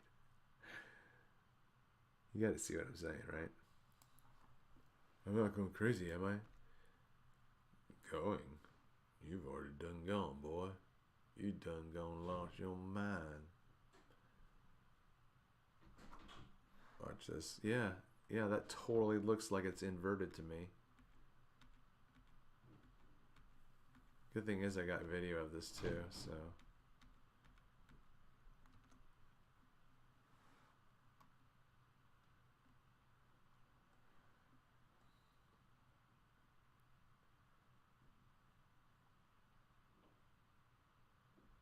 So the setting that I'm using on the camera is the dusk to dawn setting. And so the filter on it has a lavender hue to it. Look at that shot right there. That's a great shot. That could be going up or down.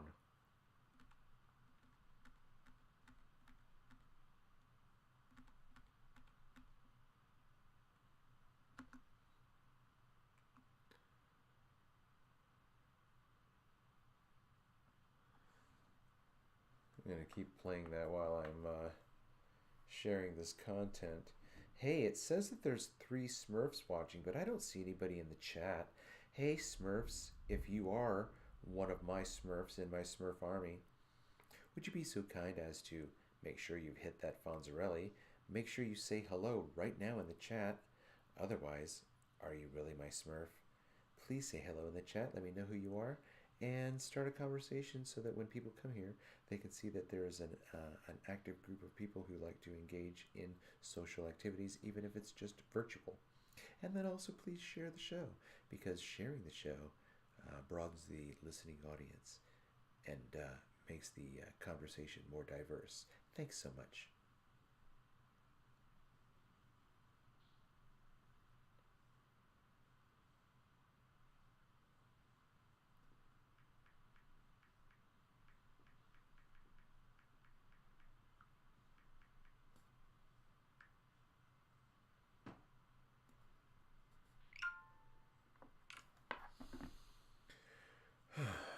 Okay, so you can see that the tint is the way it is, but you know there's a certain amount of crispness. This is the P1000, and while I'm talking to you about this, let me go back because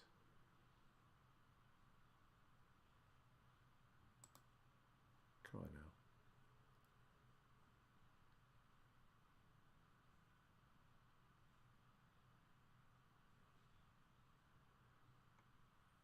Alright, so gonna do this to that. Okay, so transferring that, I should be able to still play this.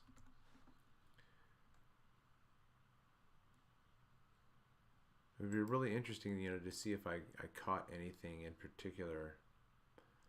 I wasn't paying attention at one point, and there was a jet that I could see that was transiting the moon, and my cameras were zoomed out, so I don't know that there was enough clarity to see it, but I got some really interesting stills as well with some airplanes in the air where the shutter frame was slower than the target was, and so there was a blur.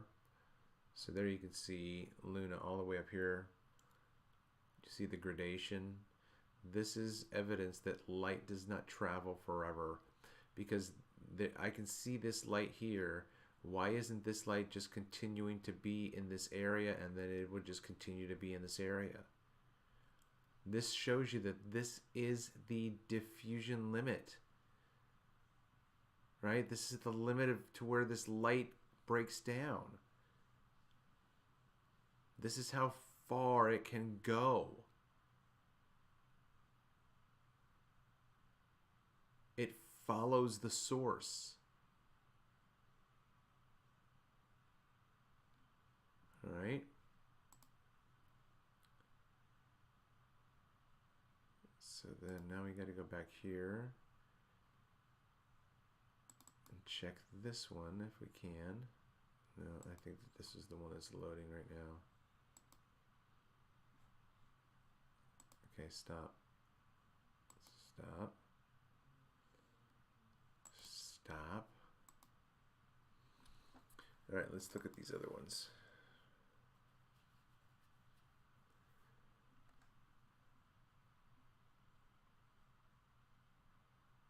So even with the dusk to dawn filter, I could only focus at some certain focal lengths, like right there. So it had to then start getting darker in order for the camera to be able to be comfortable enough to zoom in. But it was just beautiful. Well, that's what I was saying before. Just the gradation, you know? Just look at from dark to light. Just look at how gorgeous that is. That is just amazing. Just beautiful. Just beautiful. This was so magical for me. Just beauty. It was so cold. I was alert. I was thankful. I was grateful. I was satisfied. I was joyful. It was a great, great day. And I should jump outside right now to see if there's any change in the sky.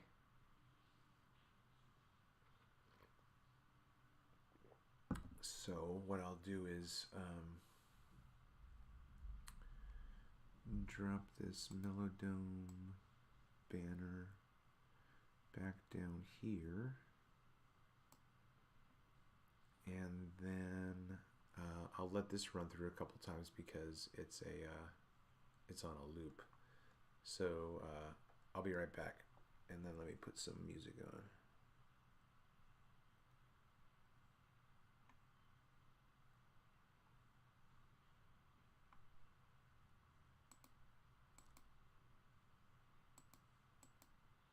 So fucking weird. Like, now my whole OBS is not working with, you know, my music for Conspiracy Music Guru isn't playing. And that just doesn't make any sense. So I gotta delete it. Okay.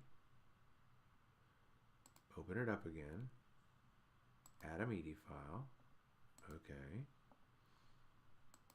Add. Media file that I'm going to add is Conspiracy Music Guru Music. Okay. And then I have to find the file. Right. So here comes the file. Just like it's supposed to. Right.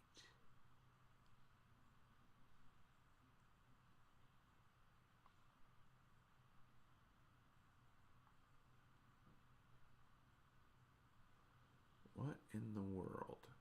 Why can I not think of solfeggio? Okay, so now that's that.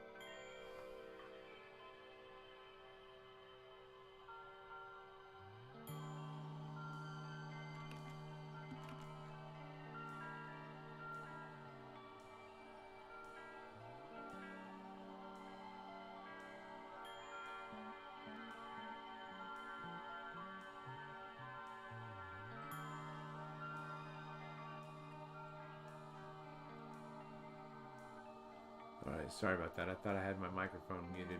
It's going to have a bit of an echo here, but I think I got the volume where I need it to be.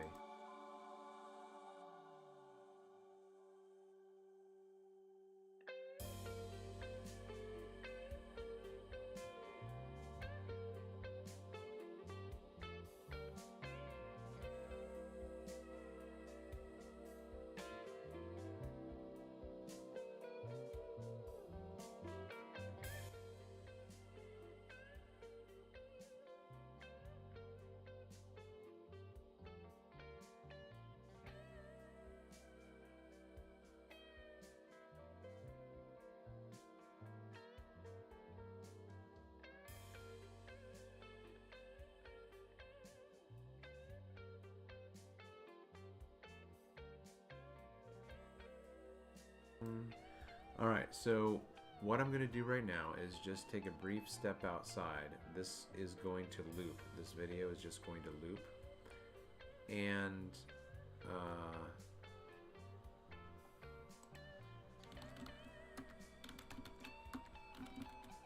I am at full volume, but sounds like 25% volume. Yeah, I don't know what to say because right now when I push pause and listen to my own sound,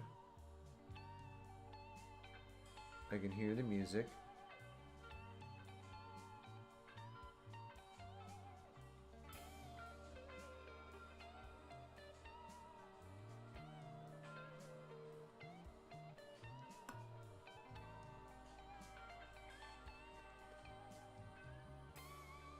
There, I lowered it. So that's full volume for me right now. As a background music. So, speak, apparition. Alright, so what I'm going to do right now is just... There we go. There we go. Okay. So there you go. That worked out great. So here's the music playing. I'm going to go on mute. The video is going to loop. And then I'm going to come back. I'm going to go outside. I'm going to tell you why I'm going to go outside right now. I'm going outside to go look and see if I can see the moon at all at this point in the day. And it was very, very murky, soupy, and chemtrailed over, much to my chagrin and disappointment in the powers that be. Damn you all to hell. But I'm going to go outside right now to get a breath of fresh and then see if I can see Luna. And then I will come back and hang out with you. We'll look at some more of my footage and we'll continue to support Austin and his venture. And I think I still have an hour. I still have about an hour before he becomes available, but I think he is going to try to stop by and hang out. So that'll be a good time. So I'll be right back.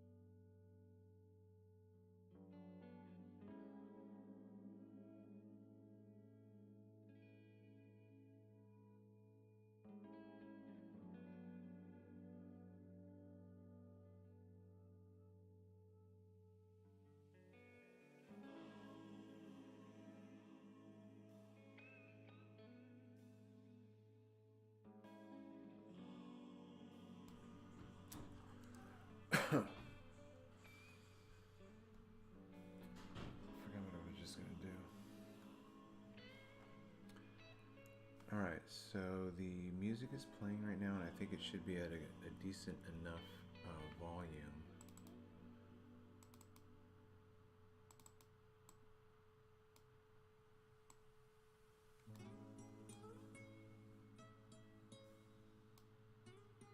So I'm gonna get this fit to screen.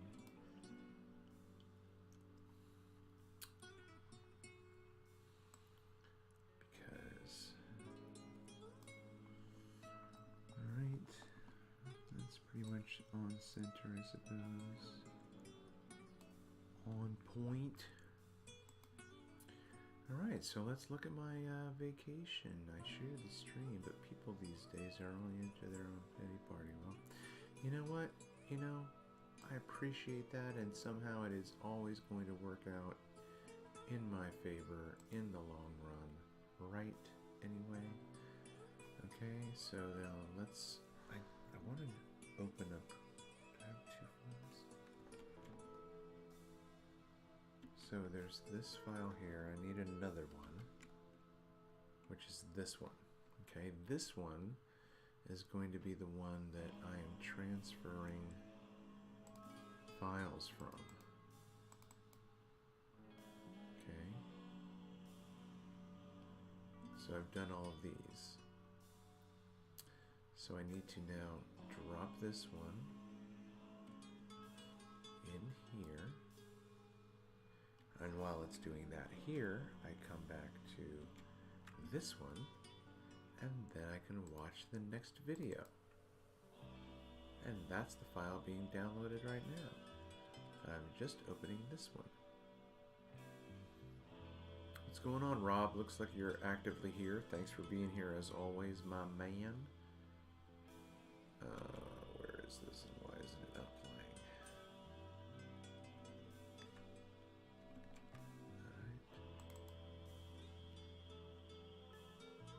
Alright, let's pause this.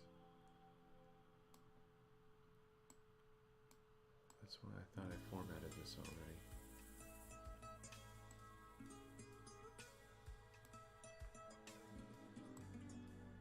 Alright.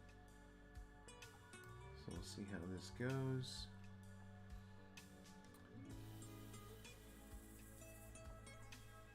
Alright, so here's this filter. Let's see if this can maybe bring something else that's, I don't know if I like that.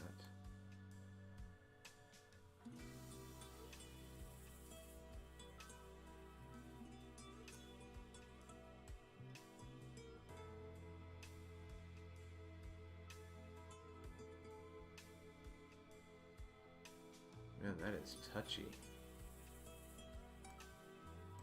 Let's see what that does. So this is my first look back at my capture, so I'm getting an eyeful as to how well I did. This is the P1000. Just looking at the electricity that's in the air.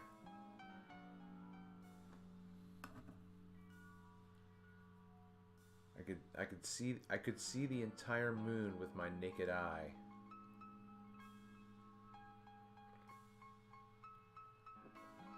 You know? And I didn't want to miss a thing. Was that the end of my video? I think that was the end of my video. Yeah, it's just 40 seconds.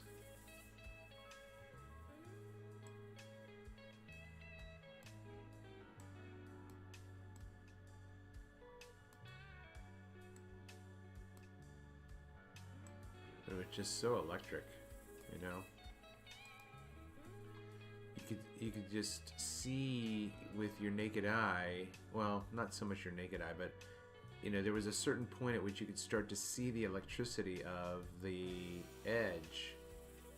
You know, like right here to me, I'm gonna say it again. This looks like this is the surface, but in a different way. Like this would be the bottom of a bowl. That's what this could look like. This looks like it could be the bottom of a bowl. And you know that you've seen other people put up these demonstrations, like which one of these is the real sphere. And they have a picture, they have a bowl, they have an upside down bowl, and they all look the same. You know, they all look like they're presenting the same two-dimensional image. And so I noticed that a lot last night. I was like, this looks like it could be the inside of a bowl. But it was just a really beautiful experience. And I was going back and forth and taping video here and then forgetting about it, and then the moon's out of frame. But I had a good time. I had a good time with my mistress. But you can see the electricity at the edge. It's just dynamic and just dancing. You know, we are living underwater. It's just that we can breathe it.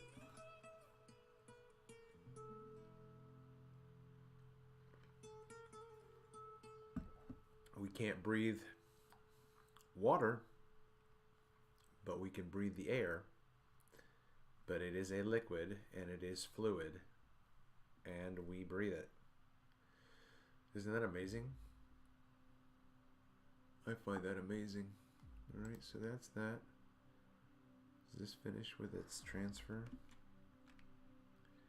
Oh my dear Jesus Christ, Jehoshaphat. An hour to go for this next video? This is what I'm talking about, man. Yuck. Yuck. We can look at other things. Oh, look here. I love these photos. Look at this. So this is the waning gibbous. Because it's in the daytime.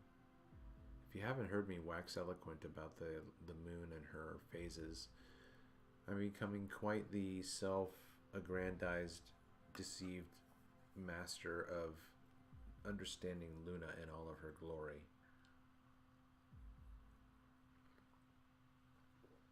Yeah, you know, I have seen too much. You know, I'm looking through this telescopic lens, and I'm looking at water. You know? That's exactly what it is. It's this depth of water. It's like when you get into a pool, get into a large enough pool or whatever, you're in a lake. Put yourself in a lake in the Sierra Nevadas of California where it's just fucking clean as your virgin bride's yoni. Right? That is ready to go. It is perfect, pristine. And you get in that water and you go under the water and you open your eyes, you have opaque clarity that is increasing in density and decreasing in visibility. Okay?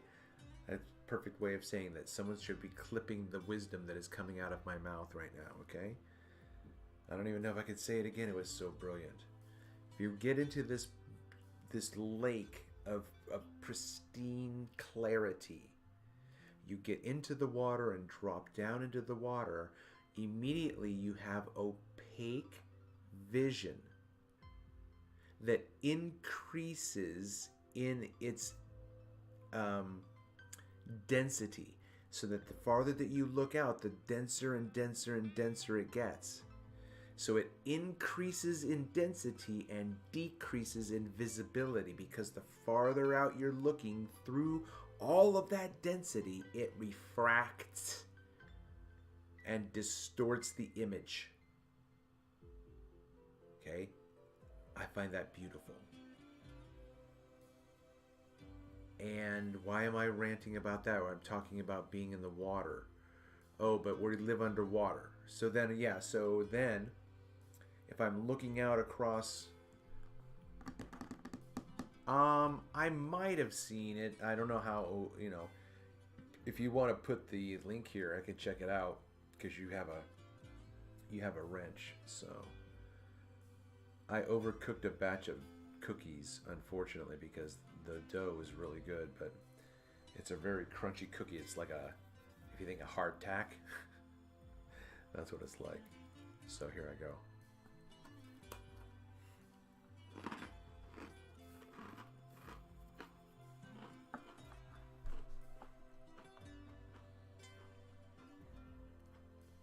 So, talking about the moon, let's check out these videos, or these pictures.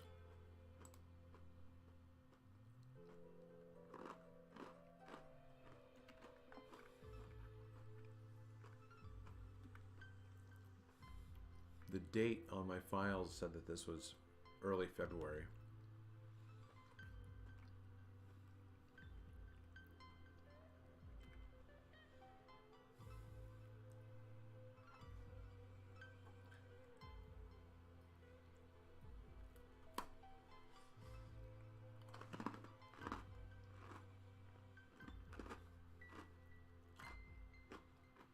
So this is a 28-minute video here.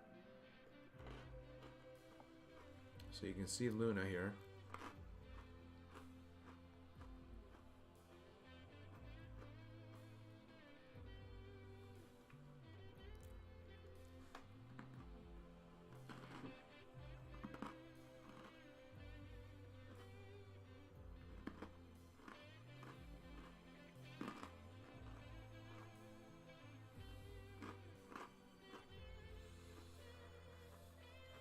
Well, it looks to me like it's out of focus. How does that look for you guys?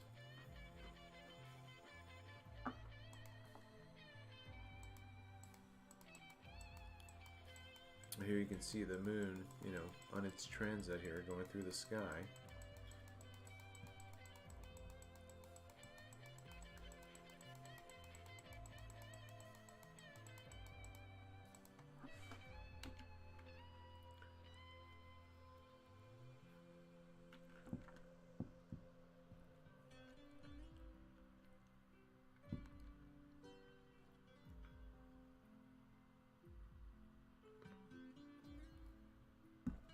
So I'm set up right now, and the moon is just creeping out right here by the pointer finger. Right here.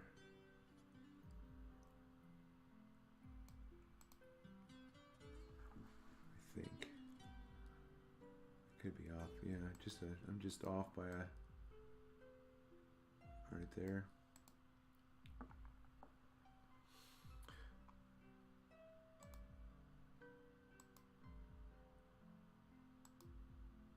Oh, this is just 14 seconds. Okay.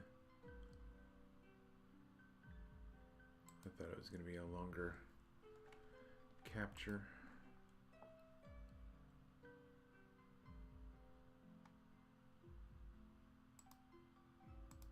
Type, that might be better.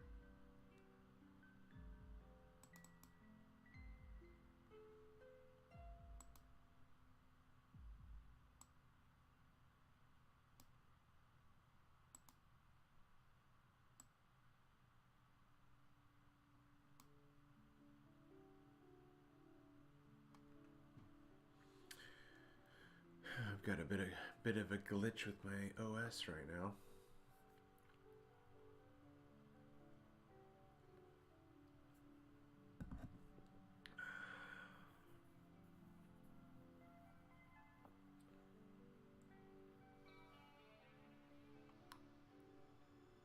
My Windows is frigadozen. This channel, that channel right there has some of the best moon footage I've ever seen. Ooh, a telescope he made himself. Nice. Yeah, my Windows is crashing right now.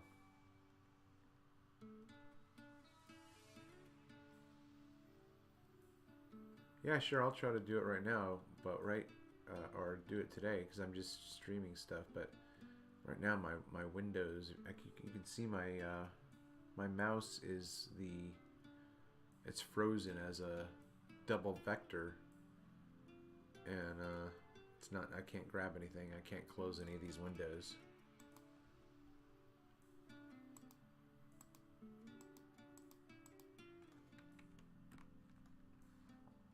So I'm trying to get through the manual. Linux, I don't want to learn something new. All right, here we go. Looks like we're back. Okay, we're back. So, you know, I don't know what filter I might have been using right now, but that's a nice little blue sky there. So this is back in February, and the moon was pink, salmon colored. Here, let me this guy's page.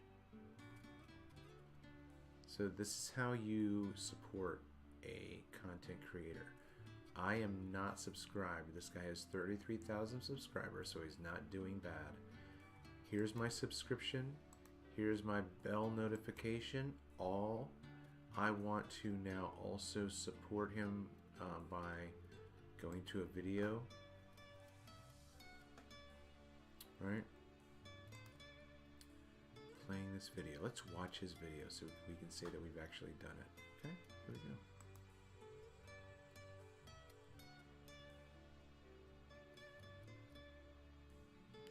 Looks like he's got infrared and there's something in the sky. Oh my dear Jesus. Right?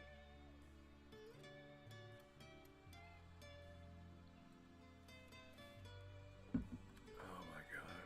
That would be amazing and interesting and enthralling at the same time, you know?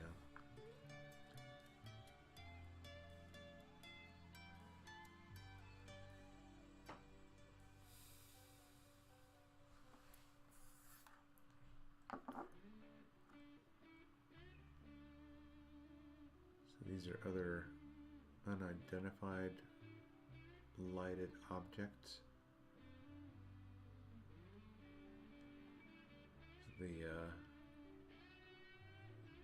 The filter on that is a little bit weird.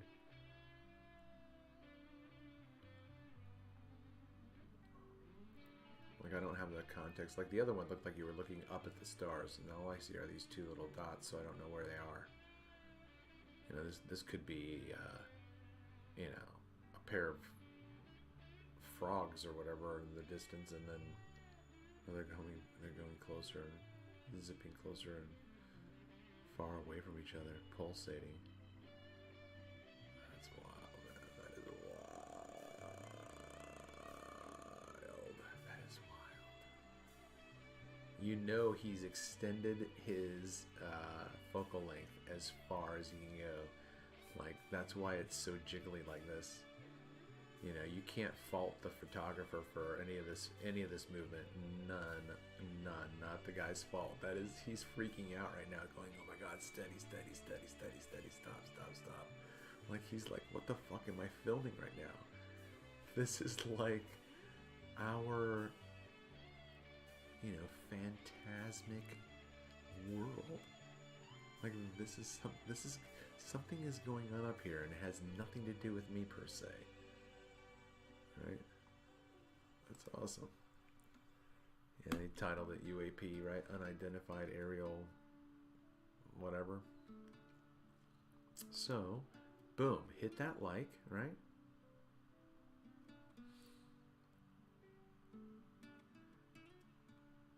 Come right here.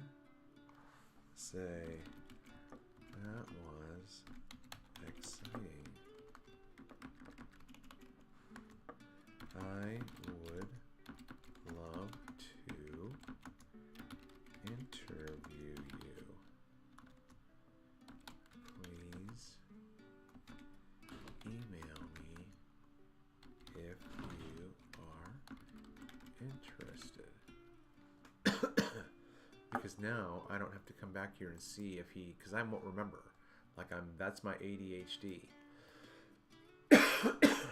Excuse me. So I'm just going to like a couple of these comments because this generates activity too. So there's like. And then lastly, I'm going to share, right? Create a post for me. Just found this channel and it looks great. You know, by that one video. Excuse me. Right. So that's how you contribute to the success of the channels that you watch.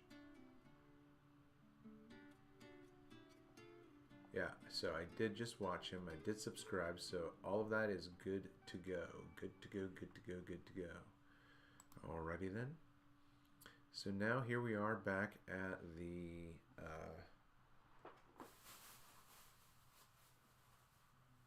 I'm gonna get a snacky.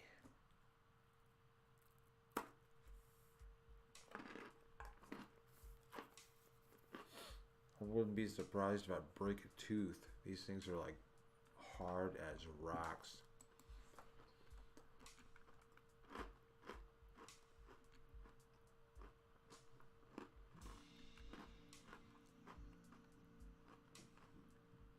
So here's this. I don't know if these are the same moons. I don't think these can be the same moons because they're not in the same position. I'll check it in just a minute, but there's the moon right there, just above center frame. And there it is, just there to the left of the bird.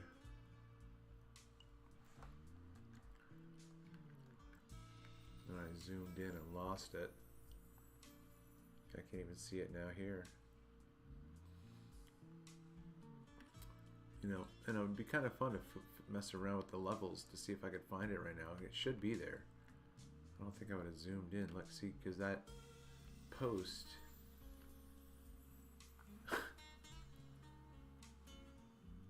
so weird.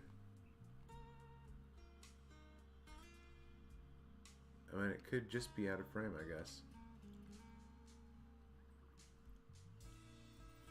But that was supposed to have the moon in the frame, and it doesn't.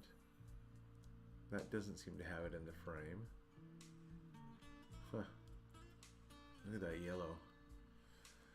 I don't know if this is... because I can't remember when I took this. Let me see. This is... February 3rd, February 4th,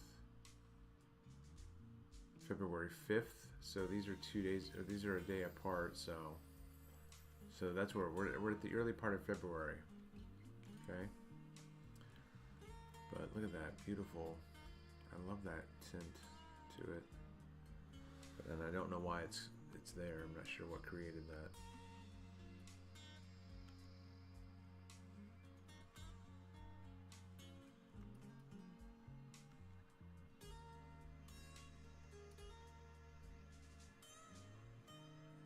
Took this picture because it was still in the daytime. So this is the waning crescent. Okay, so when the sun is on... oh, I was supposed to go outside and look at the position of the... or did I do that already? I think I did that already a little bit ago, but I couldn't see anything because it was just fucking polluted. So unfortunate. So as we're tracking the moon in this footage, the sun is to my left, and I'm shooting the moon in front of me. So that tells me that this is now leading to the end of the cycle. Okay, this is the waning gibbous and the waning crescent. And this is when the moon is sharing the daytime with the sun. Because all day long, well actually this is probably maybe 11 o'clock in the morning because it's winter time, and so all of that taken into consideration, this is in the morning. So from last night, the moon started to come up in last night, and by the time it came up, the sun was behind it. Right? So then the moon has time at night and in the daytime, in her cycle, in her phase. And I've never thought about it in this way. And it's very engaging in my mind and interesting in my mind and all of that good stuff. I'm going to try to remember to finish off my infused oatmeal from earlier today.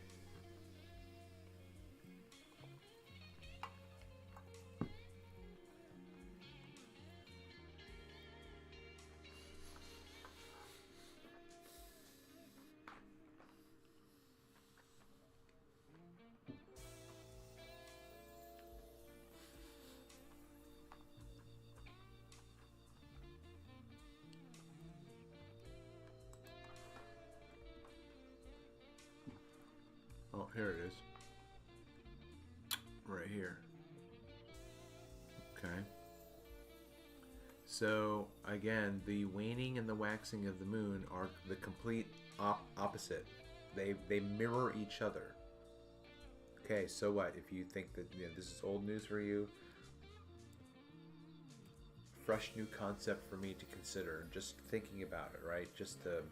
There is a reason for this. My religious tradition did not explain what the reason for the moon's polar opposite phases is. It's opposite of full and no moon, right? You know, if I were gonna chart out the moon's circuit, it would have a very narrow hourglass, because the full moon has just as much time allotted to it, so to speak, as the new moon. Because for the new moon, we don't see the new moon for 3.5 or 3 days and 2 nights. Okay, so then that has to have an opposite reality on the flip side of the moon's visibility. Do you understand what I'm saying? Every part of the moon's movements has an equal and opposite dynamic on the other side. So, a needle pulling thread.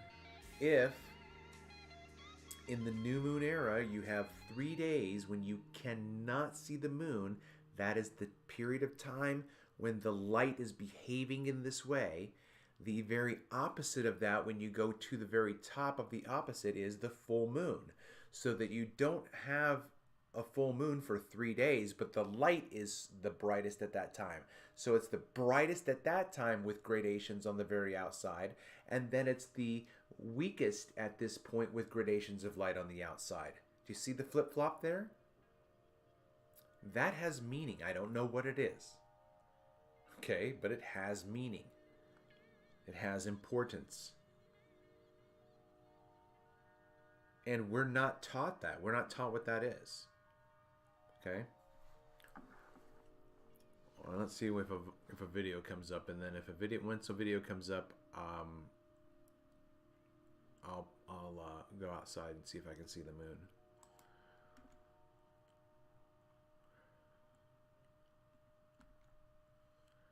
Yowza, look at that.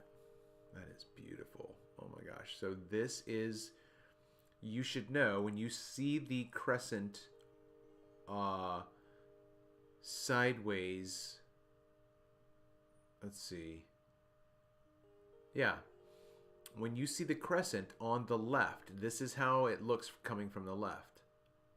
This is, you should always know that when the moon's light is to the left as you look at it in the sky. I'm on the East Coast, okay? So here I am on the East Coast, looking up. Here's the moon. The light for me is on the left from, let's say, 10 o'clock to 5 o'clock. Somewhere around there, okay? This is a waning crescent. This is a waning crescent. This tells me that we are coming to the end of the moon's cycle within just a few days. Okay?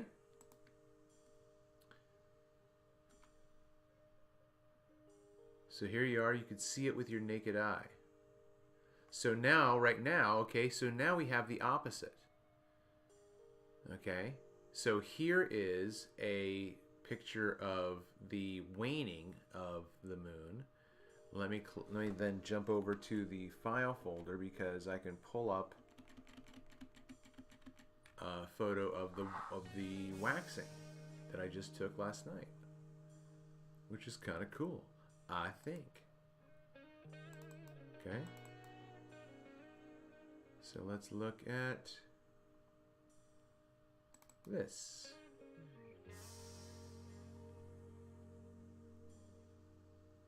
Let's get closer. See how close that one is? So let's get a closer one like that, because I know I have them. Let's do this one.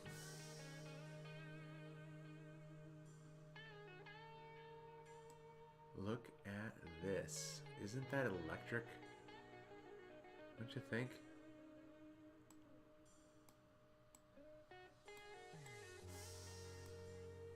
Alright, so then shrink that down.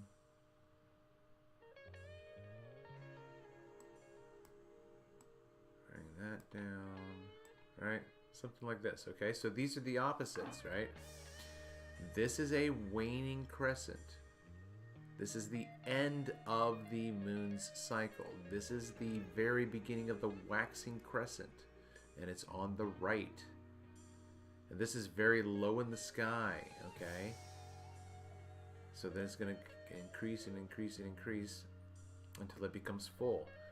This is decreasing, okay? So the orientation tells you what period of the month you're in. If you see this orientation, you know that the month just began in nature. If you see this orientation, you know that the month is coming to a close. There's going to be a period of time where there's no moonlight anywhere in the world. So check this out, man. This ought to blow your brain. All right, because it's blowing my brain right now as I'm thinking about it, right? So look at here. I think this is pretty cool. Let me open this up, right? You see here how you can see the moon like that? If I could show you what this would look like what I want to do right now is cut this part out, and this is too much work for me. I just like glaze over like Andy from Parks and Rec, you know? Andy, over here. He's like, that scene is hilarious, man. He is a phenomenal actor. I absolutely love Chris Pratt. Okay, but what I would do with this image right now is I would cut out the shadow and stretch it, even though it's going to distort the surface. That's not the point. My point is that if I can see this much of the moon right now, when there's no, like, what if there were no light on it? Like, would I see this ghostly image? You know what I mean? But we can't ever get to that point because that point is in the twilight zone. When the sun's too close, that's where you can't see it. Like I didn't see it, like I was looking last night. I didn't see the moon. I didn't see the moon. It's because the sun hadn't gotten far enough away and dragged its light with it, because then the slipstream of the ether is following its king, carrying his train, you know, and then his bride is coming behind. The bridegroom and the bride. The bridegroom is going forth. The bridegroom is going forth, calling everybody, come to the wedding, come to the wedding. And then they unite, and they just united, a couple of nights ago. They just had their consummation. But think about this. I want to know why there's no eclipse this month, because again, we don't see, I don't have a chart, I don't have a graph in my eyesight. When I look at the sky, I don't have this RoboCop Terminator grid matrix in my brain, ticking away and like when I look up in the sky, it's just one thing that I'm seeing, I just see stars and I just see the moon. I don't know the depth and I can't change those kinds of things, but then those things are part of the reality, but I don't have enough information about those things. So then I can only say, so much. But, the moon has a period of time between this period and the waxing period where you cannot see her anywhere, because she's she's consummating her marriage with her groom. Solaris and Luna are united, and you can't see it. The glory is an explosion of atomic proportions, or radiant proportions. But I'm just thinking about the fact that you can see the shape of the moon here. You can see the shadow. So that I'm thinking, like, what if the whole thing was just that shadow? Would I see that still in the sky? Or is that like this residual light? Like, you know, it's like a... You know how when you look at a bright light and then you close your eyes and then you can see this imprint of just this like X-ray type filter of a splash of light that you were just looking at that object. I used to love doing that as a kid. You would look at I could look out into the neighborhood and see a tree and see a brook. You know, I could see that stuff, and then I would close my eyes tight, and then I would see the filter plate of that image in X-ray. I don't know if you guys have ever done that, but that's pretty cool. But my point is that the moon's right there. The moon is right there. And the next day, the sun is going to be too close to the moon. You won't be able to see any more of this light, this incandescent fluorescence. And so as the moon draws close to her husband, she diminishes in humility. She bows her head in submission because I don't see the moon ruling the day.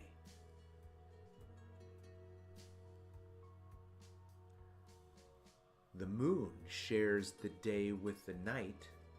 The moon shares the night with the day, but the sun doesn't share the sun with anyone.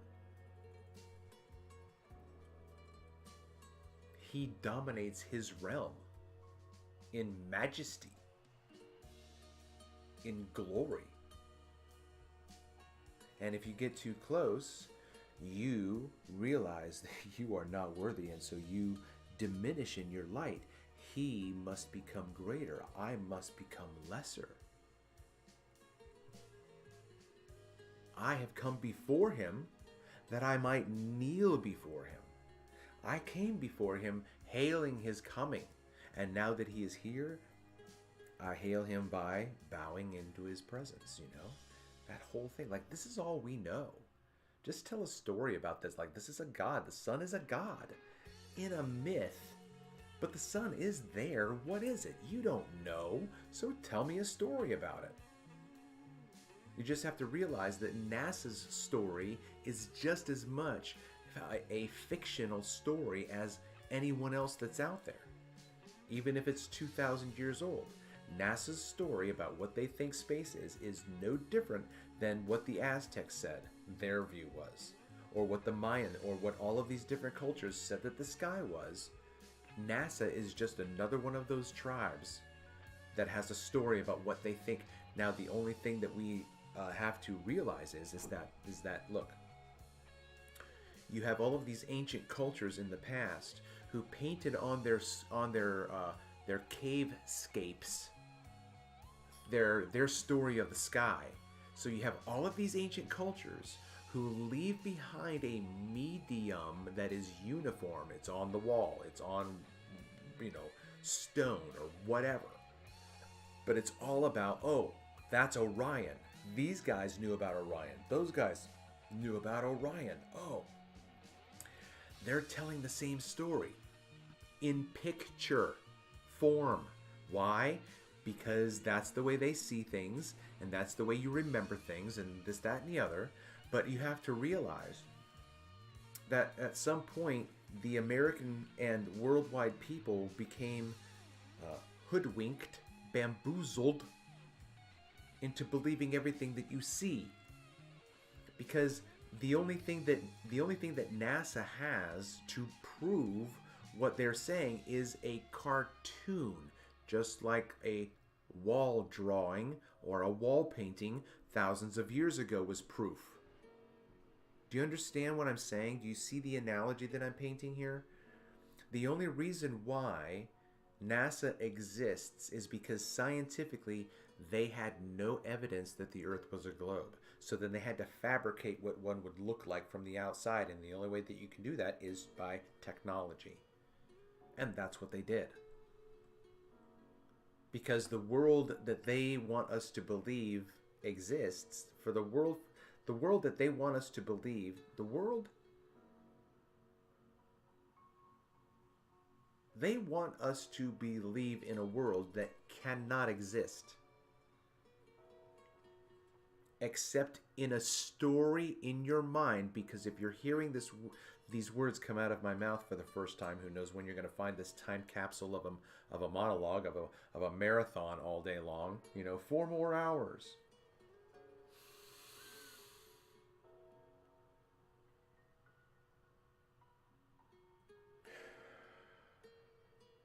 They had no scientific proof for the shape of the earth.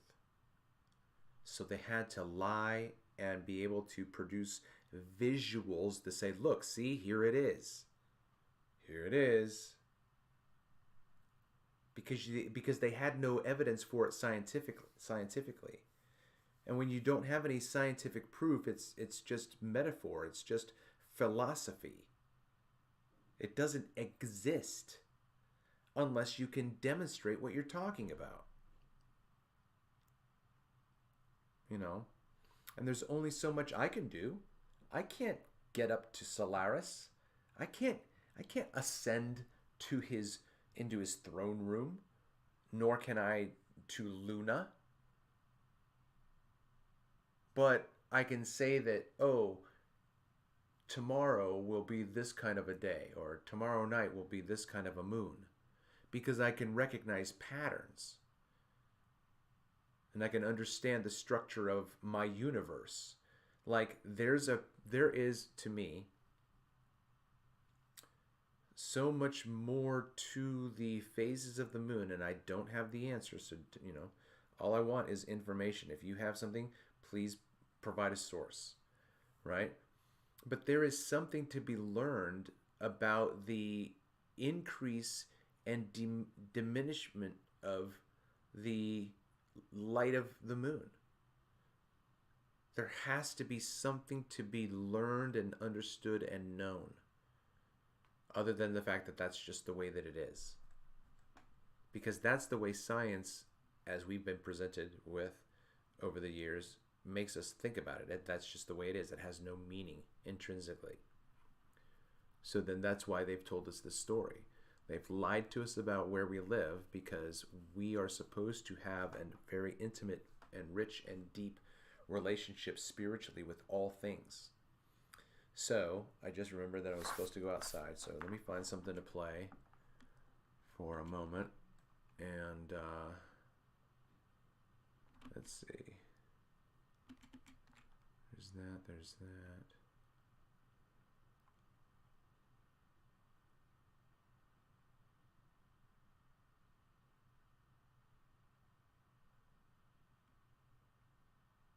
These aren't very long. 37 seconds, 35 seconds. Why are these so short? 16 minutes. Okay, there we go. That'll be good. Oh, this is just going to be a short... this is going to be simply tracking the moon while it's in transit. Let me see if I can change this up and make it interesting.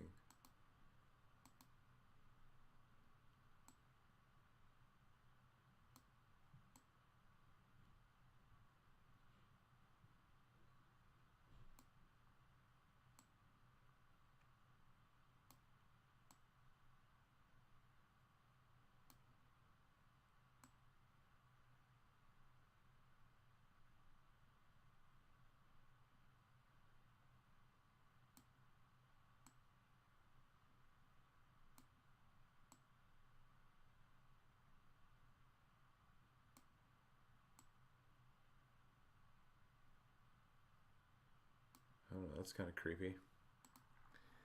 Alright, so this is playing right now, I think, pretty much. Yeah, I can see the trees moving. Alright, so listen, enjoy the sultry sounds of Conspiracy Music Guru. Hopefully he's still playing. And I'll be back in a few minutes.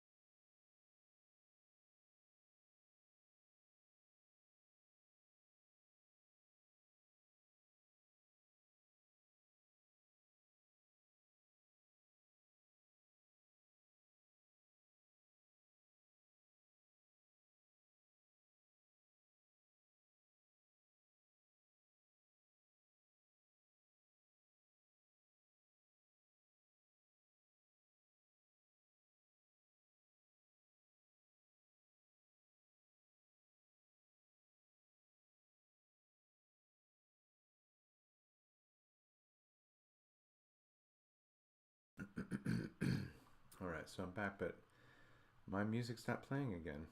So I don't know why. I install it, and then it works, and then I try to reinstall it, or then I reinstall it, and then it doesn't work. Conspiracy music, music.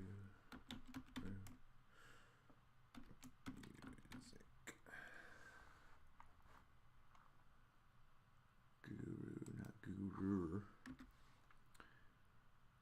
There, okay, right, and then there, and then solfeggio, okay, right, and then there it is blasting away. So down to 10-ish, okay. So now it's working, right? So now when I'm going to turn on the phone and jump on my stream, there's how it's over. It's too loud. And I'm going to drop it down.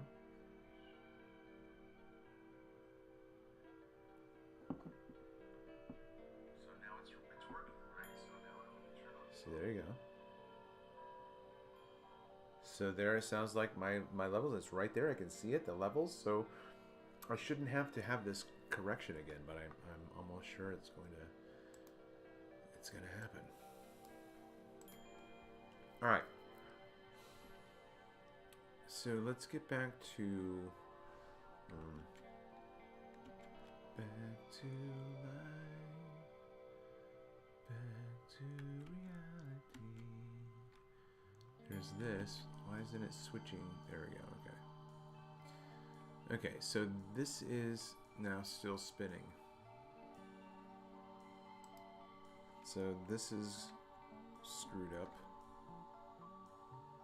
I'll have to try to restart that. But I am eating a banana bread cookie. I created banana bread cookies, if you didn't know. Most people make banana bread. I make banana bread cookies.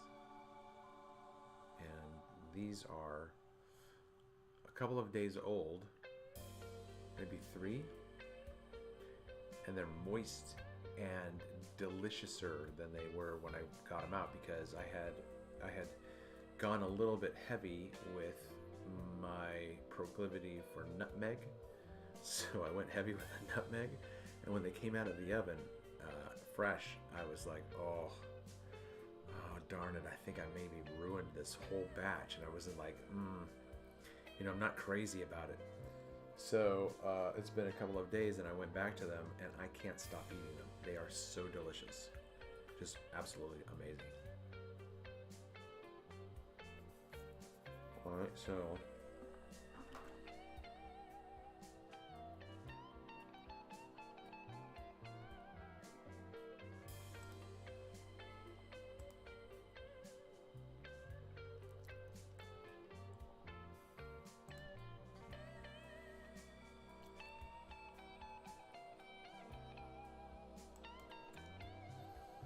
I have to open another Windows file because the other one crashed.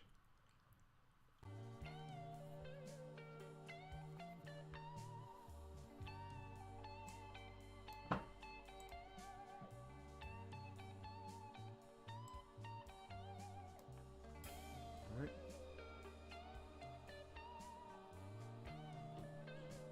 Here.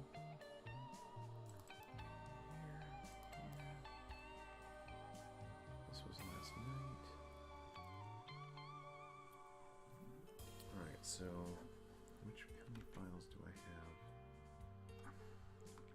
I need to open another window.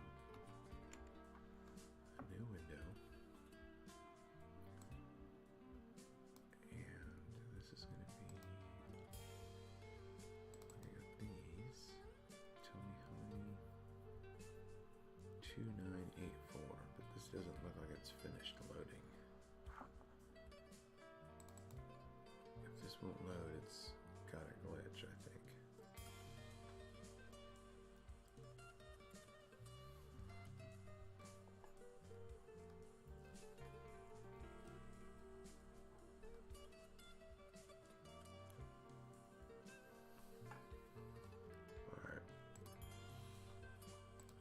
delete this. This was 2984.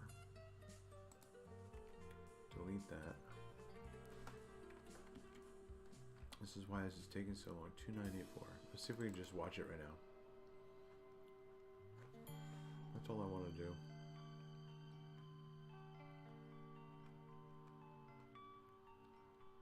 All I want to do is have some fun. Alright, so let me see if I can shrink this down because I don't know if this is running or if it's buffering because it's such a low, slow burn. Alright, so this is 17 minutes of sky capture of just Luna's descent. You can see right here it's buffering. So that's why I was saying that I didn't think this was going to be able to be done because it's, for some reason, it can't play the video as well when it's on the disc still as if I had transferred it from the disc to the hard drive. And once it's on the hard drive, then it has a better chance of playing it without a limitation to the stream.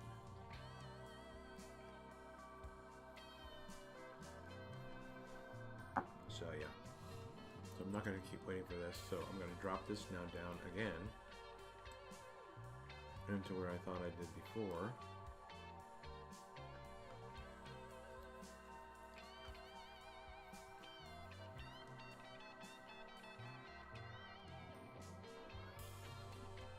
Oh, there it is.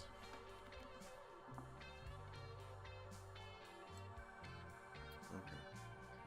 So here we have the file is downloading, so the only thing that we can do in the meantime is kind of go through the stills.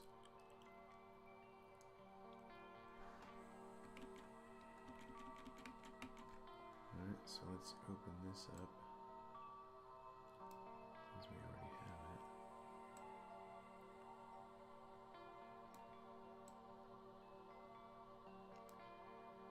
it. I just think that's beautiful. That is just amazing. So look right here, you can, to me, you can see this faint, farthest little beginning of light. You know what I mean? But if you backed out with your naked eye, this would be the amount of light that you could see. But you can see right there, that just is like stretch for like reach, you know? It's amazing. And then there's stars. So here's a star right here in the bottom right. Let's see what I'm going to do with this. I think I might just put this up here for the meantime. But right here, you see, there's a star right here.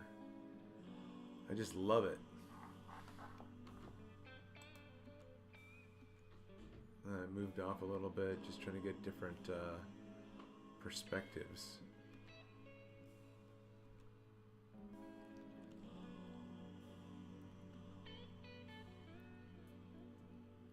I was just like, what can I see if I can zoom in and just like, what's going to be there? But I'd have to jump in there with a different filter. Look at that. Whew. That is amazing. I love that.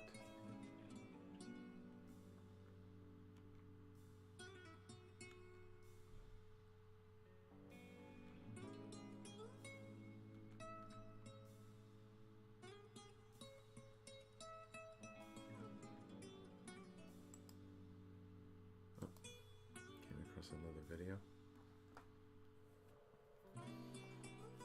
maybe.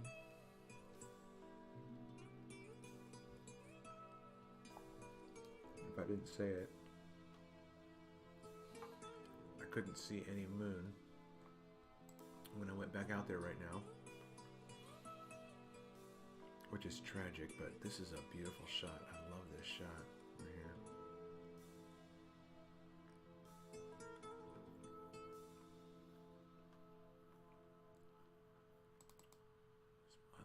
Shot.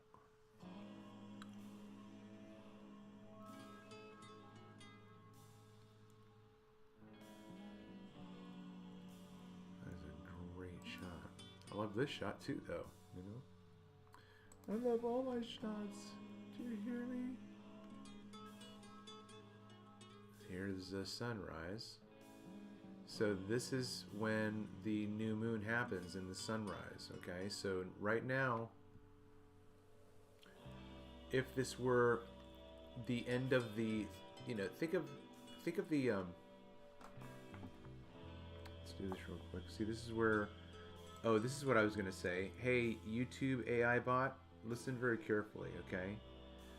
What would make my podcasting a whole lot easier, because I'm podcasting right now for like the 6th or the 7th hour, instead of making me go back and do the editing, because I can have an automated AI on my Chrome offer to summarize my entire stream, and it will find sections. You should offer the possibility of being able to use the YouTube editor in the studio after the AI has analyzed the entire conversation and says, this is this section, this is this section, this is this section, to then automatically cut each of those sections and label them the same thing, dot A for the first one, dot B for the second one, and on and on and on and on and on. That should just be the program, so that you can then upload all of these small little tiny episodes. Do you understand the concepts that are coming out of my brain right now?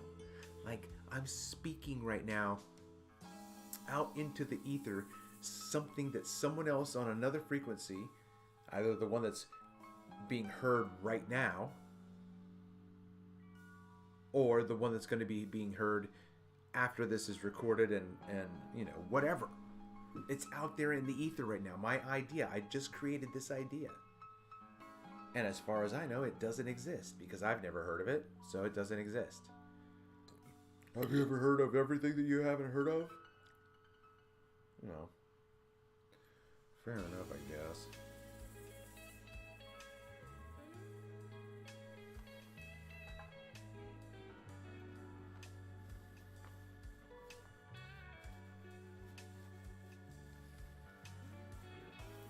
Alright, so a needle pulling thread.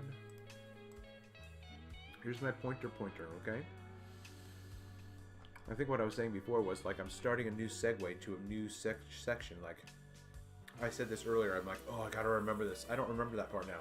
I have no idea where it's gonna be. I'd have to go find it, listen to all of this all over again, and I don't have time for that. But that's what this content is like. Take this philosophy in chunks, like, oh, look, he was talking about this, and now he, you know? Alright, so here we go.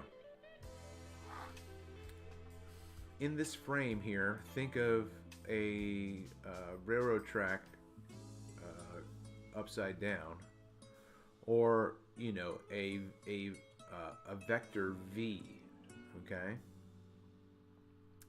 So from here, from top right to center frame is the waning of the moon period.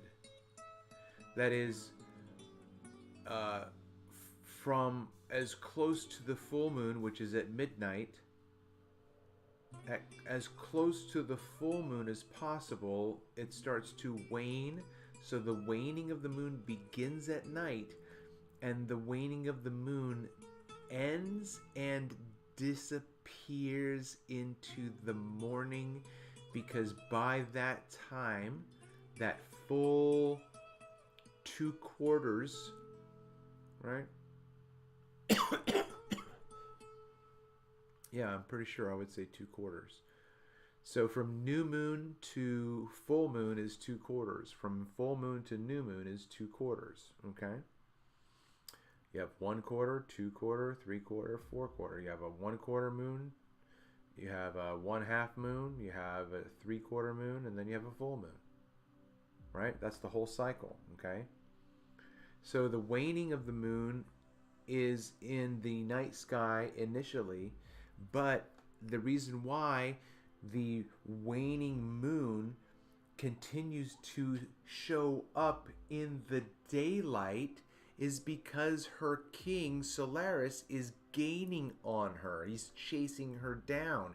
He's going to get what he wants, by golly. All right? Make this into any metaphor you want. Tell a story about this race, this great race in the sky that happens every single moon. The measure of the moon in time is vital. I don't have all of the answers, but I'm convinced more and more as I think about this, it just makes sense, and I'm open to understanding, as everyone who has said, all I did was ask the universe to reveal itself to me, and here I am. Right? So I'm observing the sky now when I can, and I can't right now because it's sprayed over, and so it's, but still, I don't think that at this point, even if the sky were as blue as it was yesterday, I still think at that position in the sky, the glory of the sun is too bright.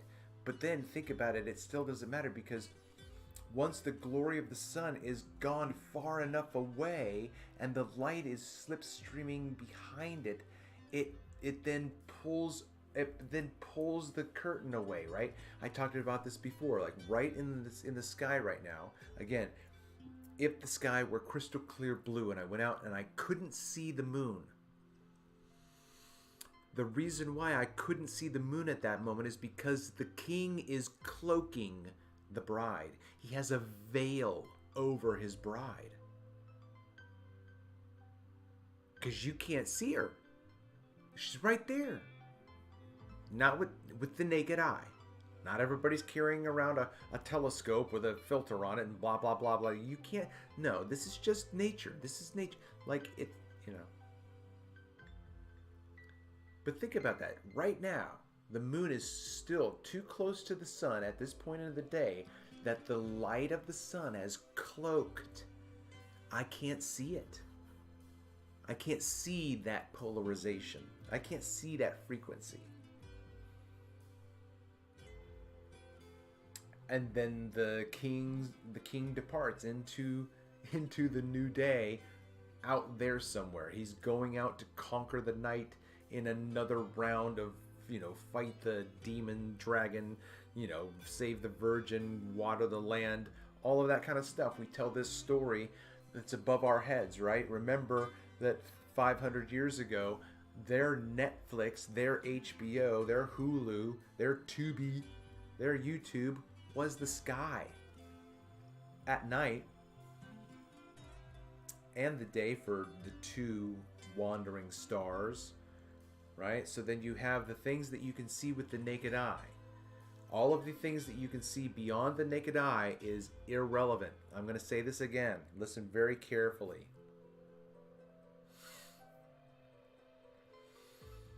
If you can't see it with the naked eye, in my opinion, that means that it's outside of your control to manipulate. It might be information that is true, but you don't need to know it. You know? It's like you don't need to know how a carburetor works in order to drive a car. Like, I couldn't tell you what a carburetor does. Couldn't tell you how to fix one. You know?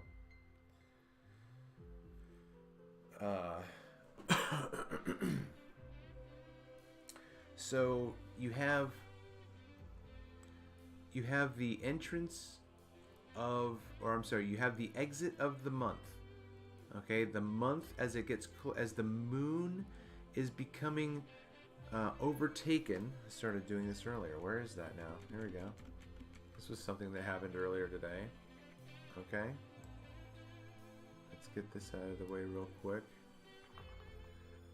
Alright, so here's my sun. Alright. So right now in the sun, here's right here, this person right here, you see this red person inside? This is like daylight. This is all daylight. This is the earth. This is the person standing on the earth, and here's the sun and the moon. Like, right now in the sky behind me, right? You know, my orientation right now as I'm talking right now, the sun and the moon, oops, the sun and the moon are behind me, okay? And so right now, if I went out and saw the sky, I wouldn't be able to see I wouldn't be able to see the moon because the light of the sun is too bright. So watch this. Watch this. So now as the sun is going away tonight, it's going faster than the circuit poop and a stick on a crack and a smurf and a whoozy chukloozy but alright? Come on, man. I'm waxing on science right now, okay? You see how this is out? This is not to scale, but what I'm saying is you cannot see the moon right now because it is in the glory of the sun. And this is right now. But in a couple of hours, the sun is going to have gone far enough away that, oh, there's the...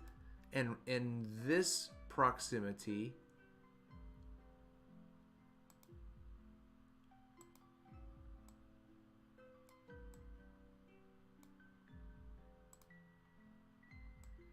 right? In this proximity, the sun is far enough away that you could then start to see this lighted portion. Oh, wait a minute. Is that the way it's going to be? Because the waxing is the opposite.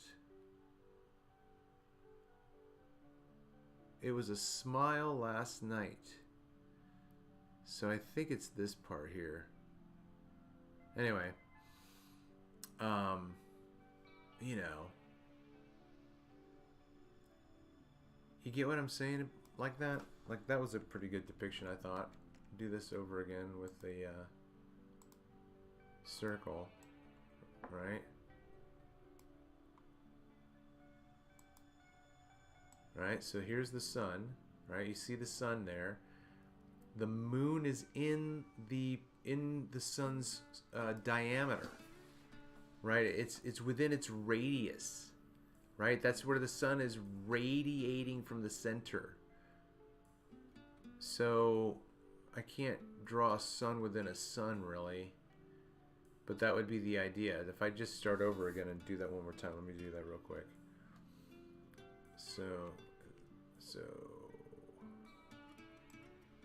we'll do this part. The sun's a little bit bigger than the moon, and then we'll open this up to represent the radiance of the sun.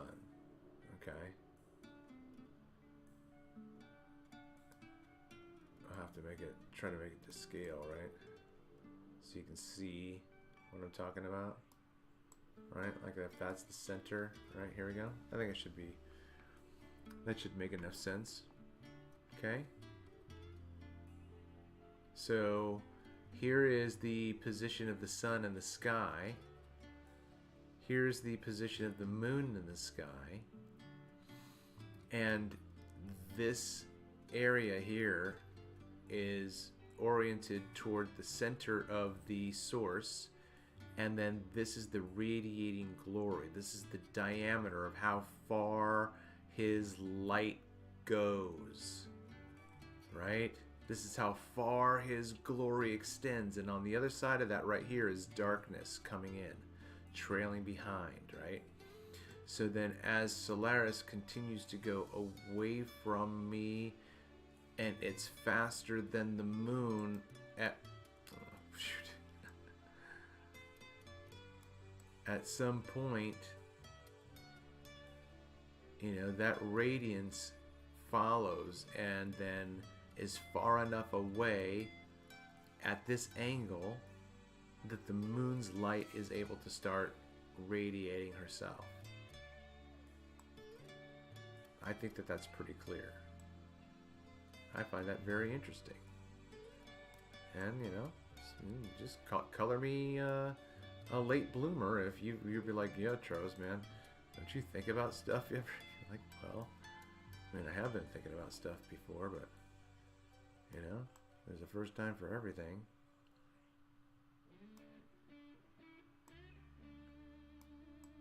So I don't have the chat pulled up, so I don't know if anybody's talking to me right now. Yeah, you know what? Look, if you like how I think, yeah, I'm not that well versed with that, but if you like how I think, Rob, then cut shit out and put up these small little shorts, you know? Like right now, just kind of go back, whatever. Like, oh, that, just get on your phone. You can record your screen that you're watching, and then just throw it up there. You know, that's like these little tiny pithy things. If I say something that's interesting because no one else is saying it, you know, I'm all about waking somebody up. Oh, that's what I was talking about before, and I don't know that I finished it, so I'm going to try to do it right now. Morpheus waking up Neo, okay?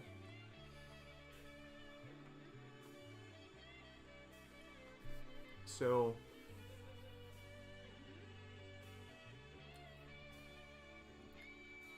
when Neo is introduced to the audience, he's asleep at his computer.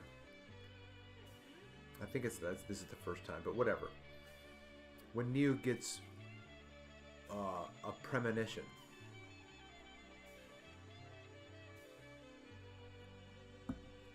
Neo gets a premonition. Like this is where like I would want this part sectioned off, because this is going to be an interesting expression. Right? Neo's asleep. He gets this impression that somebody's communicating to him, so he sits up and he looks at his computer screen, and his computer screen addresses him. I can't remember, like "Good evening, Neo," or "Hello, Neo," or whatever. And he's like, what the? He's like looking around, right? But before that, he had already become aware of the need to be aware.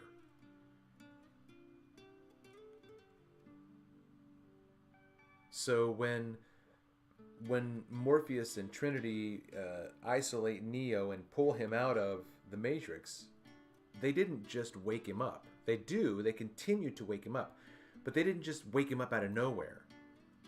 He had already had this premonition, this sense that there was something wrong with the world, and he doesn't quite know what it is.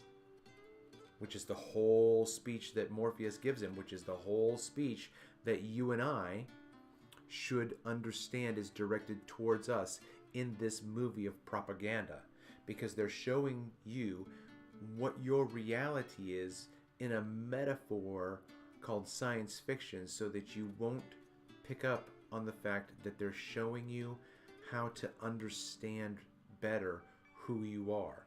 And that is, you are, no matter who you are, no matter where you are right now, you are a slave.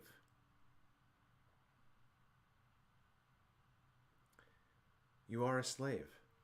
If you have to pay for permission to do anything, if you have to pay the state for permission to do anything, you are a slave.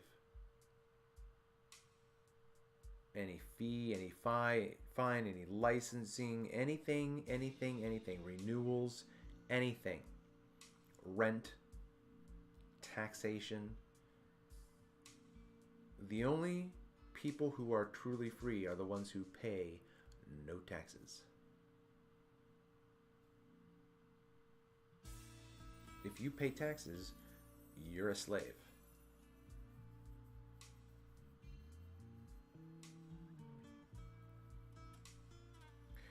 So I was already starting to wake up, and then I woke up more.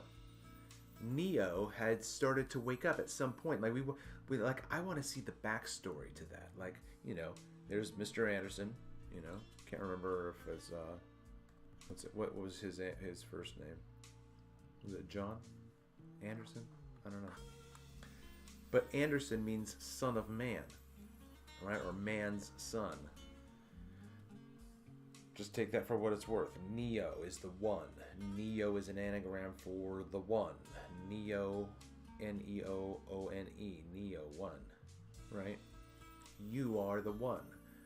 You are Neo. This is your story. Who's your Morpheus? Who was somebody who maybe got a little bit more direct with you about something that they cared about, and they cared about you enough to share that with you?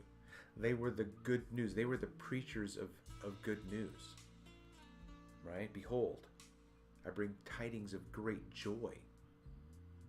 Did you know this about the world in which you live? You know?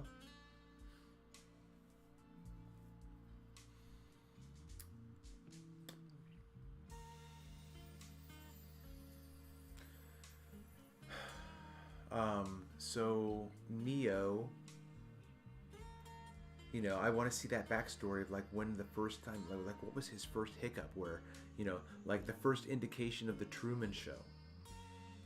What was the first thing that happened in Truman's life that was the Easter egg, right? That was the first thing where he was like, hey, what was that? There was a glitch in the Matrix, and he didn't know that, didn't understand that, didn't have to speak that way yet, but that was it. Like, I remember that. There was something wrong. I remember. Felt something weird, you know? And then he starts to notice different things. And then he starts to, like, you have to, like, think back to the Matrix, right? The very first Matrix. You know, Morpheus and those guys they didn't wake Neo up. They detached him. They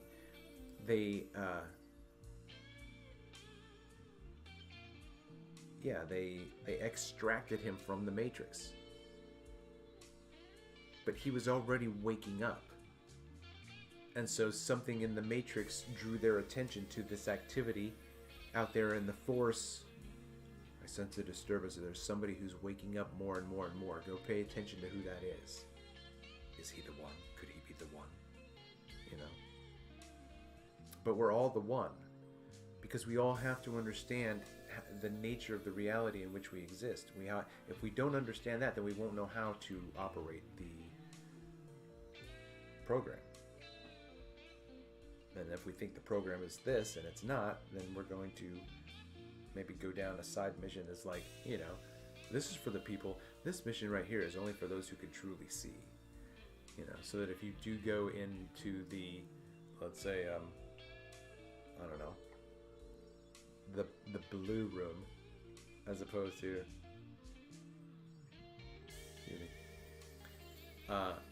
you go into the blue room as opposed to the red room, right? You get the blue and the red. You have the feminine and the masculine. Like, all of this stuff is in our face all the time. Feminine, masculine, feminine, masculine. But the thing is that blue is feminine. Pink is masculine. Pink is red. Red is masculine in the color spectrum in that scientific arena. Red is masculine. Blue is feminine. And yet when babies are born, it's reversed. Girls are pink, boys are blue. Girls are masculine, boys are feminine. That is some sort of weird psychological, you know, universal conscious, like, how do they affect your brain? Like, how does that matter? If you don't understand the symbolic, you know, like if I do this to you and you have no idea what that symbol means, you could be like, hey, or whatever. Like, I don't know how to do what you just did, but okay, is this what we do?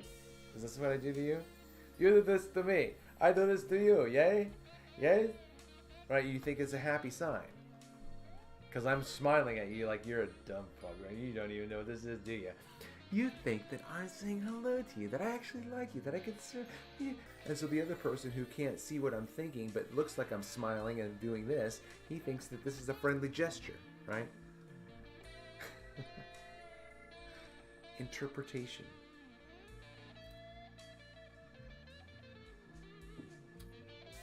I have no idea what I was saying. But I do know this, that this is amazing. So the more and more and more that Solaris moves away from Luna, this becomes okay, do this, and then this becomes the reality, right? That's the twilight zone right there. This is the twilight zone, right?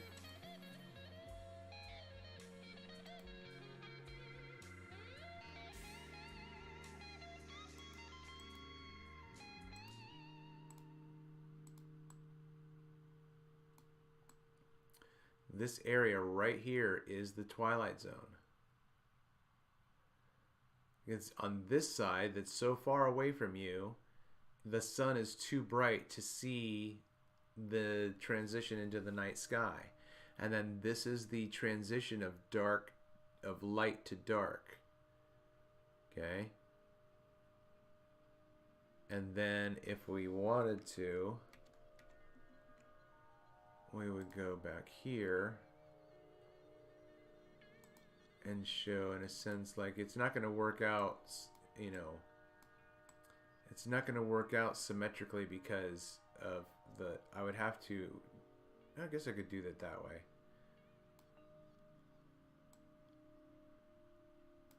I was just trying to make this part of it more narrow, right? Because this is the sun going farther and farther away. See how that goes?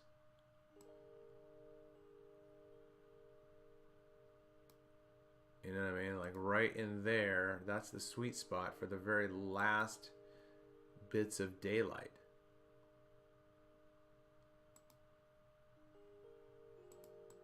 I hope that's clear. Right? So this is the time when you're going to start to see the moon. Here's the moon. Right? And then this is the nighttime. This is how much the light has to change and get darker. This is how much of the sun's light has to be left to be able to see the moon right then. You know?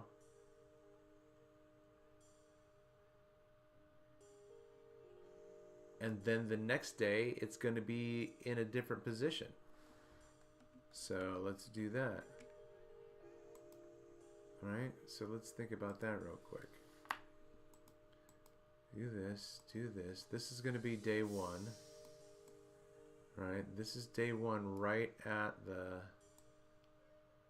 cusp of, it's like right there, because that's the idea of the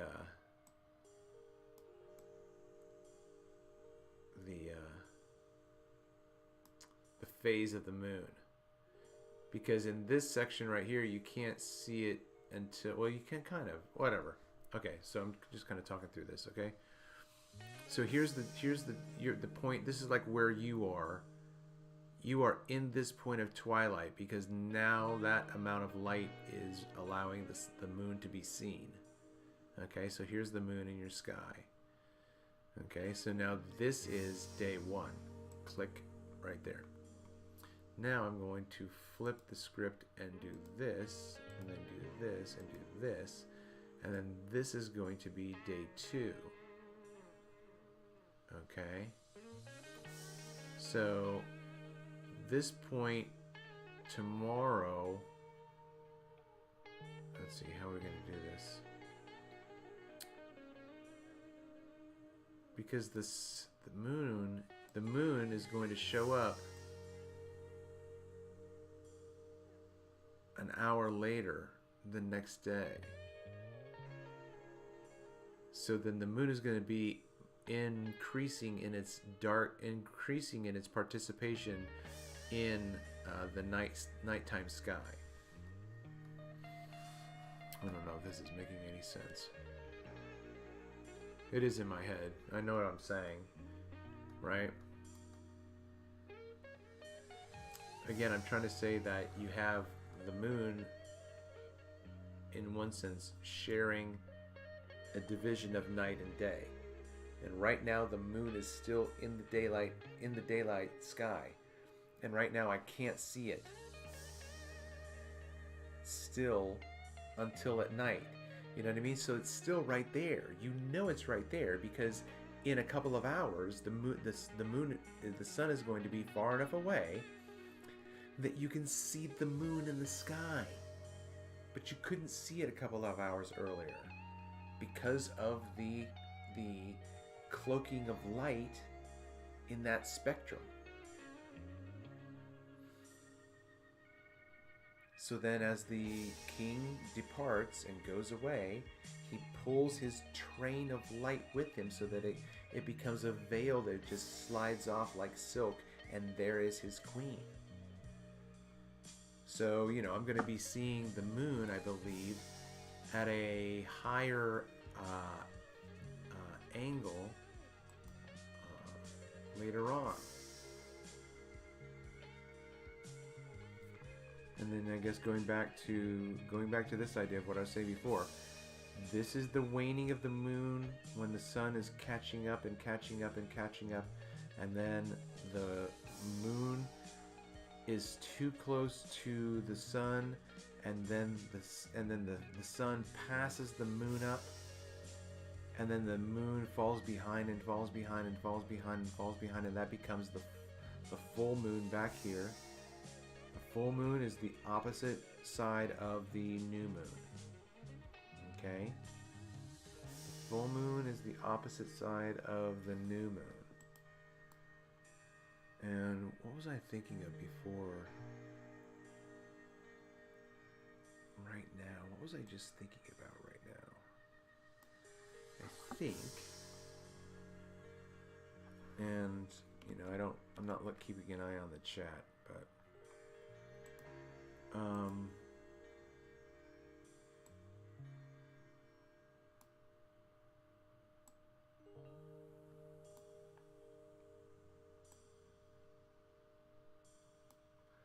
so let's see, what time is it right now? It is 3:45-ish, right? And the sun set at 7 yesterday. And sometime in that twilight zone, I saw the moon at 7. So I'm saying I'm not going to see the moon tonight until closer to 7:50.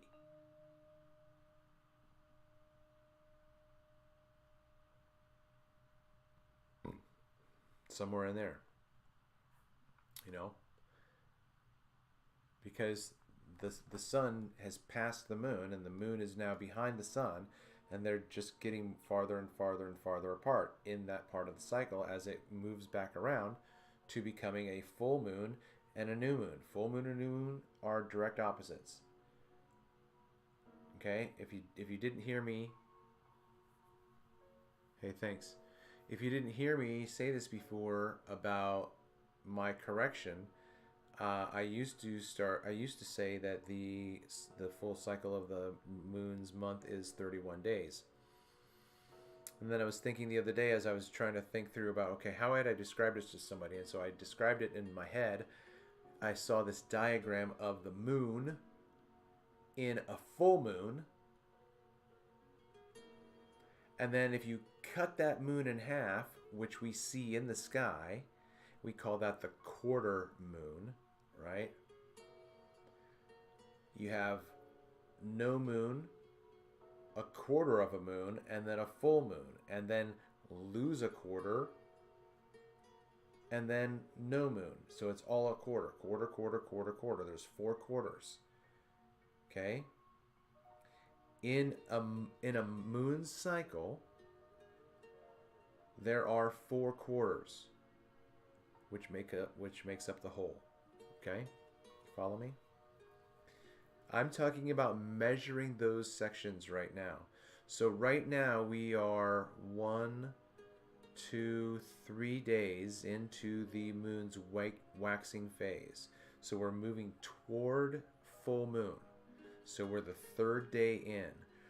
So however many days until, I can't tell you that it's going to be on day 14 because I'm not there yet. Right? So as best I can with my naked eye, you know, why don't you just trust NASA about what day it is when it's full? Because I want to verify this first, what I can see with my naked eye, take a picture of that, click, and then, NASA's information can come in. But when they lived back in the primitive times, they didn't have this 1.5% concept of exposure. because they couldn't see to that, you know, the only thing that they could end up seeing was the very last sliver. And I don't know that they had a value for that, because that's like a nanosecond. That's like so small. So if you think about, you've got the only first reference to a measurement is a quarter. That makes sense, you know, because the parts between 0 and the quarter, the parts between are so incrementally small. That's too much. Like that would be like, how, think about it. I don't know.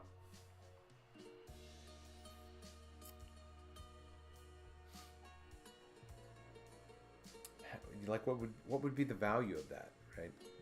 If you have a division on a clock face from 6 to 12, and that 6 to 12 is the waxing phase, and then 6 to 9 is the quarter moon. You know, what's the value of how long it takes you to get to that quarter moon? Is it 7 days? Is it 6 days? Is it 8 days? You know, do you do a 7.5? I don't think so. You know, I don't think that's why the in-between part was too, I don't know, it'd be too acute for that kind of need to be that precise. All we need to see is, you know, the build up. Here's something definite that you can mark out. That's a quarter moon, half moon, full moon, you know, whatever. But what I was trying to communicate before was, if I take this photograph, let's see if I can find it. Is this it? Maybe I'll do it with this one. I'm just doing this off the top of my head, so I'm going to see how this goes.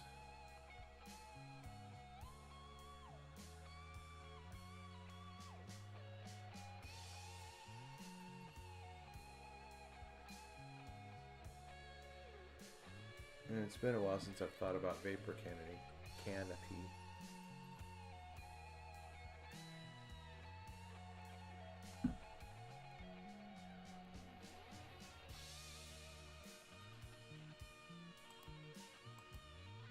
I don't know why this Windows is giving me problems. But it is.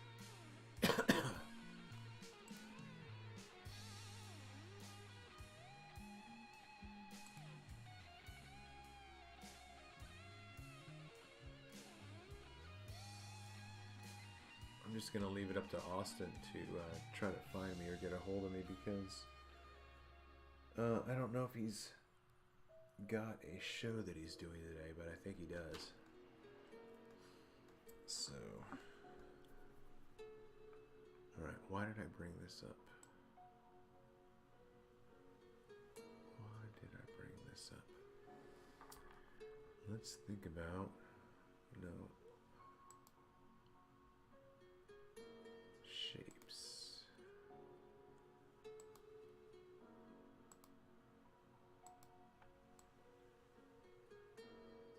Alright, so here is the moon's cycle. You think that is what I'm trying to explain? Would you be so kind, as if I'm so lazy and I don't want to do it right now, but would you be so kind? Can you post a link to that? That would be awesome, and then I'll look, I promise, because I'm sitting here right now, so as soon as you post the link, I'll see it and I'll click on it, but I don't want to do that right now. I want to focus on what I'm doing right now, so thank you. Alright, so I'm going to leave that, Control D, right? So this outer circle represents the lunar cycle, okay? And you have a full moon at the 12 o'clock position.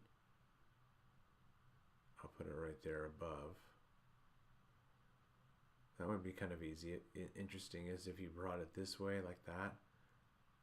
Oh, that's interesting, right? Ah, I like that. I like this. this is a good idea. Okay, you guys are gonna dig this as long as it's conceptual.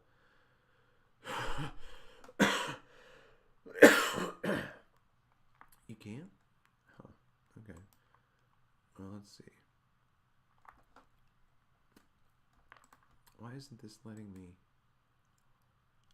go to channel? Okay, there's your channel. Okay.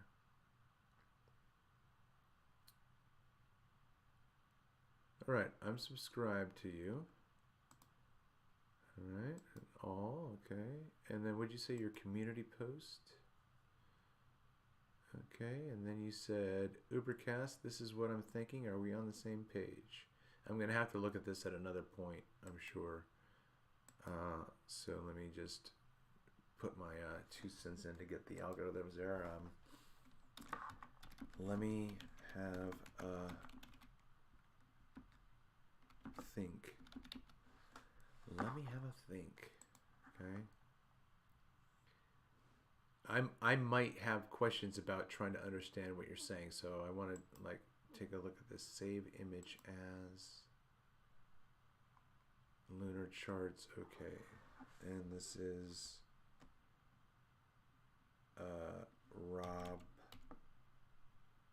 Rob's lunar phases, something like that. All right, so that's that there. Okay, so here's, I think this is so cool if this works in my favor. Gonna drop that there.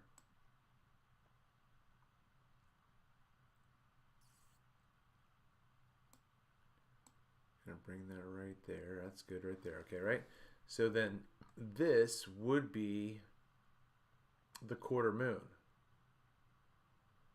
Okay.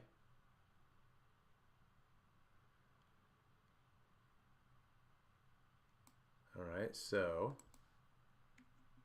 a needle pulling thread. Now, here it comes again. Right there, that's pretty good. Except now this is on the inside because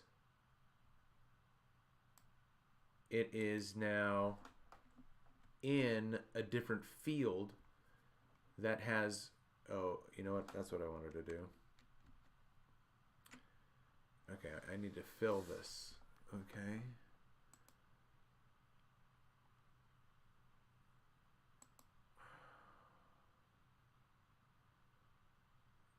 Is this what I want?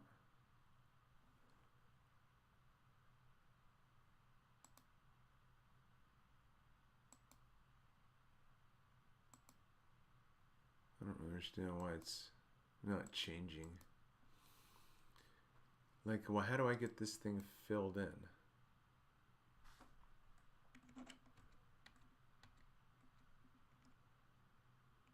Right? It's a circle. Okay.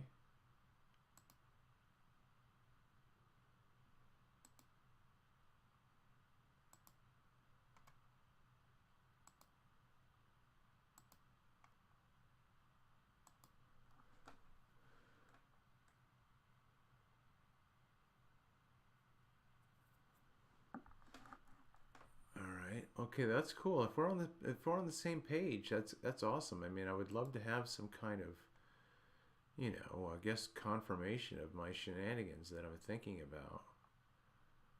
But I'd also like to think that it makes sense. So I don't understand how come I can't fill this in.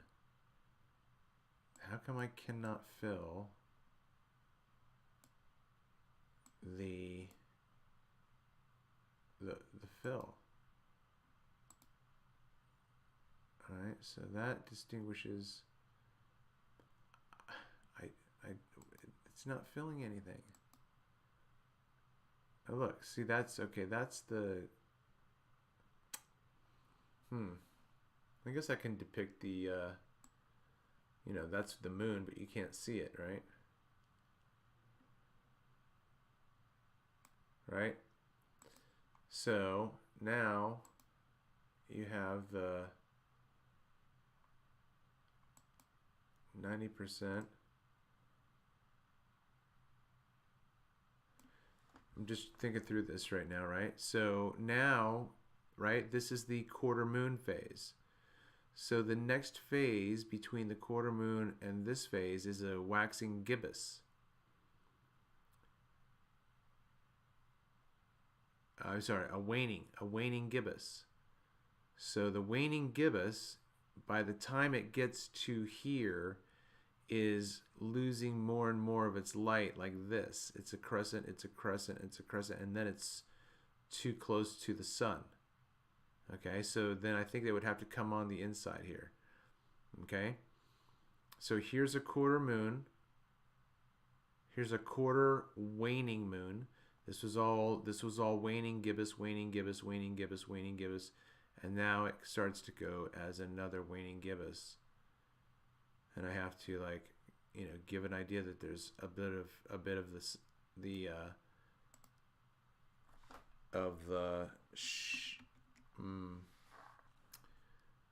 the terminator line. There's a bit less.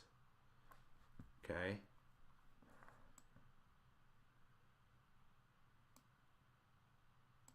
So now here's this, but it needs to be a little bit bigger to match this, I think, as best I can. Okay, so now this one is going to be less here. See, so it's coming into this arena, and then on this one it's going to go out, so that by the time it's all the way out here, and then it's going to come back in, and they're going to go out. Okay? Does that make sense? It does to me.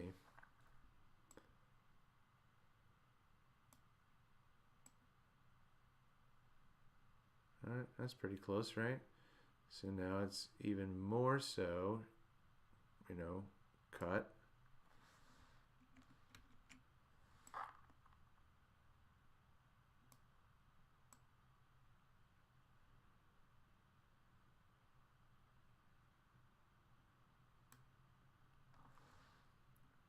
And this might be a good idea, but I'm out of scale right now, so I'm going to run out of space. But this is a pretty decent rendering as to what I think is happening. And I am really thrilled that I'm down this venture with my brain right now, because I'm enjoying this concept. Alright, so then that's that. Yeah, that's good enough. And then that one goes like right there. See how that works? And then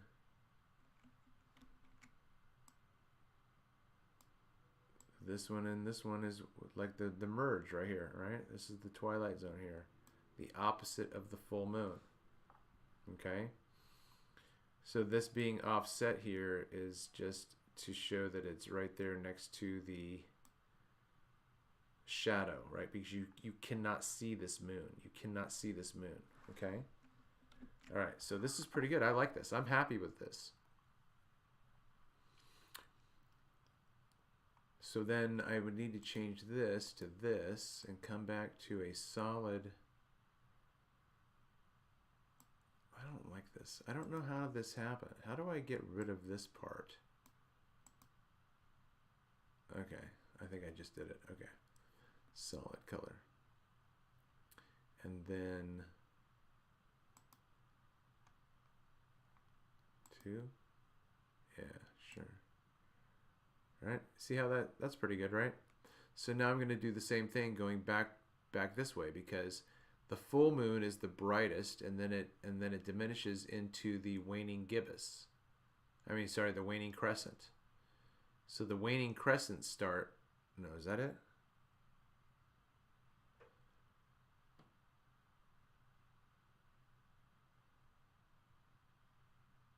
How's it right here? Okay, let's go back this way.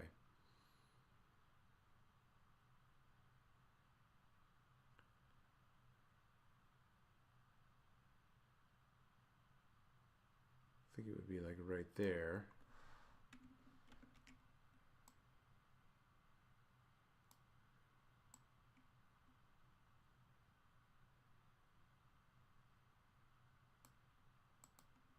right there.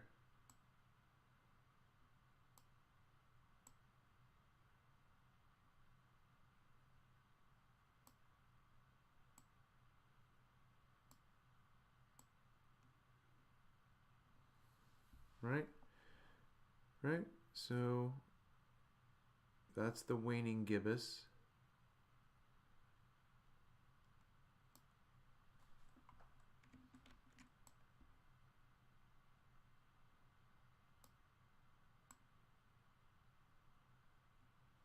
Alright, you know? Like you can make it that way, but then you can't. You know what I'm saying? Like I could show you like that shows the crescent, but there's no shade. Oh, you know what? If I shaded it, I wonder. Okay, this might be another way of doing it. But see, I don't know how to fill in the circle.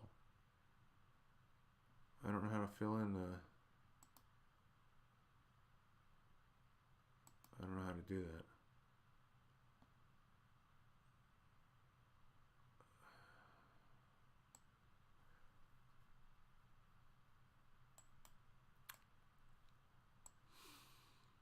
So then it's going to be even smaller, and that looks like it's smaller to me.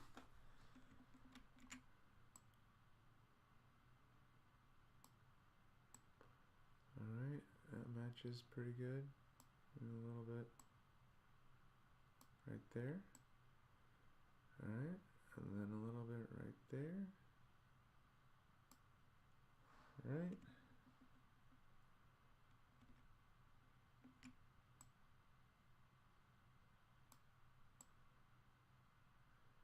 And then right there. You know, like it's so close to being full still, you can't tell, you know? So then you have this, now here's the other idea that I was thinking about. Okay. You have this reciprocity where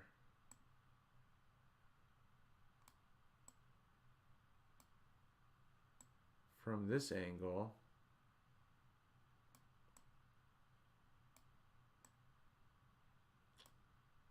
let's do this.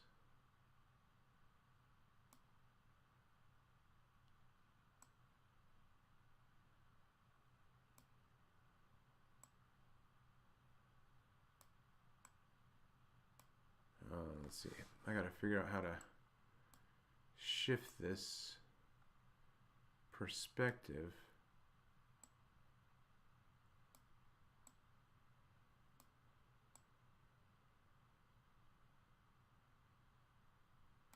I wish I could just drag it like that, I guess, because this is the idea.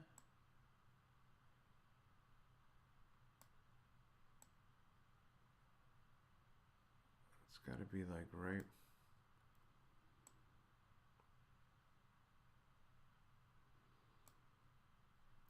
there, right? So this aspect of this phase of the full moon corresponds to this amount of light here. Okay? So what if we do that? And then can I copy it? And then make another one? Nope. Can't.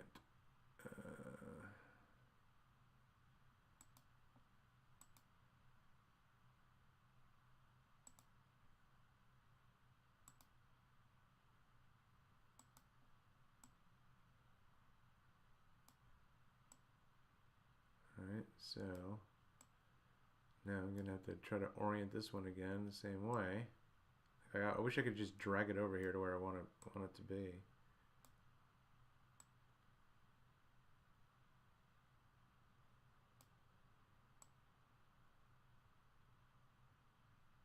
So this is going to come out like right here.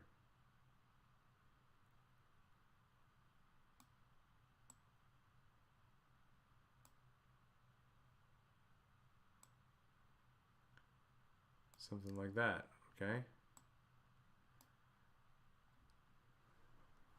Okay? So the amount of light that is exposed here, so at this point, you know, there comes a point, if you're looking at the waxing gibbous that is getting more and more, and it's increasing in light because the sun and the moon are becoming completely antipodal, entirely opposite, right?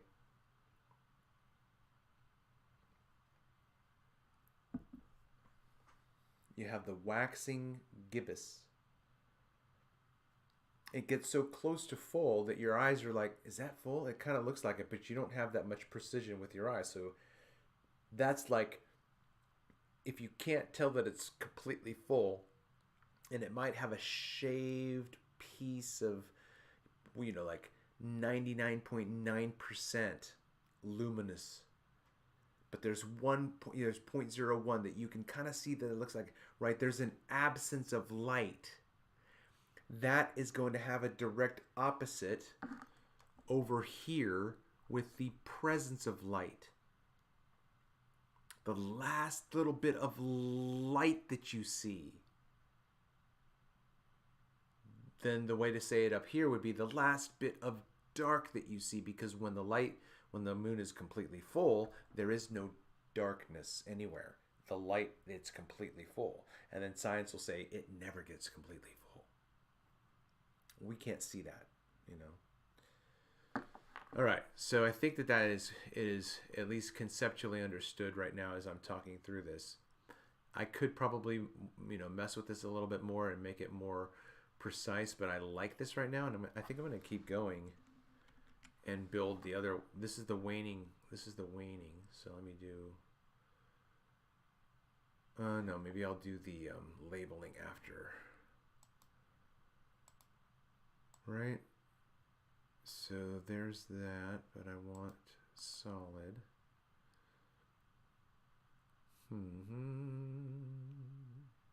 Right.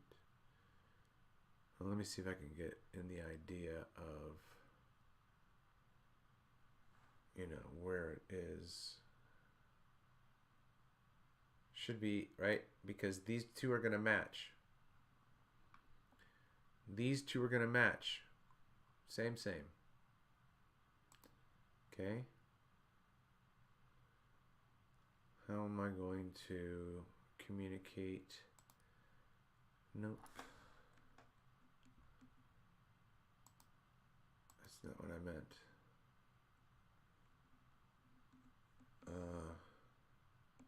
So undo that. So these are both quarter moons. Okay, this is a quarter moon. And as shout out to Iron Horse Ross Thatcher, who informed me on Facebook. Oh man, I need to go for a walk. He informed me on Facebook that it's called a quarter moon because it actually measures out the quarters of the moon's phases. It's not that it's a quarter of a sphere, which is what I was poking fun at. So from no moon to quarter moon, that's 1/4 of the way. So when you see the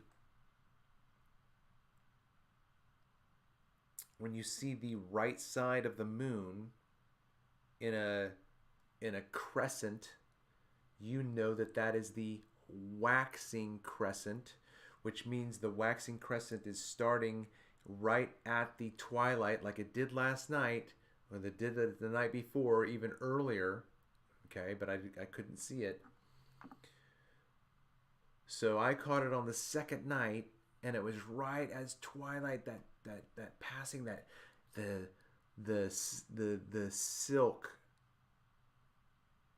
silken light draped off the queen of the evening, and she appeared as if from nowhere. You know, because that's how she just came out of it. There she was. Boop, there she is. Didn't see that coming. Okay? And so then when you then see that very first indication, that first sliver, that is the indication, because the crescent is on the right side. That is the indication that this is going to be the increase of light toward full moon, which is waxing. So you know then when you see the moon transition from daytime to nighttime, when you see the moon begin at nighttime, you know that this is going to be the waxing, because the waxing phase of the moon is predominantly at night. And the waning of the moon's phase is predominantly in the daytime. So that you have the moon, which is the only creature pretty much in the sky that divides her time between the day and the night.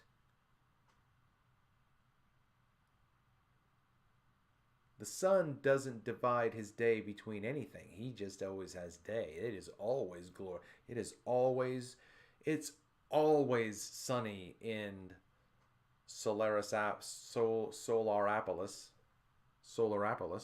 right?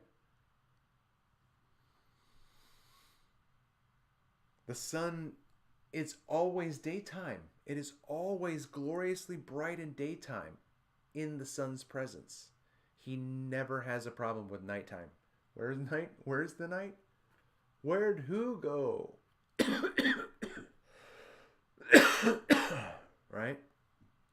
But I want to step outside real quick.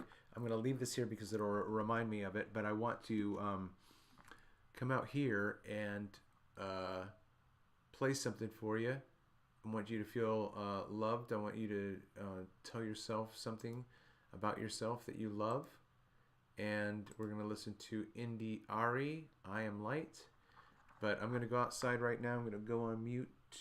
Go on mute.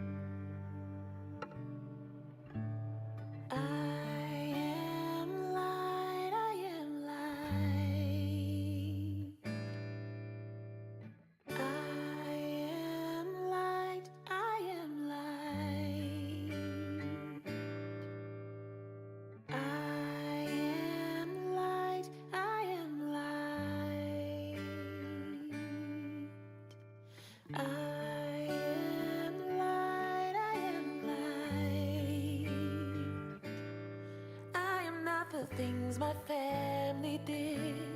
I am not the voices in my head. I am not the pieces of the brokenness inside. I am light. I am light. I am light. I am light. I am light, I am light. I am light, I am light. I'm not the mistakes that I have made, or any of the things that caused me pain. the pieces of the dream I left behind. I am light. I am light. I am light. I am light. I am light, I am light, yeah. I am light, I am light. I am not the color of my eyes. I am not the skin on the outside. I am not my age. I am not my race. My soul inside is all light. All light. All light. Yeah. All light. I am light. I am light. I am light, I am light, yeah. I am divinity defined. I am the God on the inside. I am a star, a piece of it all. I am light.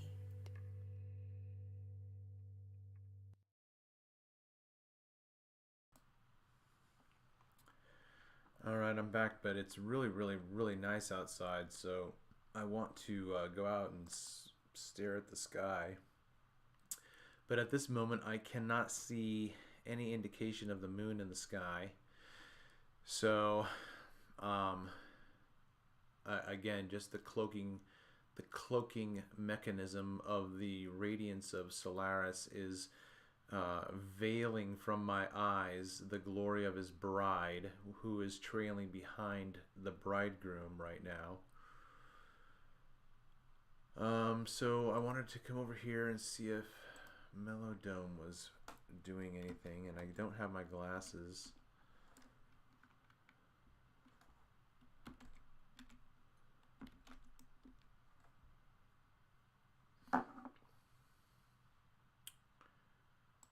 And I don't know if I thought that they might be live at 4:20, but it doesn't look like it. So we can pick up where I left off before, because we were watching this before. Should pick up where we left off.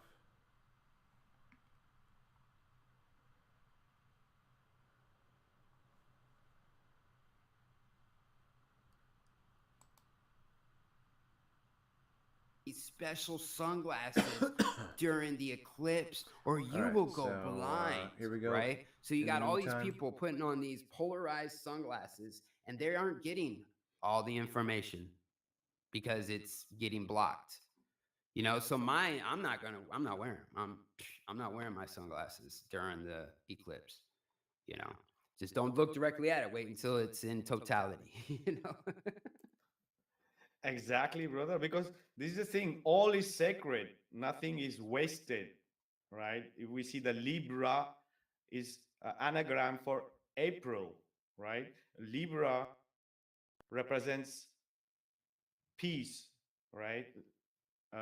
April represents Mars. So if we go from the left hemisphere, right, is the Libra. You got peace, diplomacy, interdependence, others, you, thou, cooperation, compromise.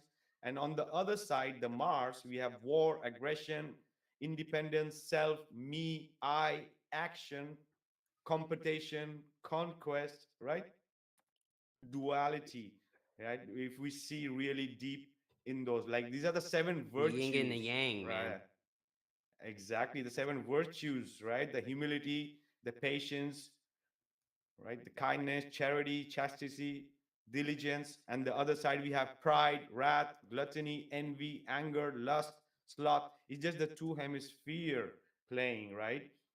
That's why the with Scorpion. the seven other planets promoting all of Exactly. those. Yeah, man. Exactly. That's why the scorpion is represented of the sacrum bone. If we see the spinal cord, it looks like almost a scorpion thing. All right. So it's represented of the sacrum bone, which must be heaved up to the crown, the stinger, right? So by sacrificing or making sacred the serpent within us to feed our rising phoenix, right? So about that serpent is trying to go up, and the eagle is represented as the crown, right? As the pineal gland. The creeping serpent is food for the soaring eagle. This is the most simple reason why the zodiac signs of Scorpio, which corresponds in a physiological as a sacral sexual aura. So the phoenix. Are you It's like a referring higher to evolution. are you referring to the sacred secretion? Like the ascension Exactly. process? It's exactly. Because that is it's very much connected to the luminaries, and there's a lot of truth with that, how this sacred secretion will go down the claustrum, which is claustrum, Klaus, Santa Claus, going down the chimney, right? So you have the sacred secretion going down the claustrum from the pineal gland down to the solar plexus, down, and we have our chakras, which are connected to the luminaries. And, now if you were to give your mojo away, you're giving your loosh away, your energy, or you can keep it unless you want to give it away to someone special, like I've created a family. My ascension process stopped there. I gave my seed to my wife. We created life. Or you keep that and then it ascends back up. And then you start experiencing levels of ascension and conscious awareness and so on and so forth. It's kind of like an etheric fasting, if you will. Or I don't know if I'm even saying the right words, a metaphysical fasting, right? Exactly. That's done normally on the when the moon is supposed to be in your zodiac for 3 days every month, Yeah. right? Exactly. Yes. And this is the thing, brother. Healthy, balanced human with integrity, right? If we see the word liberate, there is the word libra in there, right? If we see the word calibrate, the word libra is in there, right? So it's within. Within is so equal high twin, right? It's so much ingrained in us that we cannot even grasp it. Like the luminaries are so much ingrained, right? As we spoke about the Scorpio, so every body, part of the body also represents uh, one of those luminaries, the colors, the notes, the seven heavens, the seven light of spectrum, right? The minerals, the sun with the gold, the moon with the silver, mercury, tin, copper, lead, right? It's also Yeah. ingrained in us. 100%. And the same minerals are in here in the ground. There's another one that I found very interesting. The whole as above, so below aspect. That on a microcosm is our stomach and our mind, our gut mind connection, right? There's a huge connection. That is the as above, so below. This is the metaphysical in your mind, like this cholesterol ball, right? Is supposedly, where all of these thoughts in your consciousness reign. And then you have the physical down here. There is a connection, right? What you eat will affect your thoughts. Your thoughts will cause you to eat. People get depressed and they eat, or they're eating and then they become mentally unstable, based off all the sugars or whatever they're putting in our body. It's the microcosm of as above, so below, with the realm and us. Exactly, brother. What is below? As above, so below. Below is be Leo. What is Leo? The oil, the sun, Yeah. the anointed one, right? Mm-hmm. And this is the thing, as you say about those minerals and how they connect. So that's why these luminaries have that connection, right? With the Aries I am, right? You connect with potassium phosphate, right? Taurus, I have sodium sulfate, right? So can go Leo, I will, magnesium phosphate, right? So it's all so much interrelated with everything. Our whole existence is this.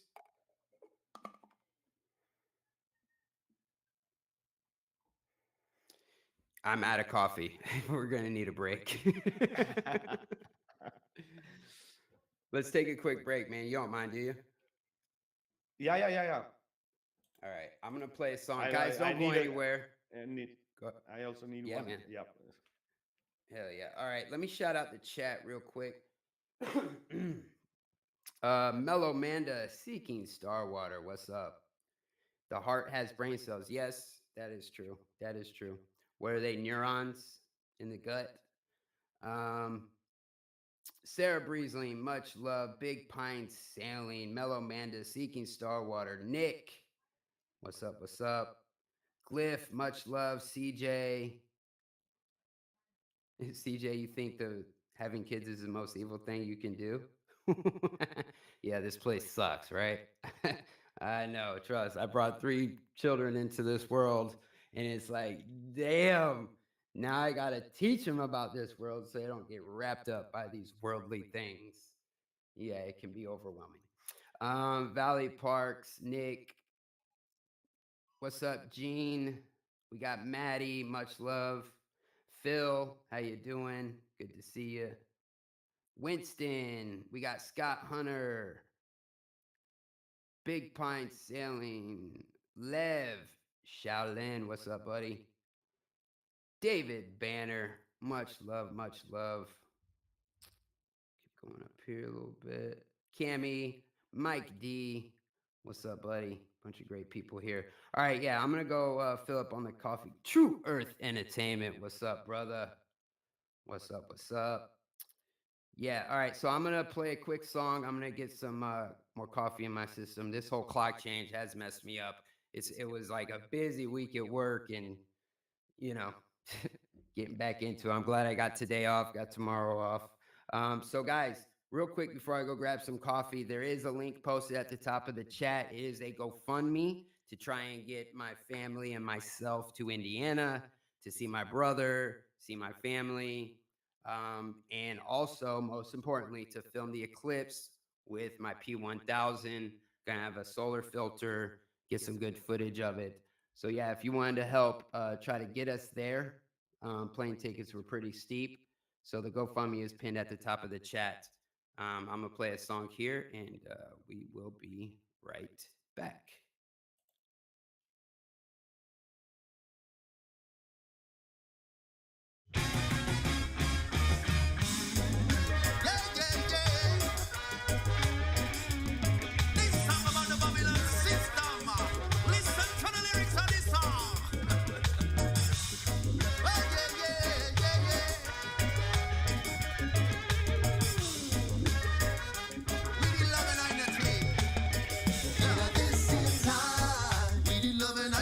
More than hate and jealousy, yeah. In this time, we need education, more than bullets and bombs. In this time, we need to care for the young and old, more than silver and gold. In this time, we have to wake up and change the world. As a result of 2,000 years of hypocrisy, ego-driven leaders in pursuit of property, power and wealth and fame. Oppressing and murdering, killing all in God's name. Iniquity spread across the nation. Humanity is in tour separation. In the midst of a darkest hour, we rise to reclaim our power. In this time, we need love and unity, more than hate and jealousy. Yeah. In this time, we need education, more than bullets and bombs. We say we now give up. Not give up. Not give up. Oh no, we not.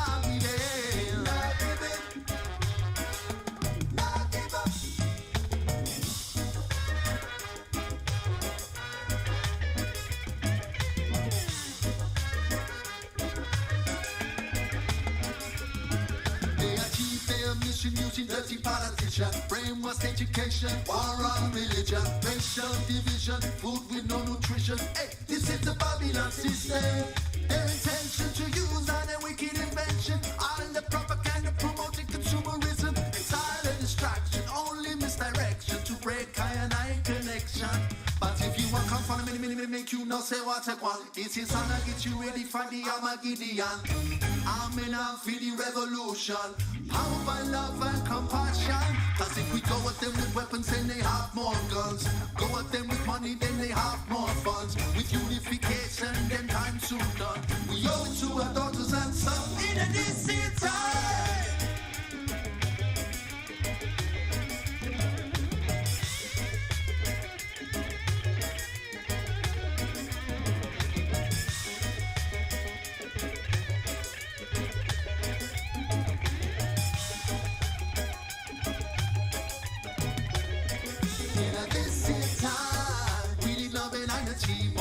And jealousy, yeah. In this is time, we need education, more than bullets and bombs.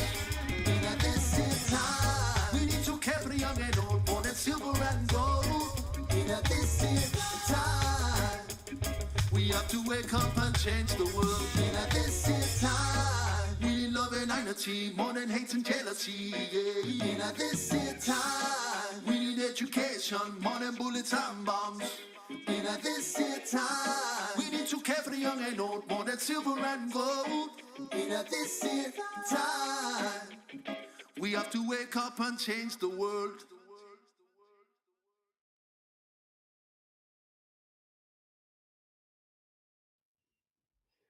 All right, we are back. Ladies and gentlemen, my coffee is full. My bowl is now packed. And we are in the Mellowdome, where the best souls roam, with a very special guest, Vika Draziv, talking luminaries, energies, the creation, figuring out this realm, because we've all been lied to for generations, right? This is a generational lie where parents have handed down these unknown lies to their children, from in the school systems to everything, media, television. I seen someone in the chat earlier said that we replaced the stars in the skies for the stars on the movies, and that resonated with me right there. Oh yeah, the word star is astro, right? So as they say, if you're a star or this a star. Correct. Let me go down here. Yep. Fire it Yeah, up. this is awesome, man. This is awesome chat, man. Yeah, thanks everyone for being here in the chat, brother. This is great stuff. Yeah, I'm absolutely enjoying this, man. Sorry, dude, I have been kind of out of it. I woke up a little late and just, No worries, brother. We are usually at this time I'm just taking calls and letting everybody else talk. Also, I could mention something till it's also Go about ahead, man. if we see that also in all the ancient cultures there is this polarity there, right? If we speak about the Bible, it's the Jesus versus the Satan, right? And if we see in the Greeks, there is Zeus versus Sat, right?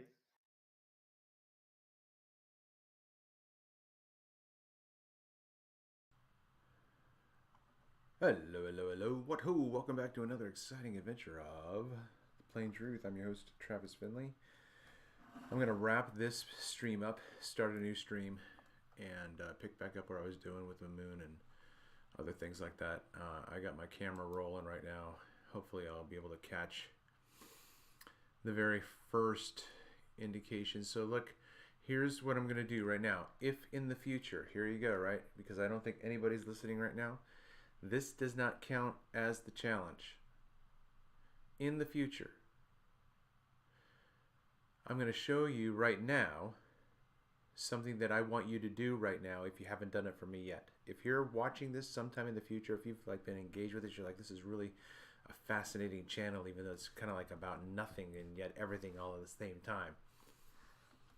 This is how you can support me as a content creator. I just clicked on Nick and Lex, okay? I just clicked on, I'm already subscribed. I'm going to be the first like. They have 28 views. What the Smurf is wrong with you people? 28 views and no one has given a like yet. Oh, somebody just beat me to it. Doggone it. Okay. Still, that's absurd. Okay. So now I've supported the channel that way. Here comes.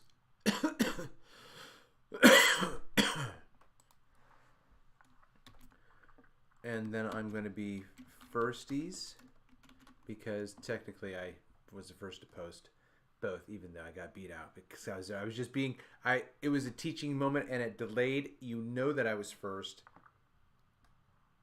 Fork you, icehole. Forking bastage. Love you, Nick and Lex. I love them. They're awesome. I love their vibe. They're beautiful, beautiful people. I can't support anybody else's comment because I'm the first one to comment. And then I'm going to share this on my page because that's the easiest thing for me to do. Check this out. All right. And then this feeds the algorithms too. Okay. So here we go. There we go. Now, if at some point in the future you've made it up to this point and you just heard my explanation of that, and it's relatively within the say 10 years of the year 2024, March 12th, 2024. So March 12th, 2034. Oh my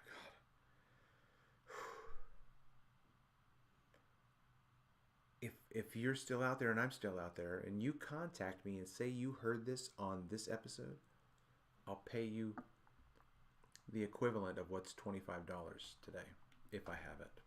Okay? How about that?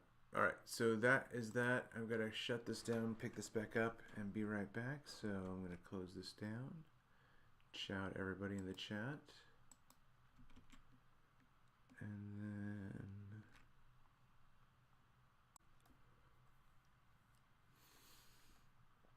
All right, so we'll see if this starts up. Otherwise, I'm going to have to do a different restart, but from what it was looking like, I could just do a refresh, but now I don't know.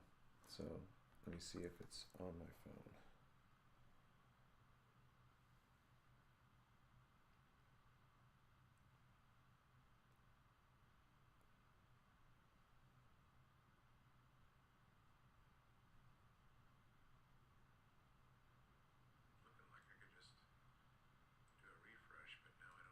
Yep. Okay. So we're back up and running. Welcome back to the show. This is a fundraiser to support one of our own in the community who wants to be able to take his family on a trip to Indiana to see the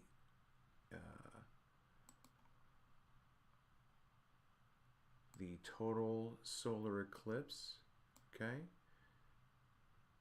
so here is the GoFundMe page here. Here it is in the chat.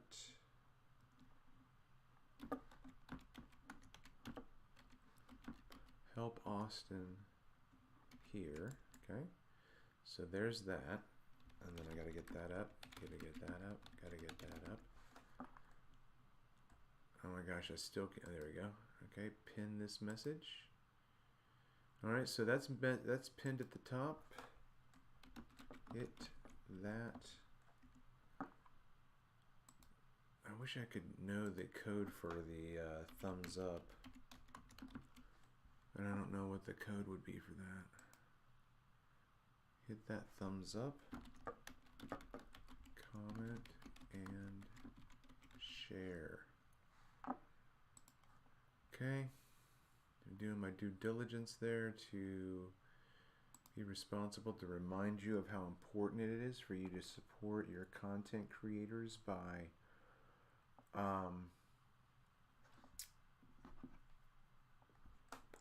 giving them that kind of feedback and activity Or is it still the same one?